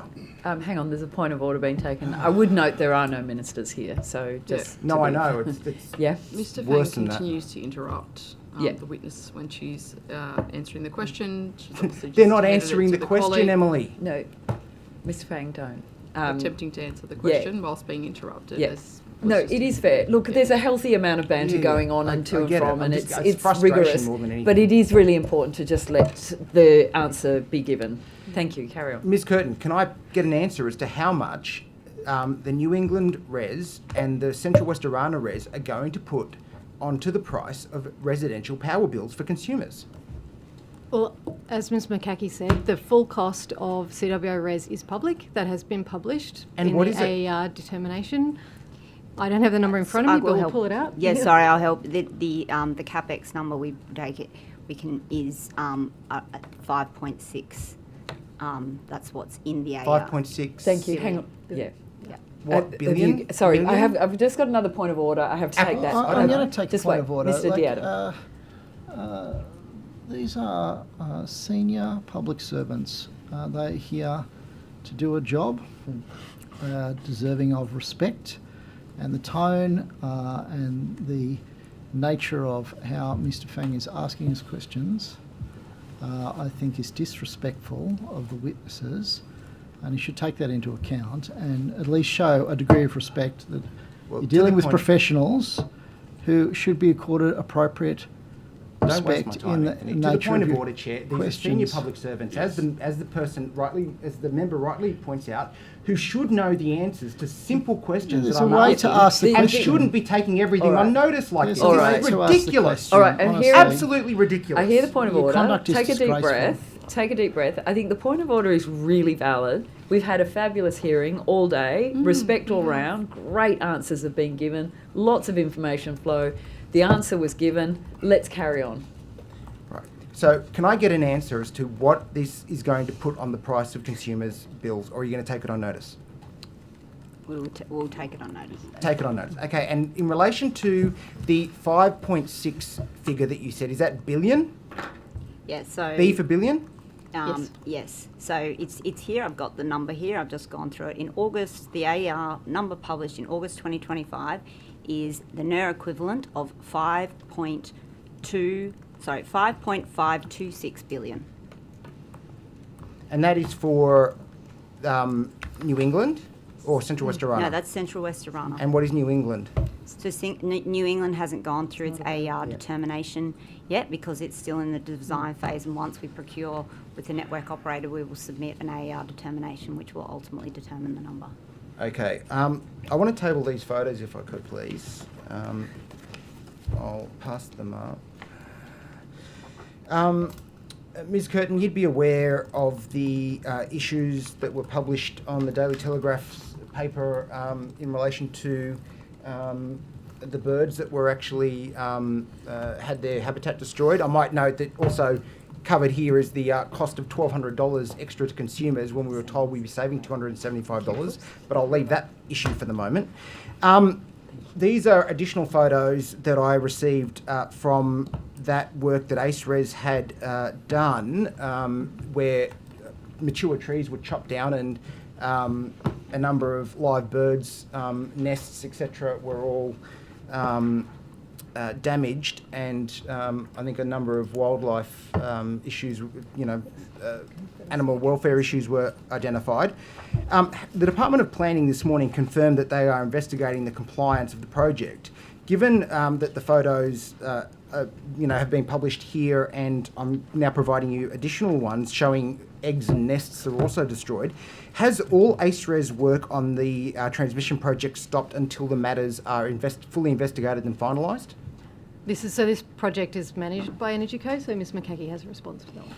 Yes, so we're, currently the activities that have been carried out are, as all the information that we have today, they are compliant with the EIS, but as my colleagues from the Department of Planning highlighted this morning, they have sent some of their staff out on site to make sure this is the case. We are currently reviewing critical path items to address impacts on fauna, and we do seek to avoid and mitigate impacts on fauna, and we're actively reviewing how to improve this going forward. So let me get this straight. Despite the photos that show nests, small birds, their habitat being destroyed by this project, and the animal welfare issues that it raises, you're telling me that there are no issues that have been identified, that the EIS you were fully compliant with the EIS, and that you haven't asked ACERES to stop work, noting that planning said they've actually sent inspectors there today. Yeah, so maybe I would just clarify and break that down into. I would appreciate two areas. that. Yeah, no, here to work this through. So in terms of the overall tree clearing, the tree clearing is in line with the environmental impact statement, and we do have staff from the department out there and reviewing that. In terms of work in specifically cutting down trees with nests and birds. There has been a pause, and we are looking to make sure we'll use all reasonable endeavours to make sure that further tree clearing that is within our EIS and within the project scope, as this tree clearing was within the project scope, and it we can do it with reduced impact to fauna going forward. So we are taking that. So the EIS said that if there is a nest in the tree with birds with eggs, etc., baby birds, as the case was, that it's okay to chop it down. Don't worry about it. We'll just let them die. Is that explicitly outlined in the EIS, or is some common sense going to be applied to this project? So I think just to go through a process, so the EIS sets out what the trees that can be cleared in line with the project, and it is ACERES who is responsible for carrying this out, but there were licensed ecologists on site. Where were they when these trees went down and the birds There is actually a process that was taken on to reduce impact, but we have learned lessons. We do want to strive to do better. We are in a continuous improvement. So, okay, so noting you've learnt lessons, why is ACERES still continuing to work? Why haven't you put a stop to this until everything is re-examined and we've got at least a process to ensure this does not happen again? So I think we just to go over the facts, we have paused the current tree clearing that is causing on the easements that was in relation to the fauna, and there is a review going on as to how to improve that going forward so we can reduce the impact. We've heard the community concerns, we acknowledge those, and there is a pause to make sure that, with all reasonable endeavours, these sorts of impacts can be avoided. Okay. It was recently reported that Chris Uhlmann had an FOI rejected due to cabinet in confidence issues. Ms. Curtin, who made that determination that the modelling was cabinet in confidence? Was that the department or the minister? I will try to get that answer for you. So I don't have that here, but I'll get it for you before the end of the hearing? Yes. Okay. How is modelling actually considered to be cabinet in confidence? I guess it depends on what the modelling is and what the scenario was, what information is involved in it. Isn't it the case that only documents that I guess are used for the determination of cabinet matters can be considered cabinet in confidence? Modelling isn't really anything that's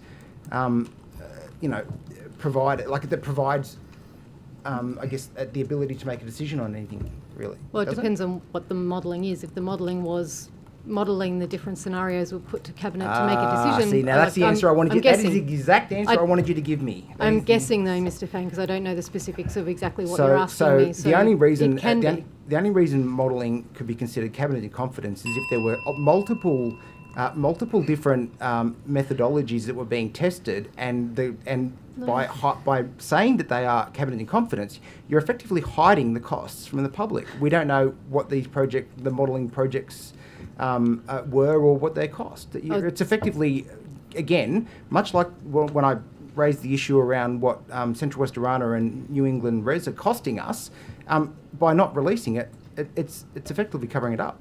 Is it not? I wouldn't say that. Yeah. Should we just take that as an It was a inspector? statement. Look, I got it in at the end. The bell was there, and I just thought I'd just got go your big for it. gotcha, Inspector. It's wonderful I just to want see to be clear though how that that's not what I said. Clearly. And I do not agree with the statement. No, well, that's certainly how I interpreted it. Thank you, Ms. Curtin. We hear that. It's certainly wonderful to see the Nats so concerned about tree clearing, finally. Mr. Ruddock. Well, if you're going to do it properly. I mean, we can probably show you. Thank Over you, to We you, wouldn't leave Mr. birds Fang. dead on the ground. That's Mr. for sure. Fang. Now, my question is again to Mr. Nicholas Rowley, the chair of the Net Zero Commission. Mr. Rowley, what industry in New South Wales over the last 2 decades has cut the most amount of carbon emissions? That's a really good question. I will take that on notice because I don't know. I am really surprised. Your job is to get out of bed every morning and think about carbon emissions, and you are not aware which industry is reducing it the most. Can you have a guess? I could have a guess, yeah. Well, we're ready. But I won't have a guess. Well, okay, well, I'm going to inform you of something that you absolutely should know, sir. The New South Wales mining industry has cut their carbon emissions by 34% since 2005. Does that sound right to you? It certainly sounds interesting, and I'm really keen to get to the heart of quite what lies behind the number that you quote. Well, I mean, they've been heavily persecuted by buildings like this, and they've been forced to, via coercion, to reduce their carbon emissions. So they've reduced it by 34%. I would have thought, you would have thought this is the leading industry. They're cutting. Now, I want to put on the record, I don't think carbon emissions are important. I think it's hocus pocus science, but the majority of this building does, and you do. So I am disappointed you're not aware that the mining industry has been leading the way in New South Wales. Now, what percentage of carbon emissions in New South Wales do you think are produced by the mining industry? Again, that's a very good question. When I do get up in the morning, I do often think about the climate problem. Yeah. I also think about other things as well, related to my work, but also my life. But is this your full-time job broadly. as the chairman of the Net Zero Commission? Yeah, and I start that job when I get into a professional context. I'm just saying I do think about other things when I wake up, just as a point to make. Yes, I'm assuming you're well paid, and these are two fairly elemental facts. Okay, well, the New South Wales mining industry, sir. But I haven't answered your question, and I'm not being flippant because it's an important question. So in the work that we've done, and indeed this is pretty well known, if you look at the resources sector within New South Wales, it accounts for around about 12% of the emissions from our economy. That's not insignificant. That's the resources sector. If we then look at the role that mining plays within that, it's quite a high number. We're talking about over 90% of 12%. So it's quite significant. And the actual abatement potential going forward within this sector may be quite significant, and it's something that's really worth exploring. And of course, my colleagues in the EPA do that, not just by sitting in this room, but there are very good people who are out there who are doing that in other places. So the question that you put forward in relation to the role that mining may play, it's potentially quite significant. So 88% of New South Wales carbon emissions are not related to the mining industry. You've just agreed with that. And they're reducing their emissions very rapidly. So it does seem odd that this is like the stellar industry for your thing, your pet project. Just so that we're clear, my point was on the resources sector, of which mining is part. It's not fully it's not only mining. Now, I have been told that almost all coal mining in New South Wales is already regulated to reach net zero emissions under the Commonwealth's safeguard mechanism. Mm-hmm. So they're already on track to achieve what you want. Well, we can have a lengthy conversation about the safeguard mechanism if you like. Is that how you do? Shall we do that about Sure. the adequacies or other adequacies or otherwise of a federal government policy driver? I mean, if you want to, I'm happy to do that. Okay, they have plans in place. Look, they're already cutting emissions very significantly, and they are abiding by this Commonwealth safeguard mechanism. So I just wonder why we actually need another body to tell them what to do. Why the taxpayers? I mean, since they're already on the. I'm sorry, when you're using quite broad euphemistic terms, what other body are you referring to? The Commonwealth safeguard mechanism. Yes, but you said we don't need another body to tell them what to do. So Well, you. So you're talking about your net zero commission. We are currently undertaking work on coal and what the capacity is for the mining sector to make a further contribution to the emissions reduction, which are legislated in New South Wales. Okay, so Mr. Rowley, we've been through some of your senior staff, we've been through some of your commissioners. It does look like an anti-coal mining activist group that's funded by the taxpayers. That's what it very much looks like to us. And 88% of emissions have nothing to do with the mining industry. Sorry, so why are we singling out this industry? You used the word us. I thought it was you, or is it the committee, or is it you and others? I'm not quite sure what the position is. Is it you, or is it us? Because I'm... Yeah. Hang on, well, so I need clarification on what you're seeking clarification of. So you referred to us. Are you referring to us as the committee? Okay, in sorry, your just question? remind me, in what capacity did I say us? That's what we're asking. We're trying to. Okay, well, look, I think you mean consumers the in New South climate, Wales. your group, your taxpayer-funded group, the Net Zero Commission. Just for clarity, that the Parliament established. It's not Mr. Rowley's group. Parliament established. The taxpayers are funding it. Okay, the Net Zero Commission. So it's in legislation. Us. Yeah. And that creates some confusion because it doesn't appear to me that way. Yeah. So do you mean it may appears to you, It Mr. appears Ruddock? to me. Thank you. That's Perfect. Thank you. Okay, it appears to me that what the New South Wales taxpayers are funding a group which is obsessively anti the coal mining industry, which is a huge industry for this state, keeps the money flowing into the government and keeps jobs going. So it does seem to me odd that this is an industry which is doing the right thing, according to your textbook, but we still seem to be overly focused on them. Because your personnel are, they're either on the board and they're like invested in the alternative to coal, or they are lifelong activists who are anti-coal. Do you think this is a good use of public? I mean, couldn't your activity, sir, be privately funded? Why do the taxpayers need to fund your group?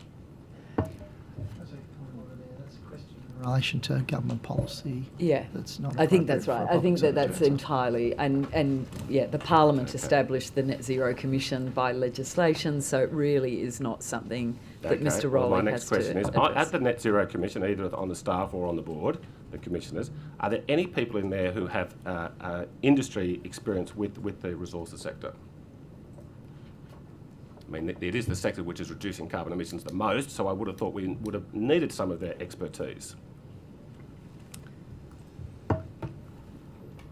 We do, but I will take that on notice because I can give you the full details of the CV of at least 2 members of the Commission, whom I know, of course, very well, but I would rather defer and take that on notice so that I can give you the real details of the contribution that they've made through some of them, not wishing to be in any way reveal their ages, but they have experience which goes back 20, 25 years.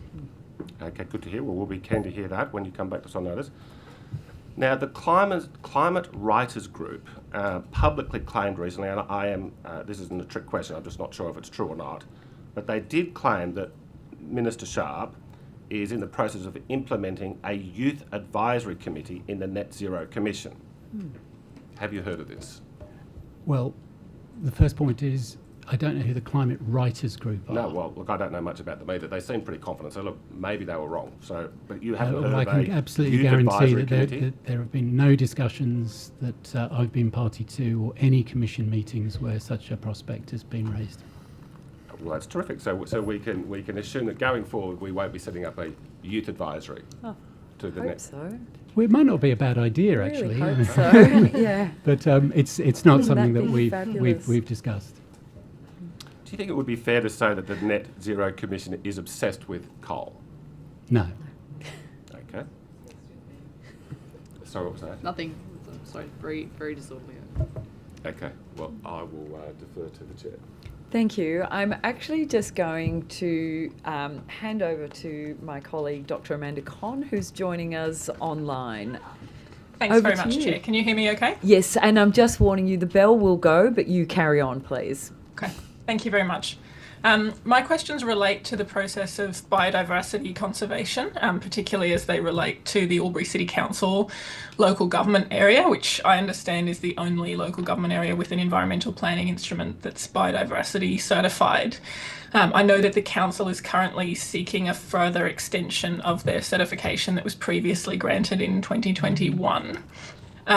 As evidence that Albury City Council has maintained or improved biodiversity values, they've submitted a list of activities undertaken, but not any assessment of vegetation extent or integrity, no assessment of habitat suitability or any species surveys. So how can this be deemed sufficient evidence of maintenance or improvement of biodiversity values?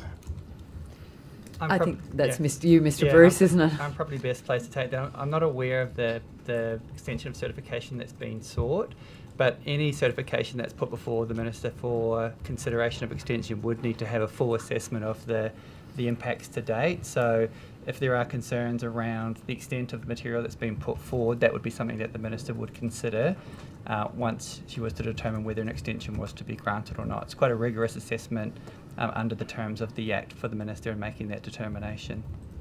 Sure. So just part of my concerns come from the fact that the original certification was conferred back in 2011, and that obviously the new Biodiversity Conservation Act 2016 establishes a much more robust framework than the Threatened Species Conservation Act 1995. So an extension of this existing scheme, would you be satisfied that those methods meet the same standards that apply to all other certifications made under Part 8 of the Biodiversity Conservation Act 2016? There may still be some transitional arrangements in place when the new Act came into force as well. I can take on notice exactly how that kind of differential will be dealt with through the assessment process. Thank you. I appreciate that being taken on notice. This certification has already been extended once, and there's now a further extension being sought. Is it your understanding that the Minister has the power to make that extension twice? Let me take that on notice. I'll be able to come back to you during the session. Thank you. In 2021, the approval that was provided by the Department of Environment to Albury City Council directed them to review the effect of the Albury Local Environmental Plan on biodiversity values. What evidence have they provided to satisfy that direction? Again, I'm sorry, I have to take that on notice. I haven't seen the application that come through. I'm sure my staff may be reviewing it, but I haven't seen any of that detail, so I'll take that on notice. Okay. Thank you very much. I'll hand back to you, Chair. Thank you very much. Mr. Chappell, can I just quickly go back to, you said that 6 senior executive roles are to be deleted from through the EPA restructure process. I am informed that the organisational charts that have been circulated only show that 4 roles have been delimited and 1 director position has been created. And I understand that means, therefore, there's a net reduction of 3, not 6. How are people seeing this differently to you? No, I mean, that's not correct. Sometimes, if you look at, say, the annual report that I think showed 30.8 senior executive band roles, that's the distinction between roles versus full-time equivalents. So our total number of senior executive staff is 33 that's it's gone from 33 to 27. Yep. Some of those people might be job sharing with a colleague or transitioning from parental leave or some other arrangement. So I understand that information. So we've got the annual report for 23-24 states that there were 30.6 full-time equivalent senior executives as of the 30th June 2024. Based on the senior leadership team chart, there are only 31 positions. The change management plan claims that 33 senior exec roles exist, and that has been reduced to 27. Yes. So there's a discrepancy there. Is there some way, or would it be helpful if you could at some point maybe take on notice, but provide a list of each of the 33 positions that do exist? Because I think there's some misunderstanding. So the 33 positions that do exist, the full-time equivalents of each of those roles, and therefore precisely which 7 have now been eliminated, or is that something you can speak to? Yeah, no, the number is from July 2024 when there were 33 roles. So the new organisation chart shows 27, which was finalised yesterday.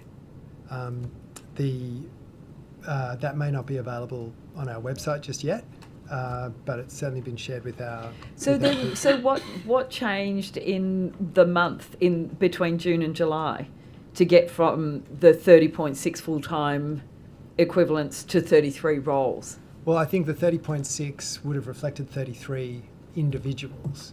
That's what I'm saying. 30.6 is full-time equivalent. So obviously we don't have 0.6 of a person, but someone might work 3 days a week, being the 0.6. But there's a number of people in that category who are not performing full-time work in those roles. So you're saying, so you've kind of flipped, or not flipped, sorry, I'm not trying to be flippant, you've interchanged the terms full-time equivalents and, in fact, positions, therefore.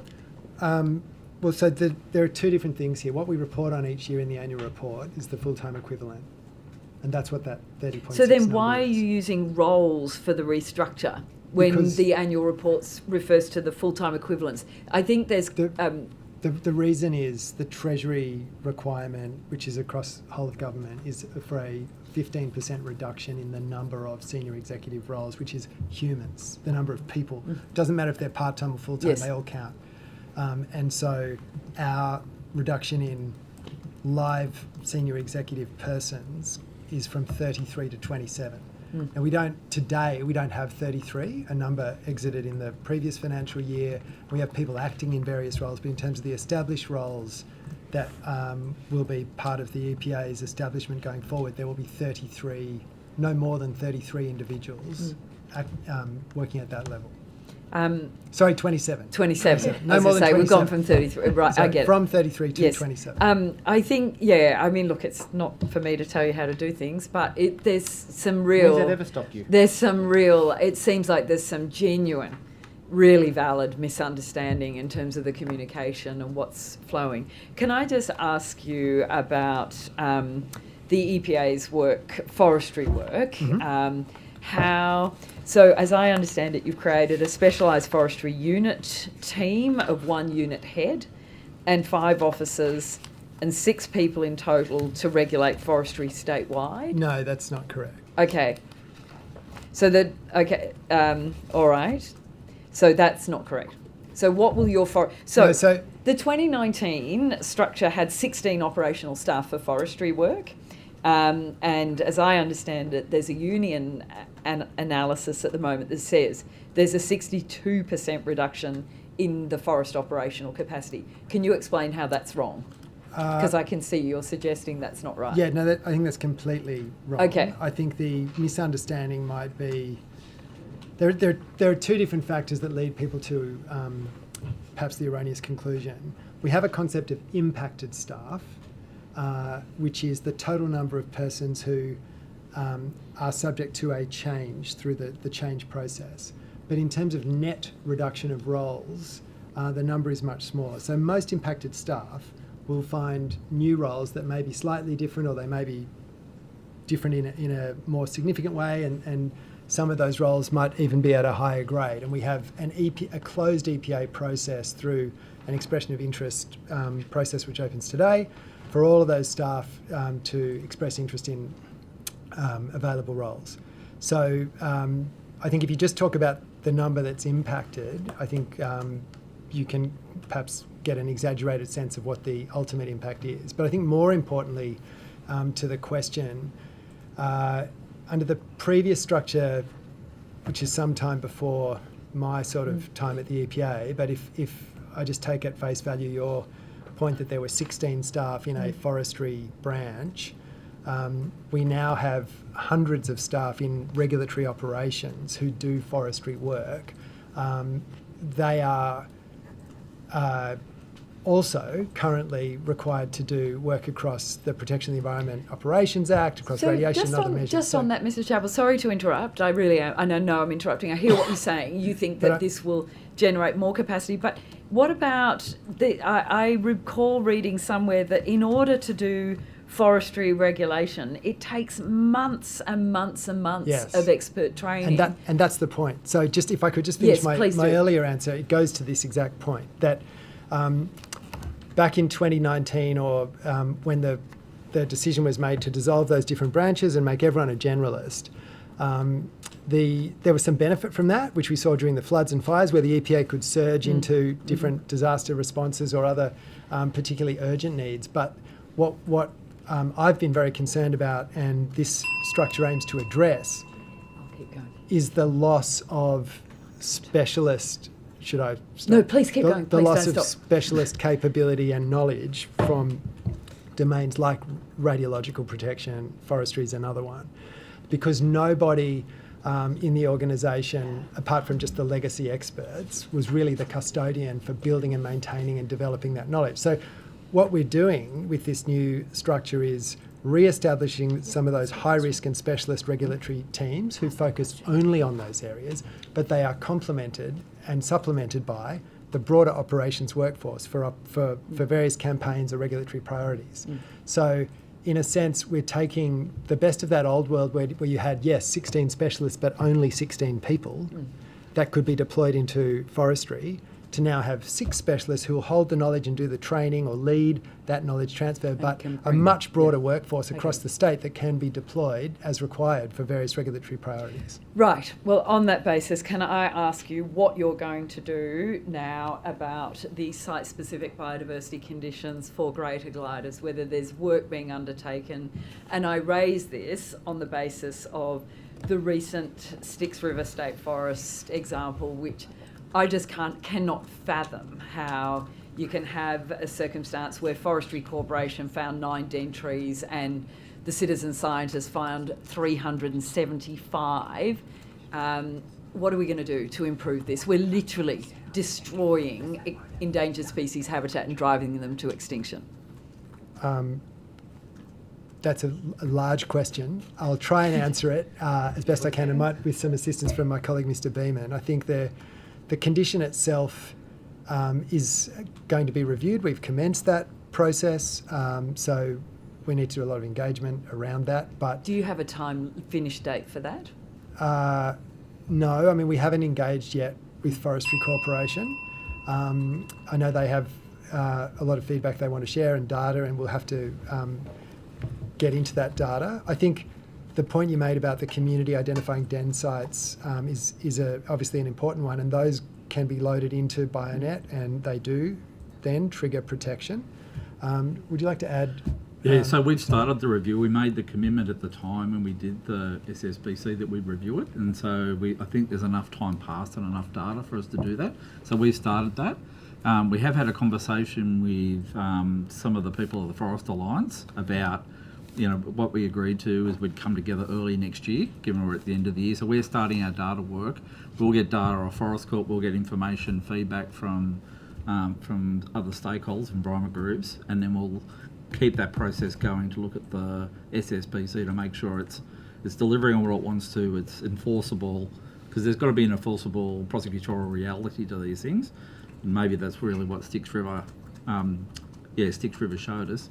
And then how do you use more things now that are modern, modern use of technology such as the drones. The drones, Yeah, yeah. So we're really open to all of that, but we actually need to get the work done, and we've already started that work. Thank you. Okay, you have 2 minutes. Thank you. Thank you. Mr. Chappell, both the Leader of the Nationals, Gurmesh Singh, and the Shadow Minister for the Environment, James Griffin, have called for an audit of wind turbines to determine where asbestos may be contained. Has the Minister ordered you to do this yet?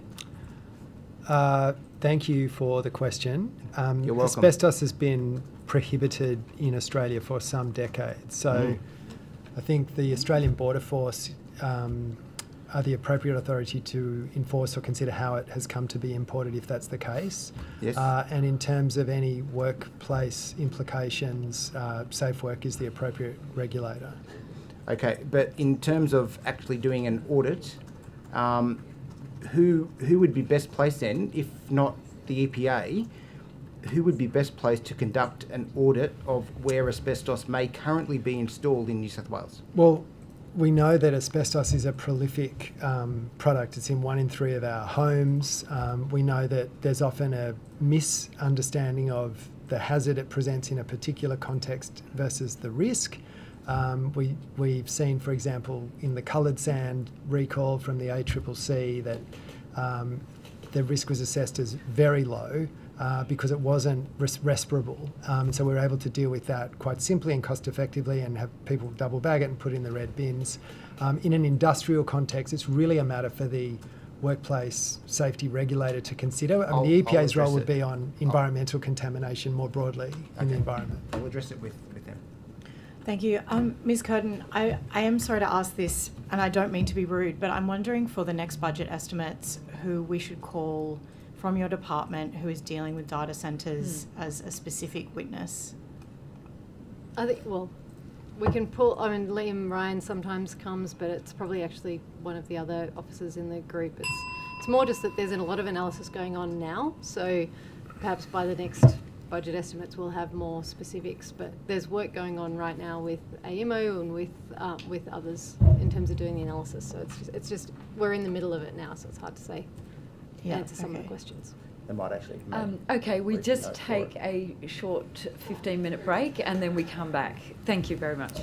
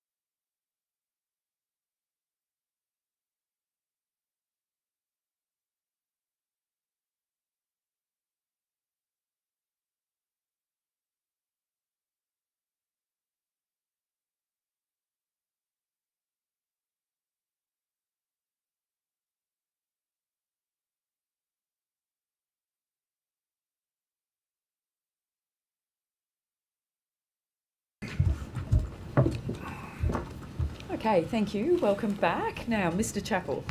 Thank you, Chair. Just to clarify, I think you mentioned earlier the future EPA state would be 6 staff in a forestry team. It's actually 8. So the original proposal was 6, and through the consultation and iteration of the structure, we've been able to make that 8.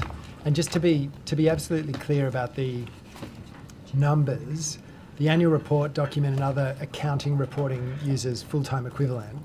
The Treasury requirement and our structural documents talk about roles, which is really a synonym for individual people.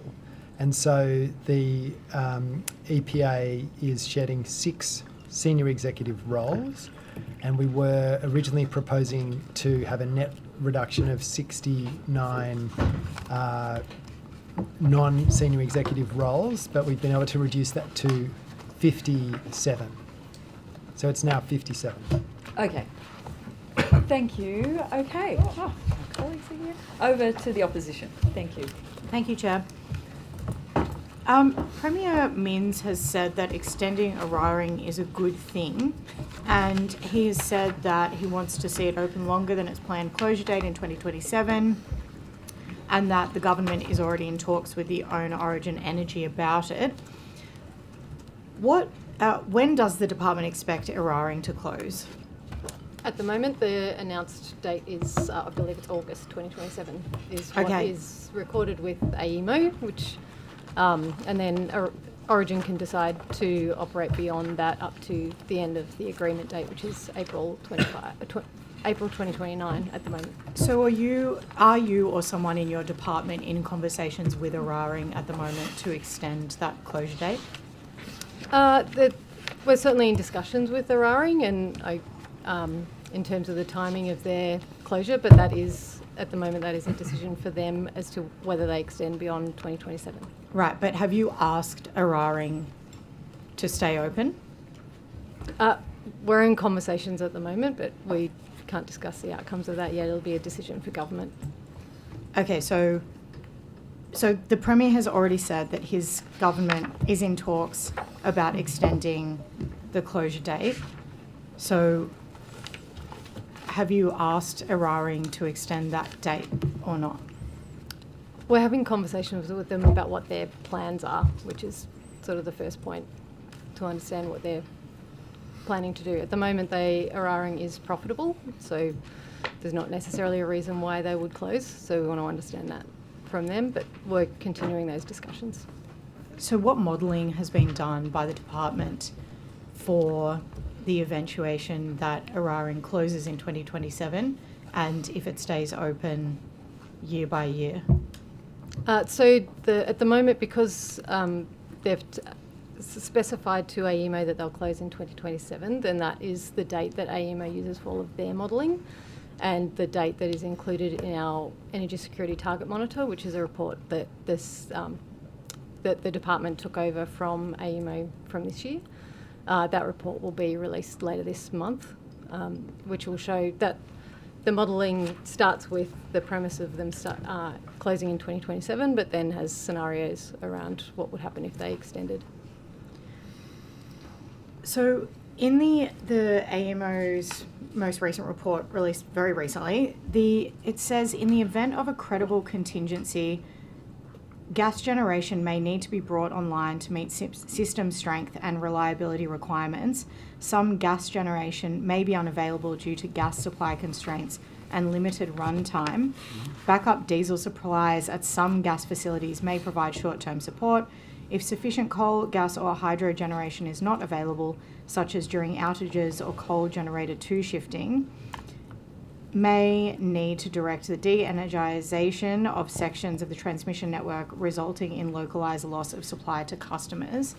So given that statement by AEMO, what work is being done to actually ensure that diesel is not required to underpin the electricity network?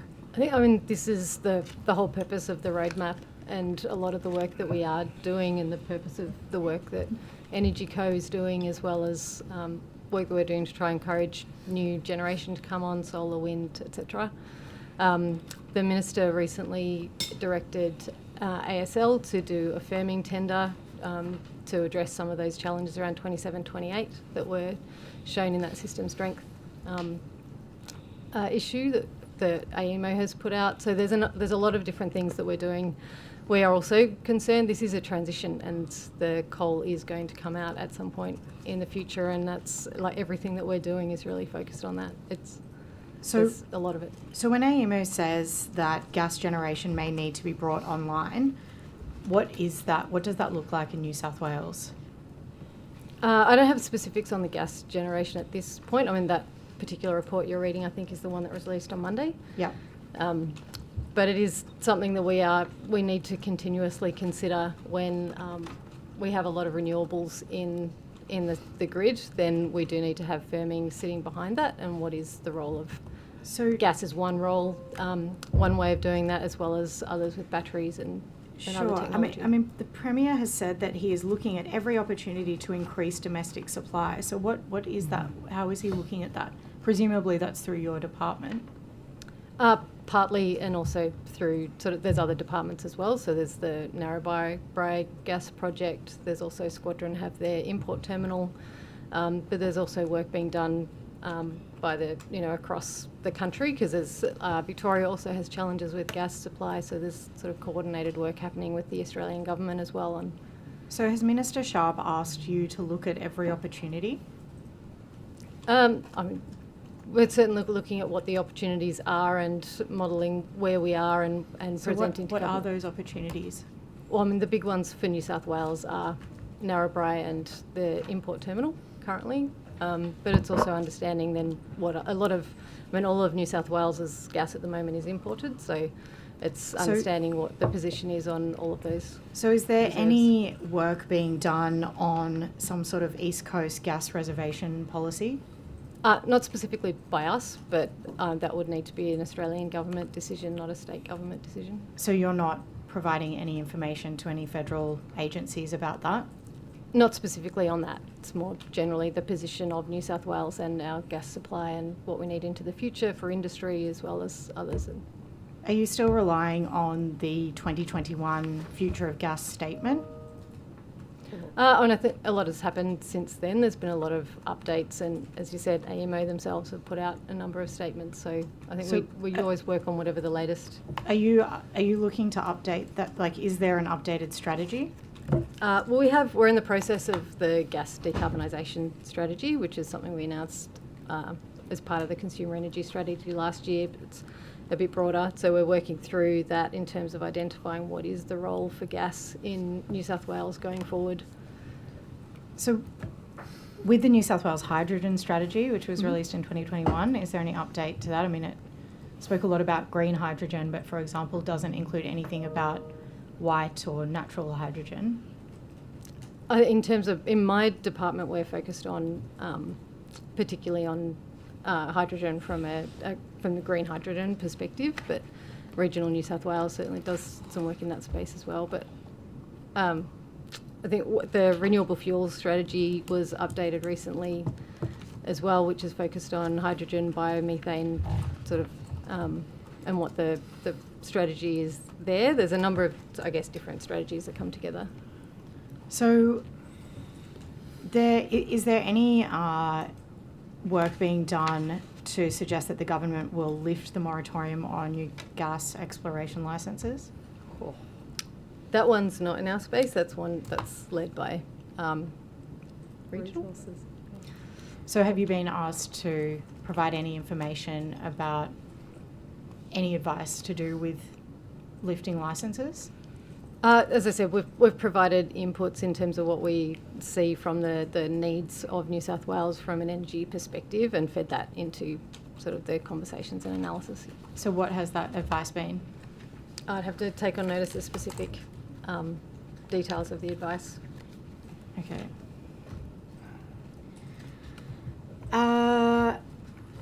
Is there an update on the marine park reserves from the environment perspective? Ms. Pepper, who's the relevant Deputy Secretary, is not here, but are you talking about the Marine Network Management Plan or the Marine Reserves? Marine reserves. I have to take that one on notice, I'm afraid. Okay. Yeah. Okay, I'll go to the waste levy. I presume that's Yes. Mr. Chappell. So this is something the government promised would be done before last Christmas. I'm wondering if it will be a gift to the public to have a new waste levy policy announced. I expect there'll be some further communication this year, but these are policy decisions for government. So have you provided advice to the minister that gives a rate, for example, an updated rate that they can then decide whether they want to make a policy or not? Well, the waste levy review considered all the parameters of the current levy and its operation, including how it escalates at the moment, and any potential adjustment to the area, the different rates that apply in different areas, some of the other externalities. Obviously, we need to also consider any macroeconomic impact, as well as any perverse incentives and how those might be addressed with asbestos or illegal dumping and a number of other matters. And so we've provided comprehensive advice across those domains, and they're currently under consideration by government. Okay. Has the government asked you for any further information since you presented that piece of work? Look, I really can't speak to a cabinet process.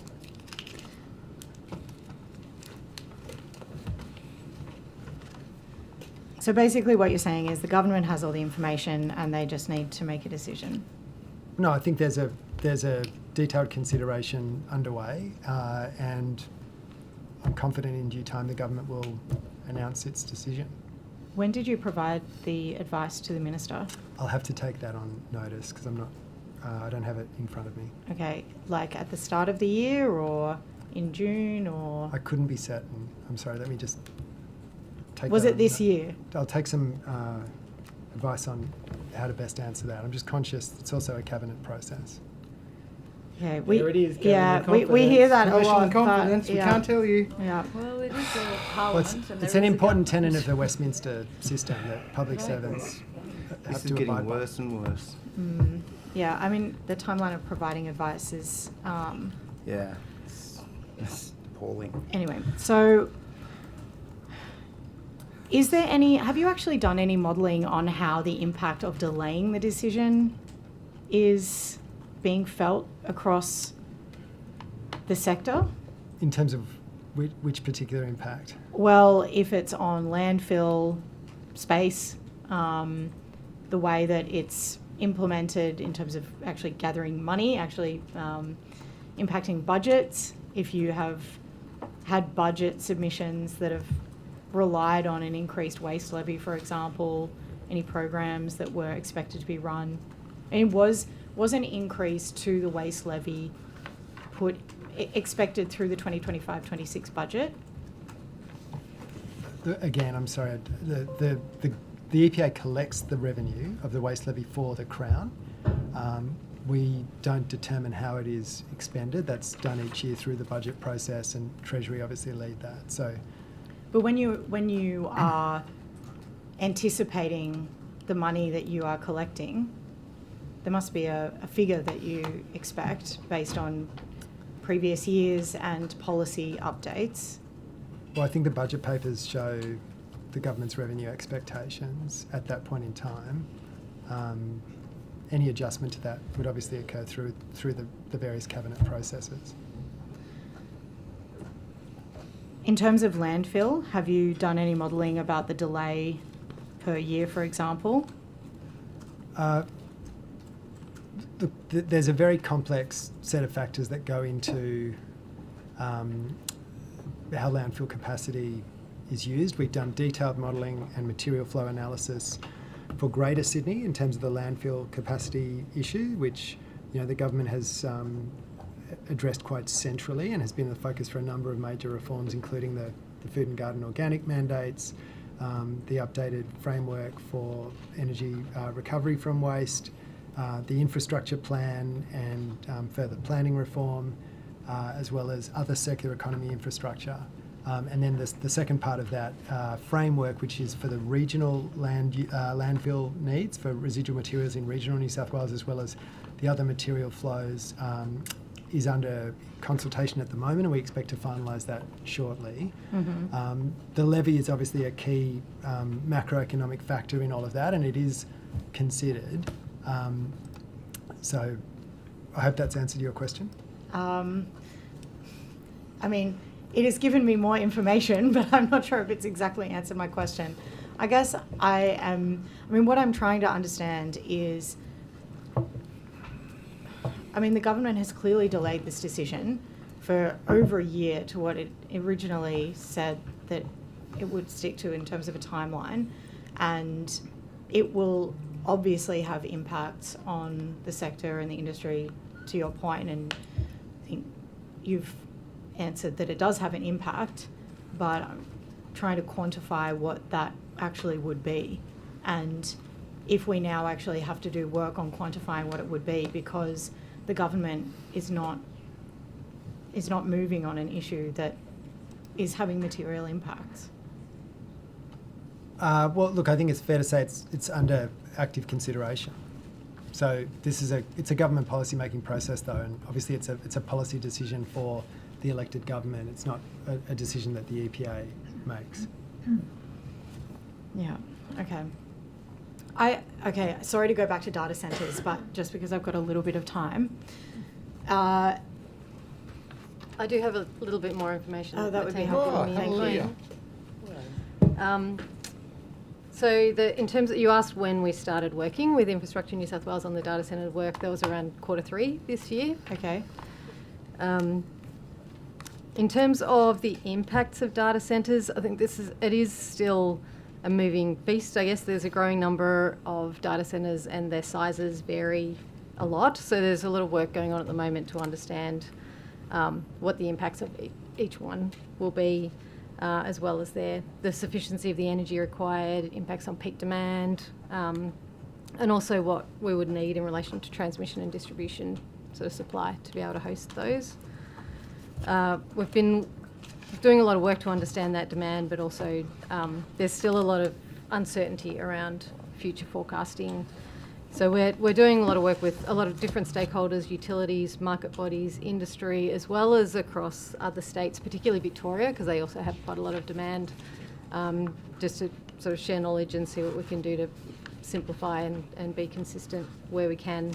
So that work is still underway. I'm told that Infrastructure New South Wales does intend to release a public strategy, but I don't have information around the timing of that.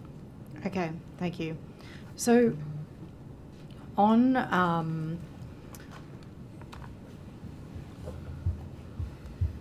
the specifics, there are obviously data centres that have been approved pre-IDA. Are those projects actually going to your department for any sort of advice before they're actually approved? So not the projects, but when they go through planning may come to our department for some advice on the impacts and the ability to connect. And do you ever suggest or recommend conditions be placed on those development applications according to the analysis that the department does? We can, and we'll certainly note if there's constrained environment or we've got concerns around connection, but that's exactly what we're trying to work out now, is what those sort of conditions we should be looking at are and what's reasonable. The data centre technology has changed quite a lot, so trying to understand where that is now, what data centres are capable of doing. And one of the other angles is how flexible they can be. So often data centres will say they need 100% sort of stable electricity, but obviously to the extent they can be flexible to a degree in peak times, then that helps a lot in terms of alleviating the impact on the grid. So we're trying to understand that as well. Okay, so are you considering putting the types of conditions on these applications that include that a data centre provider must generate X amount of energy in accordance with their own use? That's certainly one of the things we are looking at, yeah. Okay, but that hasn't happened yet? No. Okay, so there's no requirement? It's in the mix, yeah. Okay. What's been considered. And have any data centres had requirements placed on them related to their energy consumption so far? I don't know. I'd have to check with planning on that, but we can take it on notice. Okay, that would be helpful. I know that my colleague has a question. Oh, sorry, thank you. I just wanted to go back. Ms. McCoy, you said previously in an answer that the tree clearing that occurred on Mathowie Road was part of the EIS. Are you confident that that roadworks was part of the EIS? Because I've just received information to say that the roadworks were specifically excluded from the EIS work by ACERES. Are you sure that those roadworks were covered in that EIS that was approved? The briefing that I received is that it was within the EIS. It was something that went under consultation. But I'm happy to review on notice, but the information I have now suggests it is because the reason that the widening of Marotheri Road was needed was for safety concerns because of to meet Australian standards in relation to the roads, and so therefore that would have had to go under consultation and so forth. So there has been consultation for an extended period on it, so I'm happy to review one more time and take that on notice, but I am, with the information I have with me today, I'm reasonably confident. Thank you, Chair. My question is to Mr. Douglas Paris, the Executive Director of the New England Res. Thanks for joining us, Mr. Paris. So I understand the New England Res, the original plan was for the solar panels and the wind turbines to be in the Northern Tablelands, but then we need a big, massive transmission line to get the power down to Singleton. So the original plan for the last few years, I understand, was to come down through Bendemeer, skirt around Tamworth, Dungowan, Nundle, and then hook up with Singleton. But then a lot of planning had been going into that, a lot of activity. But then in September this year, it was abruptly announced that we were not going to use that transmission line. We were going to move it quite significantly east via Walker down through Gundy. Could you give us a quick summary of why we had that abrupt change in the transmission route? Certainly. I'll keep it brief. I could go on too long, so just let me know if I'm going into too much detail, which I have a tendency to do. But nonetheless, I guess fundamentally what we're doing is, as you say, it's a res. We need to connect the res to the transmission line at Bayswater or near Singleton. So what we're looking at is that bulk transmission corridor. How do we get two 500 kilovolt lines to connect those two? So that was the challenge. We had an initial corridor, as you've outlined. I won't repeat it. We've been looking at that for a while. It's a design development process, as I was referring to a little earlier, where we start with what we know from desktop information and other sources, and we then go on the ground and engage with landowners, community, etc., and undertake field investigations. But I think importantly, a lot more technical studies. The design develops over time. That's the fundamental nature of designs, and you learn more about the design as you do that process. In this instance, we were looking at a few factors to keep it at hopefully an appropriate level for this conversation.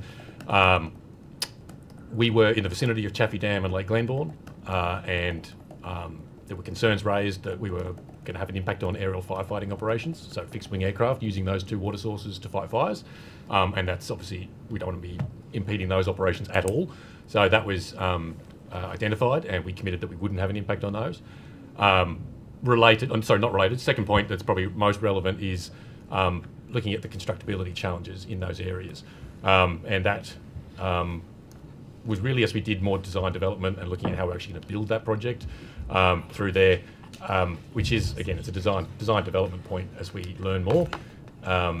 We were looking through that area about how we were going to access where the towers are. They often follow ridge lines. The scale of the towers is quite large. The ability to access some of those ridge lines was becoming evidently more challenging. If I just fast forward to the impacts of that, I guess that ultimately leads to some concerns about the volume of earthworks involved to actually make the tower pads themselves, the foundations that you need to erect the towers, the access to get the plant and equipment up there, so the access tracks that we needed to build, and the gradient of those. And then related to that, if those access tracks are becoming too steep to get the heavy plant and equipment, the cranes basically, up to the top of the mountains that you want. Then you start to look at alternative construction methods, and that's, in the case of towers, is heavy lift helicopters, and those have got their own impacts and risks and challenges. So we were looking at those as constructability challenges. They're not insurmountable, but they're challenges, and I guess what we were really asking ourselves is, can we resolve them within that existing corridor, or is there a better route? And that's fundamentally what we've been looking at, is that. The logical next question, I think your question was, why do we make the change? That was identifying the problem, I guess. Then the answer is... well, we have wasted a few years and a lot of money on this, and I'm worried that we're going to do exactly the same thing with the new route, okay? Now, you and I were at Gundy a few weeks ago, Yep. with a community consultation for Energy Co. Now, there was a lot of very smart and cranky people in that room, and one of them got up and he said that his estimate is that the taxpayers have blown $200 million on the feasibility study of the original route. Now, then I asked Penny Sharp in the Parliament, does that, is this true? And she says it is possible that, yes, around $200 million has been wasted because we've abandoned the old route. Do you have an update on what that figure could be? I don't. As far as the cost, I mean, I think the important point is this is a design development process, and that takes time. From our perspective, I guess, we've made the corridor change because we think it's a better solution. And we're looking at a long-term asset. We're looking at an asset that's going to be there for at least 50 years.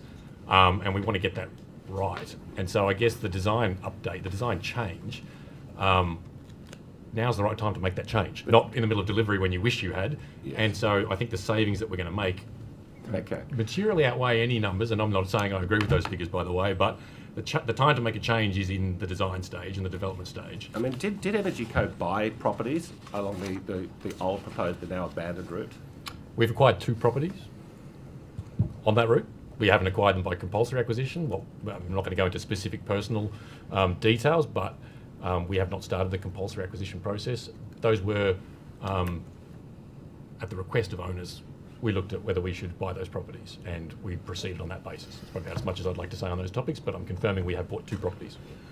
Now, the property owners of the current route that we're working on, they are, I mean, I know in the central west Arana res that a lot of farmers did get bought off. They wanted to sell because they were more marginal farmers, but you've been to Gundy, it is prime agricultural land. The impression I get with those people is that not one of them wants to sell.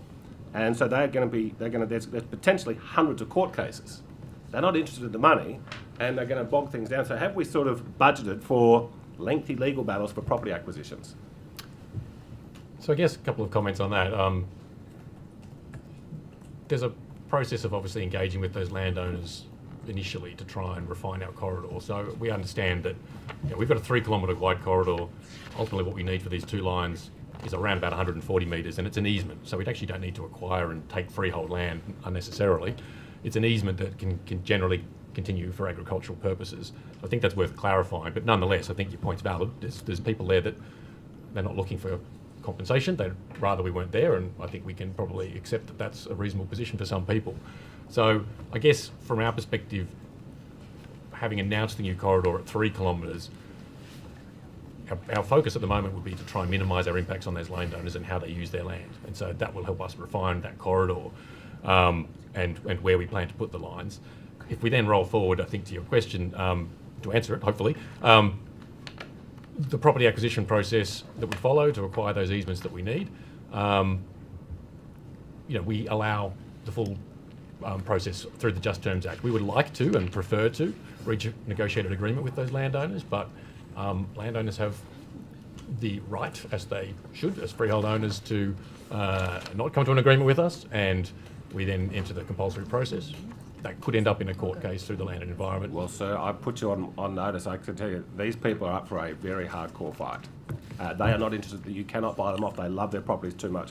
Now, some of them have told me that if we're going to have transmission lines, we need to be generating energy somewhere, and I understand that's going to be on the northern tablelands. But some people have told me that not only is there none of these wind farms or solar farms have been approved, that they're not even under construction. Now, surely that couldn't be right, could it? There's a number of projects that exist there now, but I guess if we roll forward to what we're trying to do... on paper, or is there things look, it's a small number, but what we were talking about, we're talking about connecting 6 gigawatts of transfer capacity to the res, and then there'll be new generation projects that need to connect. Those projects, they're not approved. So there's a few things that a project needs in order to generate the electricity that we need, send the electrons that we want down a transmission line. One is a transmission line, so that's what we're working through. Their timeline for delivery is less than ours, so they can deliver their projects quicker than we'll be able to get there. So there's a parallel process that we're running. Those projects, there's a lot out there. There's a lot of projects that are appetite. They're not all going to get up. We accept that, and they're going to change. But the timing for us they're developing their projects. They will go through a planning process, and whether they get planning approval, that's beyond me. That's through obviously the D5 process. They also need to get to their own investment decision. Again, that's more of an internal matter for them. What is relevant is they also need an access right, and that's the right to connect to the new network. So we haven't run that process yet. So there is, just to be very candid, there are no projects that have an access right to connect to our transmission line right now, and that's okay, because that will run in the future, and that will be a parallel process, which is the same process that we ran more or less for CWO res. So it's not like it's untested. It's just we need to do a certain amount, the generators need to do a certain amount, and we both kind of need to get there together at the end at the same time so that the electrons can flow back. So we're going to build the transmission lines first, and then we're expecting that the solar farms and the wind farms will be built then. Maybe can I Sure. just check that's accepted worldwide practice. You don't tend to build power stations with nothing to connect to. So building a transmission line, we can go into it, but can roughly take 5 to 7 years. Building renewable energy takes can take roughly 2 to 4. So the process that we're going through is a very standard and acceptable one. We're consulting on the transmission line first, because that's what the generators need to know is coming before they would invest in developing the generation that would connect to the transmission line. Okay. Ms. Boyd. Thank you very much, Chair, and good afternoon to all of you. I'm just going to follow up on some questions in relation to Eraring and also data centres, and rest assured I've listened to the answers, so you don't need to repeat. I wanted to start with you, Mr. Rowley, in relation to the idea of Eraring being extended again. How does that impact on the emissions budget? Well, there's been no decision taken, as my colleague Kim stated. So obviously when there is a decision taken, if a decision is taken to extend the life of Eraring, that may well have implications. So it's not something the Commission has looked at all? No. So no modelling has been done as to No. what that would be? No, not by us. Do you have the figures for what the 2-year extension has already created in terms of emissions from when it was slated to be closed previously? No, we haven't done work that's that specific in relation to the future of Eraring. Okay. I think up until a few years ago, many of us were imagining a trajectory of transitioning away from those kind of heavy emissions sources of energy towards renewables. There's not just the speed of the renewables rollout, but also the levels of demand. Mm-hmm. Now what we're seeing from data centres and other things is a real sort of increase in projected demand. Is that something that the Commission has looked at? No, we haven't looked at it, and we have no plans directly to look at it, but we absolutely recognise that there is an issue in relation to the question of data centres. Do you see it as a significant risk to actually meeting the legislated targets? It potentially is so, but I would refer back to the answer that Kim gave, in that when we talk about data centres, we think we're talking about the same thing. We're not. They come in a whole variety of different sizes. They have a whole variety of different elements within them, where they sit on the grid, all of that. It's an area which is not that novel, but nonetheless we have a conversation where we sort of make the leap from new data centre equals enormous requirements in relation to energy, equals implications for our emissions reduction targets. There will be relationships between those factors, but I don't think it's quite that simple. So if you look at things like the largest data centre in Europe, and I'm no expert on data centres, don't get me wrong, but the actual environmental impact that some of those larger data centres now have in Europe is far less than people expected them to be. Yes, and then a lot of them are far more than people expect them to be. Now, I appreciate that, but I guess listening to the answers that have been given this afternoon, as well as the answers to my questions this morning in planning, it seems like the government is casual observers in this space, and what the public would like them to be and what business would like them to be is planners and leaders. So if we know that there are certain types of data centres that are better in terms of the demand that they have on the grid, for instance, or water usage or whatever it is, we would be expecting government to say, well, these are the ones we're approving and not these ones. How is anyone doing that if nobody is modelling it? And I appreciate you said that the work has begun now, but we've got 90 data centres in New South Wales. We've been approving them since at least 21. How is it that we haven't thought about these issues previously? Perhaps I'll come Well, to I think you, it Steve. certainly is being thought about, and as I said, that's sort of the purpose of that Infrastructure New South Wales group being brought together. It's being led by them, but certainly fed in by our team. And any of the modelling around energy impacts is done either by AEMO or my team sort of together, but it's not done by the Commission. I'm looking at the Climate Change Authority, when it recommended a 65 to 75% range for the climate target for Australia federally. That then was cut to this 62 to 70% on the basis of transition risks, which explicitly included this significant growth of data centres. So they recognised it as something which radically reduced the climate targets. In New South Wales, the Net Zero Commission must be looking and going, well, this is a real problem for us as well. We ought to be sounding the alarm, or we're not going to meet our legislative targets. Is that not something that's within the functions of the Commission? It very well could be. If we received a reference, or indeed if we as commissioners wanted to focus on that particular issue, I'm sure we would be very happy to. I think the Commission does provide an annual report, which they provided a report last year, and there'll be sort of another report next year. But in that, they're looking at all sort of emissions, and the last report did state that we are not on track for 2030 and 2035, but that's why there's a lot more work still happening now. We're preparing a new net zero plan currently. The Net Zero Commission are providing some advice into that, as well as sort of other agencies. There's a lot of work, as well as the electricity sector, happening around looking at what we need to do in terms of a sector plan for, say, transport, the built environment, agriculture, others.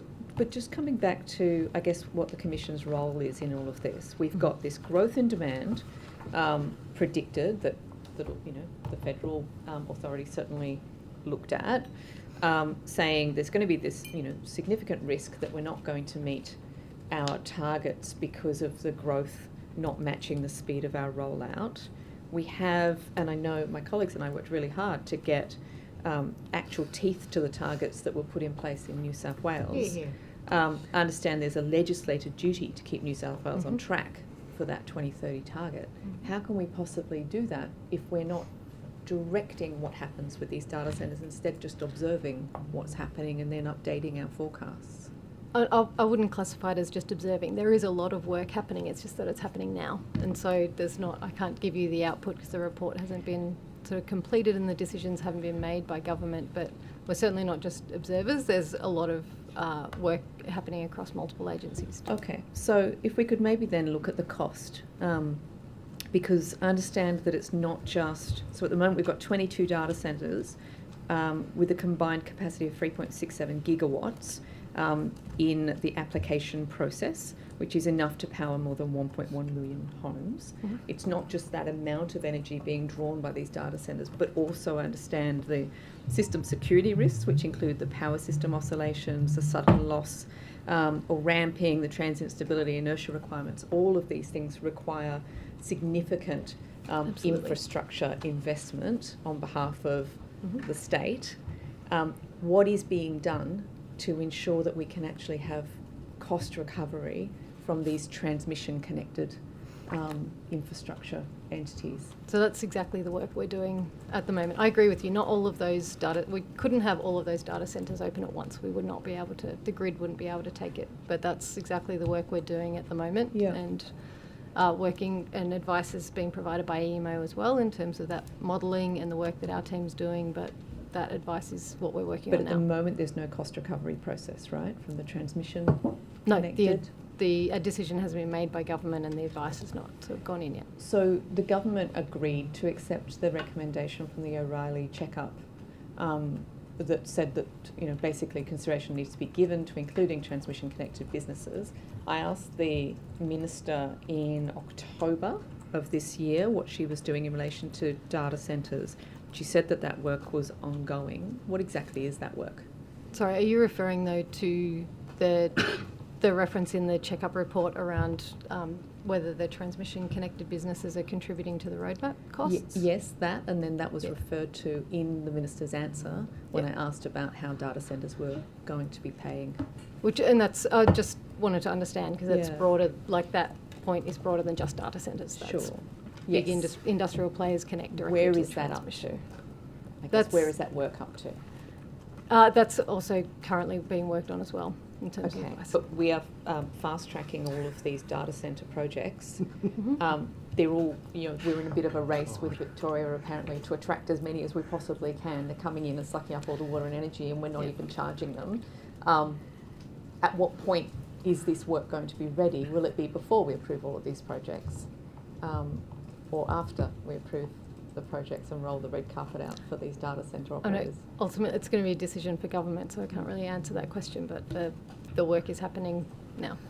Okay. Mr. Rowley, did you want to add something? I can see please. it. Yeah. Oh, look, I suppose I just wanted to say from the perspective of the Net Zero Commission, one way to look at our role is we're not government, but we are of government. It's sort of an institution and organisation that a friend of mine who's been working in this space for a very long time, he calls organisations like us an in-betweeny organisation.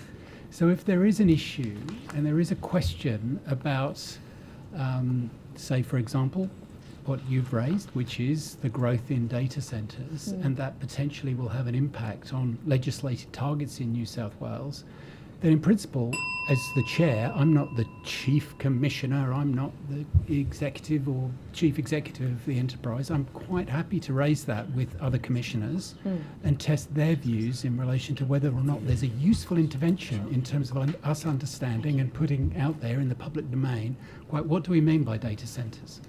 And what potential impact might they have in terms of their electricity and energy use? And we'll see what my fellow commissioners say, but there's also this relationship between the need for data centres and the growth in artificial intelligence, for example, and quite what the role is that artificial intelligence might play, good, bad or indifferent, with regard to us understanding the sort of decisions that might be required to reduce the risks of global climate change.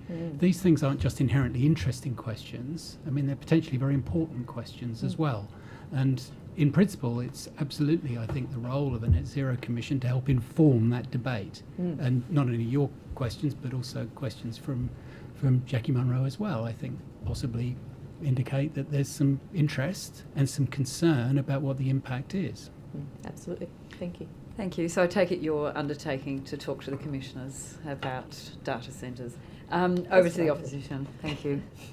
I note that, Ms Curtin, you said that Infrastructure New South Wales have been working with energy, the Department for Energy, since Q3. And I was wondering, the trade and industry strategy, which I've been very critical of incidentally, but it was released at the beginning of the year and it mentioned data centres, saying that New South Wales already houses a number of major data centres with a strong pipeline of interest. I'm wondering if you were consulted or your department was consulted at all, given the government's trade strategy includes a mention of data centre pipeline. I believe we may have seen a draft of it and provided some comments, but I'd have to go back and look at exactly. Okay, so there wasn't any further thought of investigating the issue of data centres and energy use, given that trade and industry strategy. I'd say data centres have been something that's been on the radar for quite some time. It's been raised in the sort of AMA reports for a number of years now, so it's not like we've only just started working on it, but this new group has just been brought together during Q3. Okay, thank you. Ms Curtin, are you aware Belgrove Advisory was provided a consultation contract for the New England Res? Maybe? Sorry. Sorry, I can't hear you.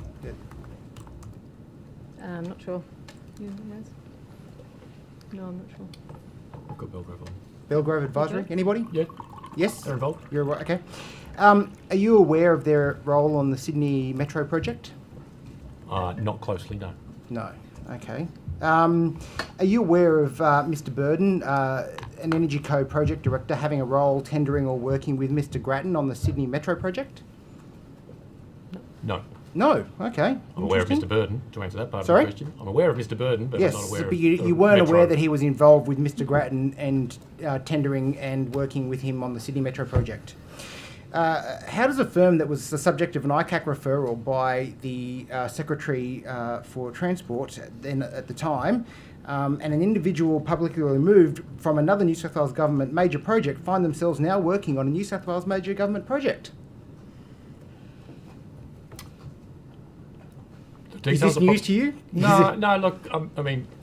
You're aware or you weren't aware? I don't know. Tell me. No, I'm aware. My understanding is that there were no adverse findings out of that process, but I might take that on notice and come back if that's okay, just to confirm. Okay, and was the appropriate declarations of interest declared prior to or during the contract process, tendering process? You can take it on notice. I'll take it on notice. You look a bit shocked. I'm happy. I just want to make the observation there's a difference between an investigation and a finding of fault. And No. And look, I mean, if you're aware of the issues and you've considered them, that's great. But it doesn't look like you have. So, I mean, that's all I'm asking. If Terrell, and this is Terrell Station, and I asked some questions on Tuesday, was still operating as a productive cotton farm, and they were found to have been transacting in unmetered water in the same way that New South Wales DECU was on behalf of the Commonwealth Environment Water Holder, would they not have faced a penalty in the same way that was confirmed 2 days ago by the Minister? I did see the testimony a few days ago. That would really be a matter for NRA to consider. All I can say around the operations at Terrell, it was good to see Mr. Barnes' testimony that water that is diverted at Terrell is recorded, reported and debited against a licence in accordance with the law. Okay, so in those circumstances, would they still be permitted to use the same methodology of determining water volumes as referenced in the supplementary budget estimate session on Tuesday? I think where that was going on Tuesday was the difference between metering, which can be easily done from a pipe, versus, in many circumstances, environmental water, which needs to be measured because it is different in nature from other water take and can't be measured in the same way. So what you're saying is that a private user can't use the same methodology that we're allowing New South Wales DECU to do on behalf of the Commonwealth Environment Water Holder? No, that's not what I'm saying. I'm saying there are particular challenges around the way that Well, that's what I'm asking. Are we allowed to do that? Maybe you could reframe the question or repeat the Can question. a private user use the same methodology that DECU does? I think it would depend on the circumstances. Where a meter is in place, they are required to use that meter. Where in circumstances metering is not possible, other measurement techniques are approved. Can you provide, please, on notice, the details of how the methodology is used and calculated for water volumes and the records and the water volumes that have been transacted at Terrell? Over what period? Sorry? Over what period? Since March 2023 would be a good... When the world started. Yeah, well... Sure. Or it ended. Happy to take that on notice. Thank you. That's the answer that I was hoping for. Could you please provide, and I'm happy for this to be on notice because it may be short, it could be lengthy, I don't know, all the properties that have been purchased for the purpose of becoming a national park since March 2023, which are above 1,000 hectares, including the date of purchase, the location, the size and the price paid. I think that would definitely be on notice. I don't have that that's level the of end. detail here, That's although the I'd love answer to to- read them all out to you, but I mean, I don't have look, them if you here. had them, I might actually, be somewhat prepared for that. But now I want to go to the Great Koala National Park issue for a moment. Just north of Cott. Sorry. Yes, we'll see. When was the department made aware of the government's decision to announce the Great Koala National Park? As in, when they were going to have the announcement date on Father's Day? Let me get that note there. So I'm just getting the right note up. This is with National Parks who weren't called, so I'll see what I can provide you. Here he is. So sorry. That was, A representative from National Parks here. Perhaps it's better to direct that question through. Well, no, I'm asking when the department was made aware. If the acting secretary is happy to answer it, sorry, can you just repeat the specific question? I've got When was the department made aware of the government's decision that they were going to announce the Great Koala National Park? probably immediately when the decision was made. Probably we would have been providing advice on it. So straight after the decision was made, I imagine we were advised. So I know when the announcement happened. I'm asking when the department was made aware by the government that they were going to make that announcement. I'd have to take that on notice. I don't have that detail. Thank you. Who made the decision to introduce a moratorium on the Monday after the Father's Day announcement of the Great Koala National Park? I imagine that was a government decision. Yeah. Okay, so I think there was a direction from the forestry minister. No, I appreciate that. I guess what I'm asking is who instructed the forestry minister to make that instruction? I imagine, was it a decision of cabinet? Was it a decision by another minister? If the department's aware of that, I would appreciate an answer on notice.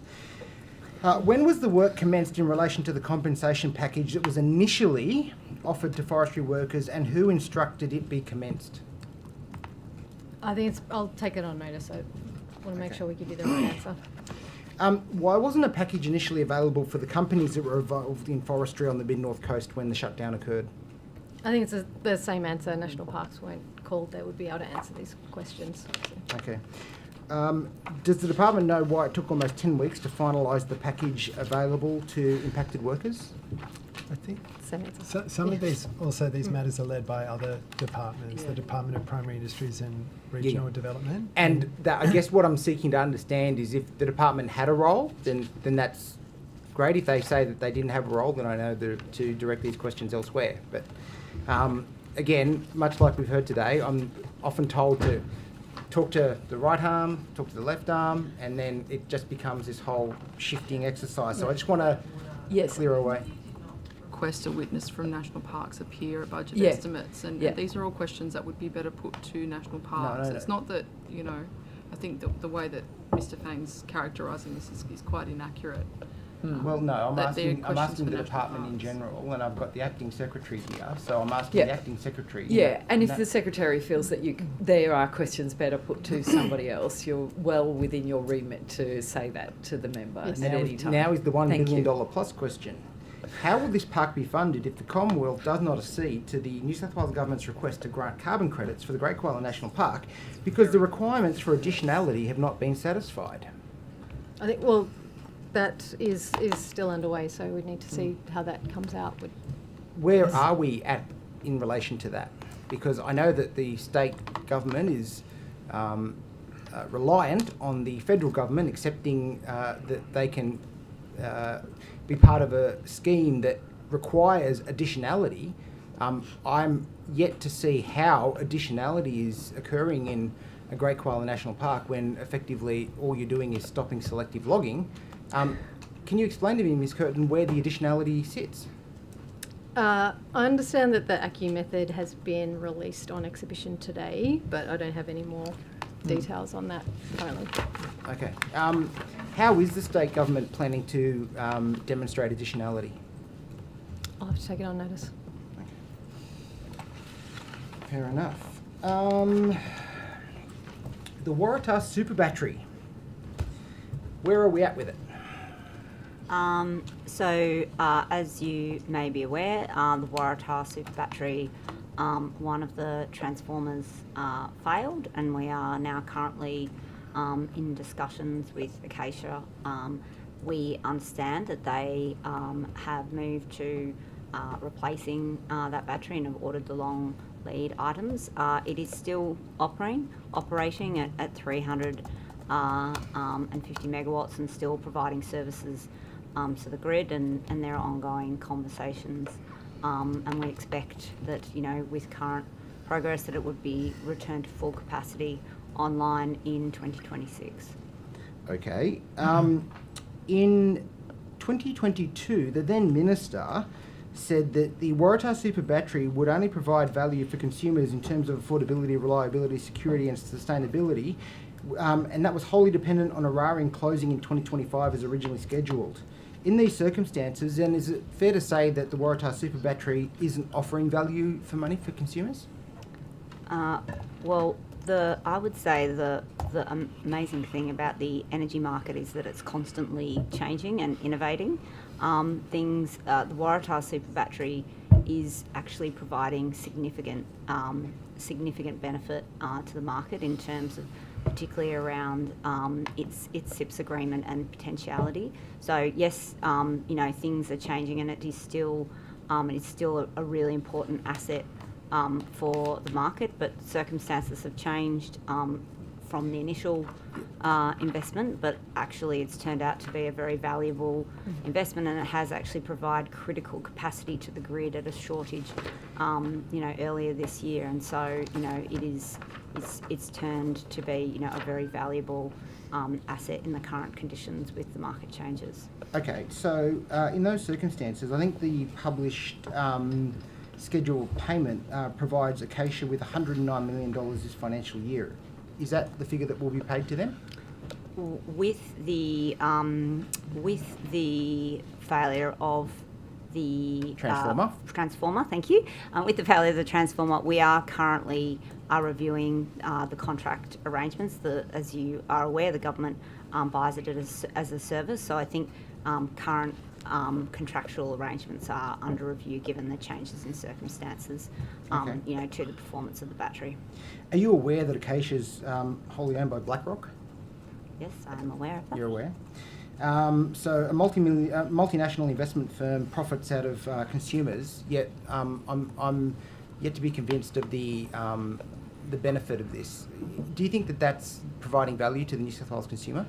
Yes, I think there is real benefit of because the Acacia only gets paid once the services are performed. They are currently being reviewed. So actually, I think that the contractual structure provided under the thing has stood the test of time, and it really is something that is beneficial to the market. And so Acacia is under risk to make sure that the asset will be perform in order to receive the payments. Transgrid also receives payments, don't they, from the operation of the battery? Yes. Okay, and are they in a similar structure? Are they paid? Are they just paid regardless, or are they paid for the service? I would like to take that on notice, but we all work very closely. In fact, recently I was out at the Walgrave Centre with Transgrid, actually with their operations centre, actually seeing the Waratah Super Battery being drawn on, and all of the operators there Transgrid operators had said to me multiple times what a good asset it had been, and so it's something we're working through. No offence, they're not going to tell you it's a bad asset though, are they? I mean, let's be honest. How much has the Waratah Super Battery added to consumers' power bills? We, as I said before, Energy Co is not responsible for the cost to consumer bills, but I would say it has gone through, it has been approved and it has gone through, and as it's going in operation, it's currently providing value to consumers, but as to the exact cost onto consumer bills, that would be a matter for the department. Okay. In circumstances where the battery, as you say, is providing a service to New South Wales, can you outline the cost savings to residential, or just say consumers in general, that the battery has provided, and for the service? So, in effect, how much benefit has it provided in lowering people's power bills? I can't give specific numbers, but in illustrating the point, the way that we know that it does provide value to customers is because it provides additional capacity. So at the time when, say, if one part of the network is under challenge, or there's generation and there's constraint, it provides additional capacity. And if that didn't happen, there might be more constrained power, which would therefore make power prices go up generally. So it is it is very dependent on market conditions, and we wouldn't be able to say, okay, it's X dollars right this now, but the way it's working. Well, we can, can't we? We can actually do that because we know that if we didn't have it in place and it wasn't either providing, I guess, a capacity to the grid. I mean, I understand the stability it may provide to the grid, but we can calculate if it wasn't providing capacity to the grid, what it would do in relation to the peak demand pricing that was, surely we must be able to quantify how much money it is or not saving the consumer. So I think I will again defer to the department on actually how we report that saving. What we can say, as I think what sounds like we're agreed on, is it does provide saving. What you're asking is... No, I'm asking if it provides a saving. I'm not convinced it does for what we're paying for it, and given that it is only operating at 1/3 capacity or even less at the moment because there's currently a transformer that's down, I want to understand, given the amount of money that they're contracted to receive, how much are they receiving, how much benefit we are getting from it, what savings is it providing to consumers, and what are we paying on our current power bills, because we are paying for it through the EII process. Yeah. So I think just to sort of clarify where we are on process, because the transformer failed and the full operation has gone back in time, the contract and the payments are currently being negotiated and they're being reviewed. So because we're buying a service, those payments will be made when the service is provided. The service is provided when you're saving, when there's benefit, to the consumers. So what I am none the clearer from any of these answers as to quantify. But let me try again. We because the schedule of the SIP service being available has changed because of when the transformer will come online.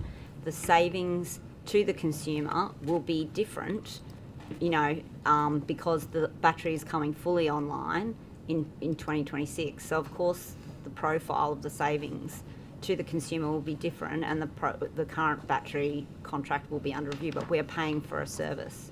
So it's a service agreement. So that's the way in which the contractual arrangement works. Okay. Just going back to energy, is your department doing any work on white hydrogen or gold or natural hydrogen, depending on who you're talking to, but it's the same thing? I'm not sure about those terms. I mean, certainly on green hydrogen. So my understanding is that South Australia and Queensland have been granting licences to look for white or natural hydrogen, which is essentially a low to zero emission energy opportunity, and that it's something that we could be pursuing in New South Wales. And my question is around whether we are pursuing that, or if anybody is researching the opportunities that it holds. I'm not aware of it in our department, but maybe something at regional are looking at from that perspective. But I can take on notice and double check. Okay, thank you. And is it something that the Net Zero Commission has looked at? I've actually never heard the term before. Yeah. Okay. Well, here's your start. But I'm keen to. I'm keen the research to learn. commences. I'm yeah, keen to looks learn. like an exciting opportunity. Okay, Mr. Raddick. Thank you, Chair. So my questions are for Mr. Doug Paris, the Executive Director of the New England Res. So, Mr. Paris, we were discussing last time that originally there was the transmission route through what we call the Dungowan line. Now there's the new route. Now, I've heard that the new route is going to cost about $331 million more than the old route. Does that sound correct to you? No, it doesn't, is the short answer. But it's going to be more expensive? Do we... No. Accept that? No. No? No, we don't. We've got a different opinion. I know some people in the community believe that. I think we have done that analysis. We've looked at how from what we know, we've got to continue to do more work, but from what we know of the corridor, the new corridor, its constructability, how long we're going to be out there, the volume of earthworks, the extent of access tracks we've got to construct, whether or not we can build it using conventional methods, i.e. cranes, as opposed to using heavy lift helicopters, the risks, the certainty of that. It's an easier and it's a faster way to construct with less risk, it's going to cost less to go that route. You believe that the new route will cost less than the previous route? That is. I mean, that is one of the metrics that we use. We released our report, and the metrics are available on our website as to what we've done that. We redacted cost information, but I think cost is one of the metrics that we look at. It's not the only metric. We need to weigh up a bunch of pillars, of course, a bunch of criteria as we look at which corridor is preferred. That information is available. When was the Board of Energy Co first advised of the, quote, constructability challenges, end quote, for the Dungowan route? I probably need to get back to you with the exact date on that. Just a ballpark would be Ballpark? fine. Like, somewhere in the June to July period, I would say. So prior to them, there must have been some discussions internally that, gee, we do have a problem here. We've been looking at this route for the last couple of years, and we've got, you must have seen it was coming. Just, do you want me to help? You can go, sure. Because I actually remember this. I think you're correct. Like, it was brought to the board in around the June or July period. And constructability was being looked at, but it really wasn't until they were getting down to very detailed cost analysis around the access tracks and around some of the tower pads that triggered the thinking around the alternative route. So I would support what Mr. Paris has said about that was about the timing that it was brought to the board's attention, and then there was a detailed work carried out by the project team in looking at the two routes in parallel as to the various benefits and of the two routes. So I believe that Mr. Paris's memory is correct. Well, the date I was given was the 30th of June this year that the board was advised, but then just 4 weeks later, we've come up with the new transmission line. It does seem like a short period of time, and I understand that there was no scoping report done. Is that accurate? So we've got the scoping report that's currently available was released in July 2024. Obviously, that's the previous route. For the new route? For the new route? No, we haven't released the scoping report yet. We're preparing that now. Right. I mean, the scoping report, I think it's important to remember what the context of that document is and what it isn't. I mean, the scoping report is it's a document that is part of the planning process. It ultimately goes to Department of Planning. It is available, but it's not. It's more of a description of the project and the process we're going to or expect to go through to assess the project. And Department of Planning uses that to engage with agencies and councils and the like to give us our CEs. Effectively what we need to make sure we assess in our EIS, I guess. So that scoping report we are updating. That's going to be available this year. It's not quite out yet. But I think, as I said, that's a step in the planning process that is focused on the new corridor. The comparison of the previous corridor and the existing corridor is material that we've made available on our website as well. Well, what documentation or evidence was presented to the board to support this abrupt change of decision? A summary of the report that's basically on our website, to be honest. It's got the key metrics in there, and that has formed the basis of the presentation to the board and their considerations. We also assembled an independent review panel as part of that process, so we wanted to make sure that some experts from outside of Energy Co, independent, reviewed our work, challenged us, and gave some views on that. So that was undertaken as well, and they provided their views directly to the board as well. Now, the original generation capacity for the New England RES was officially described as 8 gigawatts. However, the gazetted declaration of the RES referred to a network capacity of 8 gigawatts. This implies the generation capacity might be as high as 16 to 18 gigawatts. How and when did the capacity of the New England RES go from an 8 gigawatt generation zone to an 8 gigawatt transmission zone? That is sometime before I was involved. I probably need to take that on notice and come back to you on that one. As you say, the legislation was passed in 2021, so it's been 8 gigawatts of transfer capacity for some time, but I'll take the comment about generation capacity versus transfer capacity on notice. So it sounds like we're going to have to build basically twice as many wind farms and solar farms on the Northern Tablelands than were originally forecast. Does that sound accurate? It's an 8 gigawatt, it's legislated as an 8 gigawatt transfer capacity. We're focused at the moment on delivering the first 6 gigawatts of that transfer capacity. We call that stage 1 and 2 because that's fairly imaginative.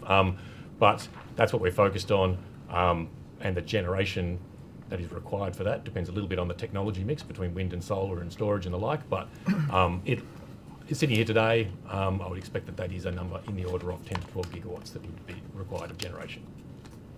So, Mr. Paris, can you just give us an overview of the timing from here? So, if everything goes according to plan, when will we have the transmission lines? When will construction begin? When will they be completed? When will we be generating electricity from this res and having it plugged into the national energy grid? Sure. So, there's a lot of milestones I could talk to. Let me try and give you a high-level version. We're at a 3-kilometre wide corridor. We need to narrow that in, obviously, as I mentioned, with landowner engagement to 1 kilometre. There's a planning process to go through, so that EIS, the Environmental Impact Statement, would follow. We're expecting to exhibit that publicly in the second half of 2026. And obviously that's a process where the public can make submissions and we go through that process through to planning approvals.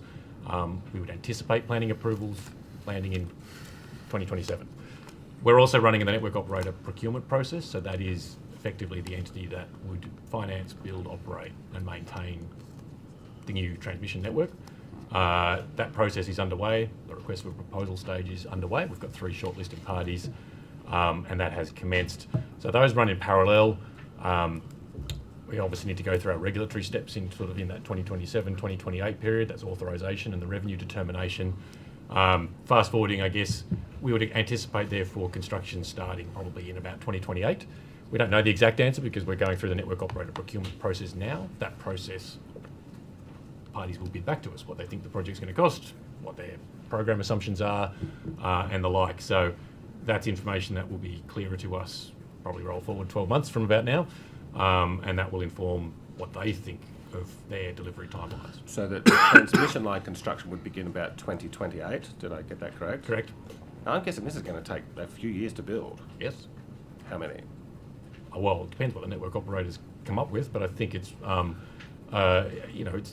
it's a project, we're delivering it in 2 stages, so there's the 2.4 gigawatts initially and then going to 6 gigawatts. Delivery timeline would be in the order of 4 to 6 years. Right, so we're almost 2026. So you're saying by 2032, this res is going to be providing electricity to the rest of the state? That's when we're expecting to be able to energise, yes, and that's these are the timelines that we assess. We're coming up from one perspective, and obviously AMO and other entities look at it from the perspective of a needs analysis, and obviously aligning those two is very important. And providing that confidence to the generators is obviously equally important. As I say, the transmission line without generation is not much good, so that's why running that process and giving confidence to the generators is a very important step in our process as well as we go forwards. And what do you expect will be the entire overall cost to the taxpayers for this project? I mean, the way the EII Act is set up is that consumers ultimately pay, electricity consumers pay for the infrastructure. And so, the process that we go through from where we are, the network operator will, or the bidders, the tenderers will go through their tender processes and we will assess them across a range of criteria. But ultimately one of those is a cost estimate from them and a cost that they would enter into a contract with us. I think importantly, there's a range of checks and balances on top of that. So we get, there's multiple layers of regulation, I guess, but 2 that are probably most relevant, I think, to your question. Firstly, the consumer trustee plays an important role in authorising the network. I would have preferred just a ballpark figure on what this whole thing is going to cost, just the New England res, what it would be costing the taxpayer. Well, it's consumer funded. Yeah. Ultimately, it's consumer funded. So we don't have any taxpayer funding lined up for this project, and we're positioning. Thanks, Chair. Now, are they? Thank you, Ms. Fairman. It's over to you. Thank you. Mr. Chappell, last time we spoke in budget estimates, we spoke about the issue of lead in Broken Hill. After that estimates hearing, ABC aired a program on it. And you said to the ABC that even though the Mark Taylor report was delayed in terms of its public release, that there was no delay in the health protection and environment protection work that it facilitates and recommends. Is that still your public line? Broadly, yes. The Taylor report highlights the systemic nature of the challenge of lead in Broken Hill. It's a legacy of 140 years of smelting and mining. It's a very specific context posing significant challenges. My point in making those comments was that to address the overall exposure pathways and risk for the community requires addressing all of the sources and pathways of that contaminated material. I just wanted to point you to some internal documents, because I think these prove otherwise. If I can just finish my answer. The work I highlighted was the work undertaken by Transport and Crown Lands and other landholders around areas that are not the subject currently of mining, but where there is significant contamination to suppress dust, and then some of the regulatory work through pollution reduction programs on the mines beyond their operational direct crushing and mining systems to the broader areas where they disturb and can generate dust. So that was the point that I was trying to make. Mr. Chappell, has the EPA managed to get the Broken Hill mines to reduce lead emissions from their mining activities in that time? Well, there's ongoing work to ensure dust is suppressed from those sources. But have they reduced their lead emissions?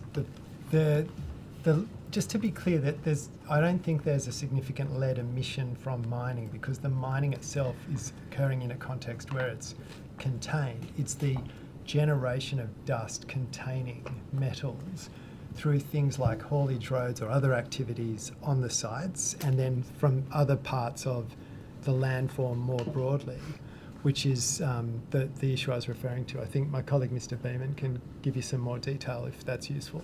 So I just want to circulate these documents, because they're that I believe will be circulated in a second, and get you to turn to a particular page where, because there's a whole of government strategy, is there not? Yes, they're being circulated. Yeah, they're being circulated. I don't think it's correct to say there's a whole of government strategy at this point in time. I think the Premier's department is convening a whole of government work program to develop that strategy, but that is work currently underway across government. Okay, so there's a couple of things here. Firstly, on page 14 of the documents that I circulated, there is an email that is to EPA officials, including yourself, Mr. Chappell, 1st of June 2023. This is from Divya Patel, who says that is essentially relaying a presentation that Mark Taylor gave to the Department of Premier and Cabinet, as well as EPA officials, and what he says there is that Mark Taylor's point was that it's very hard to separate the relative contribution of the active sources from the legacy soil contamination sources, and don't waste your time, just get on and address them both, and that the primary issue is the presence of ongoing lead sources in the town from active mining as well as legacy soil contamination. Yes, so the question was what you're doing to reduce lead emissions from active mining. Well, have they done that? That is exactly the point I just made, Ms. Fairman. So I've engaged myself with Professor Taylor on this question,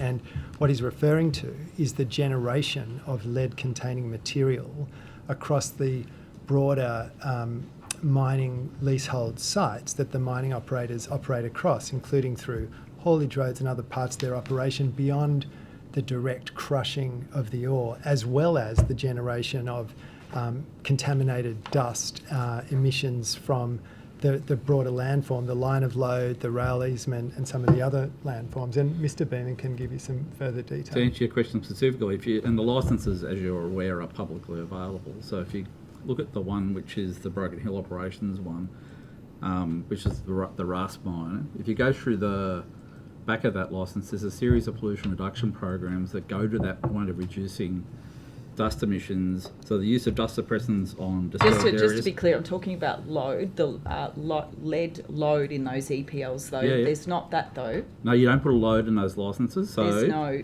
in terms of what mines so have you're to looking do for the in license to terms have a of license limit, reducing but they lead. don't have a license limit. They don't have to do You got to anything. let me finish. Though they do.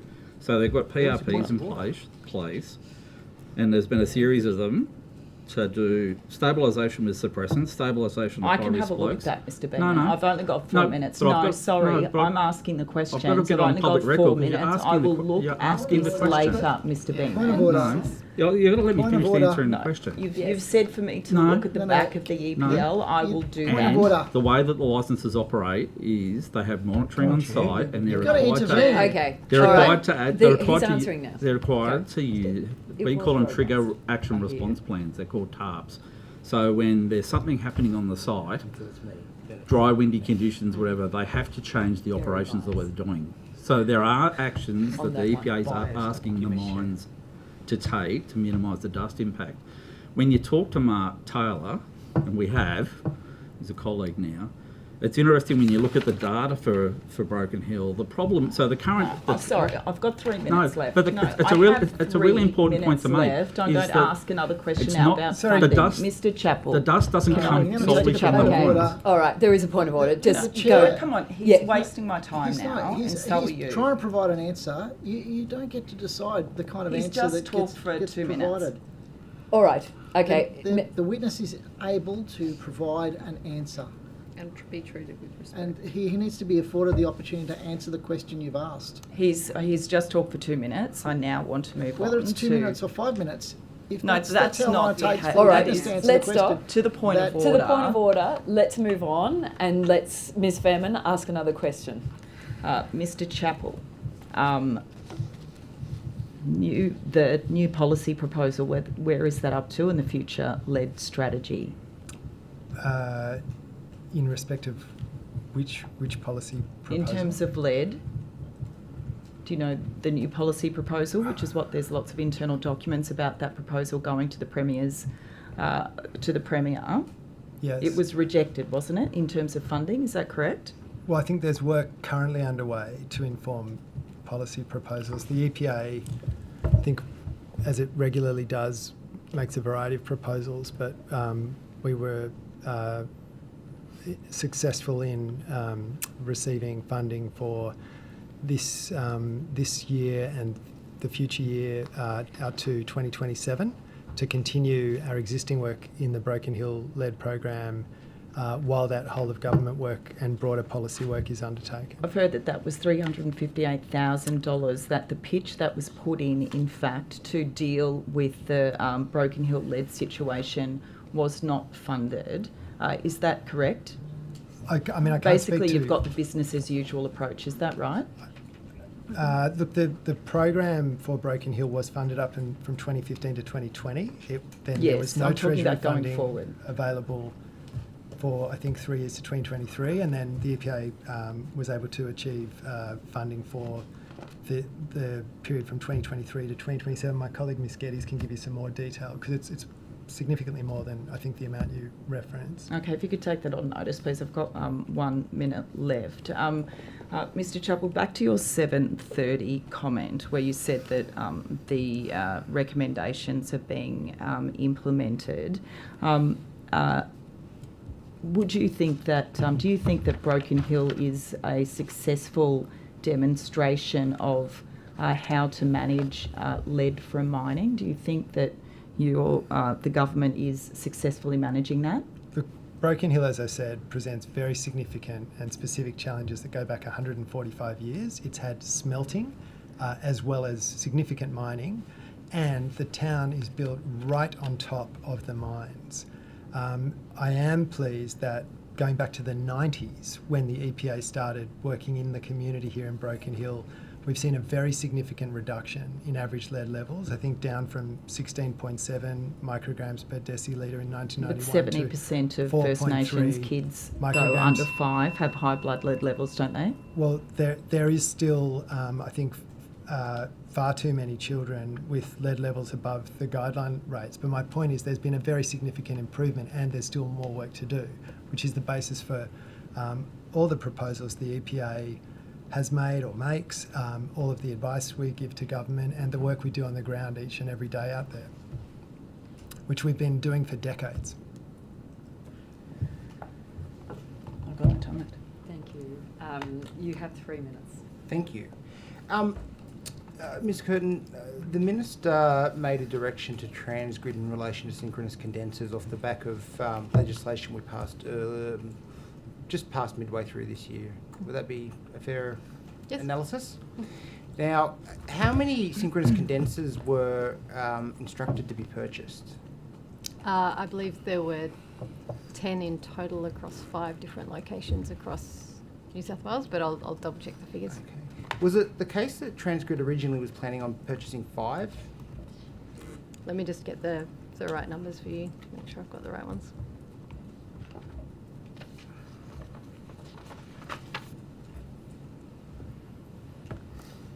I'll just double check the figures and come back to you. Okay. So it's my understanding there was a release from Transgrid on the 29th of October 2025 suggesting that they'd secured 10 synchronous condensers and that they were able to do so because they accepted smaller synchronous condensers instead of effectively taking 2 smaller condensers for every 1 large one that they were supposed to buy. Does that ring a bell with you? I can come back on the detail. I mean, the key would have been the capacity of the synchronous condensers that we needed. I would have expected. Well, this is where we're going to drill down on the detail, Ms Curtin. Mm-hmm. Is it the case, and I'm assuming it's the case, that purchasing 2 smaller condensers will be more costly than purchasing 1 large condenser? Given that you're effectively duplicating control systems, you're duplicating, I don't know, any number of components. It's much like, you know, anything of scale. You buy some, you know, smaller numbers of something as opposed to larger items. Do we pay more? I'll take the detail on notice. It depends on what the system actually needed at the time. So, okay. So in circumstances where Transgrid has secured these synchronous condensers and elected to, let me rephrase. The Minister has instructed Transgrid to do the purchase of synchronous condensers. Where does the funding for those synchronous condensers land? Like, it comes out of consumers' energy bills through transmission? Ultimately it will, yes. Through transmission? Is that with the consumer advocate effectively monitoring the pricing through the EII process? Yes, yeah. So the AER will need to do the determination. Yes. So in those circumstances then, did they seek permission to change the plan? And if those synchronous condensers cost more than was originally budgeted for the larger units, will Transgrid wear that cost as opposed to the New South Wales consumer?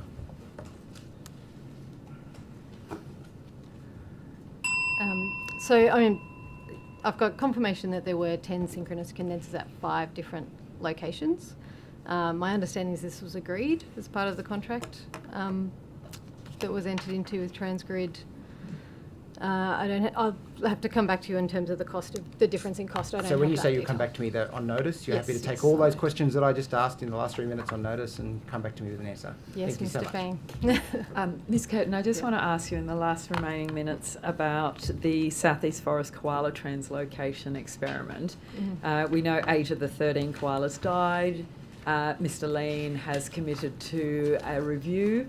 Can you please, it was said the review would be ready now. Can you explain what's happening, where it is? Mr. Bruce has got the update. Mr. Bruce, I can thank talk you. to that one, and I don't want to end the session on shortly, so I'll go in the coming months. I think the work is almost done. Yep. The initial investigation is almost done, and then as Mr. Lean indicated, it would be reviewed by the Independent Koala Translocation Licensing Panel, the Animal Ethics Committee, and some staff from my area who are involved in the koala strategy. That they will review that December and into early January, so we're expecting it will be released early in the new year.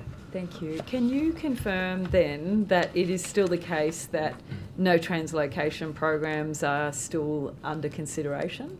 there's no movement of relocations of koalas happening until the review is complete. None at all. So even the Kosciuszko one, they're all on hold? Yes, no. I think planning for some is still continuing, but there will be no movement of any koalas while. So when you say planning for some, which ones are still in the planning? I'd have to take that one on notice. Thank you, because I feel like it's quite misleading.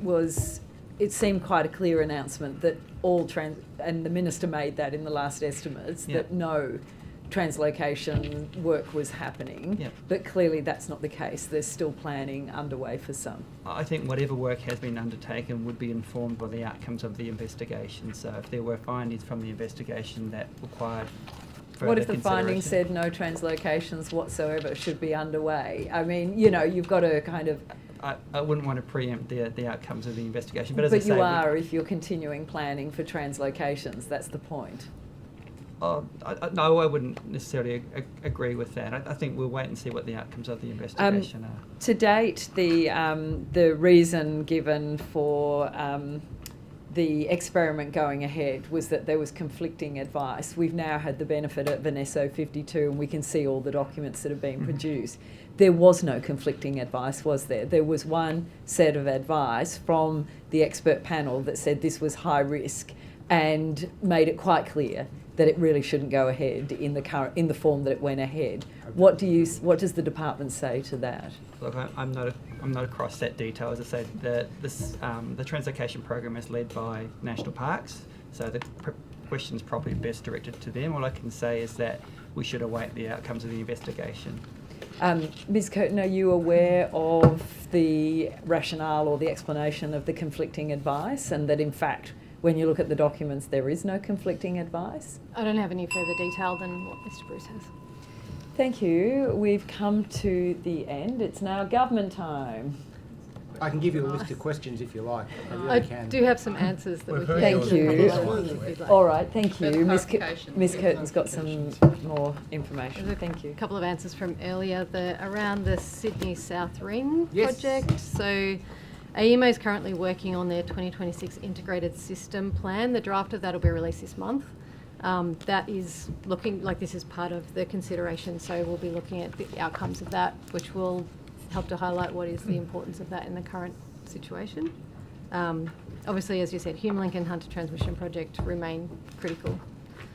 In terms of... just in relation, just seeking clarification, you said as part of the answer that there was enough capacity already in that link from south to accommodate HumeLink and Snowy 2.0 in what's existing. Do you still stand by that answer? No, I don't think we were that specific, but we'll rely on AEMO's integrated system plan. Okay. In terms of the question around impact on consumer costs, I have some information that's more general around the roadmap, but it's not specific bills, specific projects, if that's useful. Yep. Do you want that information? Yep. So there's a published New South Wales Electricity Infrastructure Roadmap Benefits Modelling Outcome report with a very long name. That was published in May 24 and will be updated next year. And that looks to forecast what the net benefit of the overall roadmap will be between 22-23 when it started to 39-40. And that translates into a benefit for residential customers of $156 on average per year and small businesses of $530 on average per year. Obviously, that time will... Nobody believes that, right? We were No, told no. we'd So if I finish the answer... we'd be saving $275 If I finish the and answer, we're now $1,200 that is over a worse period of off. time. Thank you. And as I said, that's out until There's no the end of the cameras, 2030s. It takes time to put the infrastructure in, but there is an expectation of a reduced bills over time. That will be updated next year. And in relation to gas, that was asked earlier. Yep. AEMO's 2025 gas statement of opportunities forecast southern states shortfalls on peak days from 2028 and annually from 2029. At the ECMC, the Energy and Climate Change Ministerial Council meetings, Minister Sharp, the Energy Minister, along with her counterparts from other states as well, tasked senior officials to do some work with AEMO to advise on potential expanded powers for AEMO to address the East Coast gas supply shortages. When was recommend that? policy. Sorry. There was, so I can When get did the Minister date for Sharp you. task the department? So it was the Energy and Climate Change Ministerial Council Yep. that tasked senior officials. Okay. I can get the exact date from you. Thank It was you. sort of at the last meeting, but I can't remember exactly when it was. So that work's happening now with AEMO. Plus, as part of the electricity supply and reliability checkup report, there was a recommendation to commission AEMO to undertake a New South Wales gas infrastructure review. That report has been completed and was published by AEMO on their website on the 8th of October this year. Thank you. And as I said, there's work progressing on the gas decarbonisation roadmap, and all of these pieces of work will feed into that. That's looking on the plan for New South Wales going forward. If it helps, the actual name of that report on AEMO's website is called the New South Wales Gas Infrastructure Review. Thank you. And I would just seek to provide further clarification. I can confirm that the Marothry Road upgrade is in accordance with the EIS and infrastructure approval. Oh, sorry, I had one more on the Mr. Ullman's skipper request. The information I have is the information sought under GIPA was deemed cabinet in confidence, as you said. The GIPA decisions in terms of the department are made by the DQ Information Access Unit in accordance with the GIPA Act. The Information Access Unit is part of the governance and legal branch, and they lead those decisions being part of that branch so that they are doing it independently and in accordance with And the that is Act. the bit that I never understood, because if you're Thanks, GIPA, Wes. if your GIPA Thanks. person, Thanks, if your Wes. GIPA person's Wes. doing it, how do they Wes, know it's there's cabinet in more. confidence? Wes, How there's does the more. GIPA person for DQ know it's cabinet in confidence? Wes, I'm not going to call you to order in the last 30 But seconds. honestly, Do how it. are they going to know Wes, unless they're told? Are you finished there, Ms. Keith? Ah. Thank you. And Mr. Rowley, you had something you thank wanted you, to thank add. you, Chair. Thank Look, you. just simply in the interests of clarity and saving members of Parliament the job of going through another report on the Climate Change Fund, because I know you were all looking forward to reading that prior to Christmas, but Desperately. to save you doing that, I'm happy to share that information in relation to our budget. So for 2025-26, our budget was $7.736 million, and for the coming 2026-2027 financial year, it's $6.788 million. Budget cut? No, very, very small increase. Didn't you say 7.7? No, 7.736 versus 7.788. Slight increase. I think you said 6 million. Yeah, you No, said no, 6. you meant 7. Say the numbers again. You did Okay. say You In did the say interest, six. in the say interest, 7 to 6. Yeah, in the yeah. interest. Sorry, I said in the interest of clarity, and I've now gone and confused everybody. This is not good. Now, That's not hard. okay, no, Basically. it's all right. Wait, just to clarify, what was it? It's. We're going to go very slowly. A Hansard ready to go. Yeah. They're always ready, unlike us. Okay. 2025 to 2026 financial year. 6.736 million. 36, yep. 2026-2027, 6.788 million. Thank you. Fantastic. Thank you. Okay, any more Efficiency clarifications? dividends, I say. No, government time over. Thank you. You don't want to mop up? Thank you very much Can't wait to to mop all up. of you for your attendance today. The committee secretariat will be in touch in the very near future regarding any questions taken on notice and any supplementary questions. And the good news is you will have a period of time into the new year when to return all of those. So please. And we'll see you in Feb. Everyone, thank you. It's been a big year for everyone all round, I know. I'm really grateful for your attendance today. Thank you.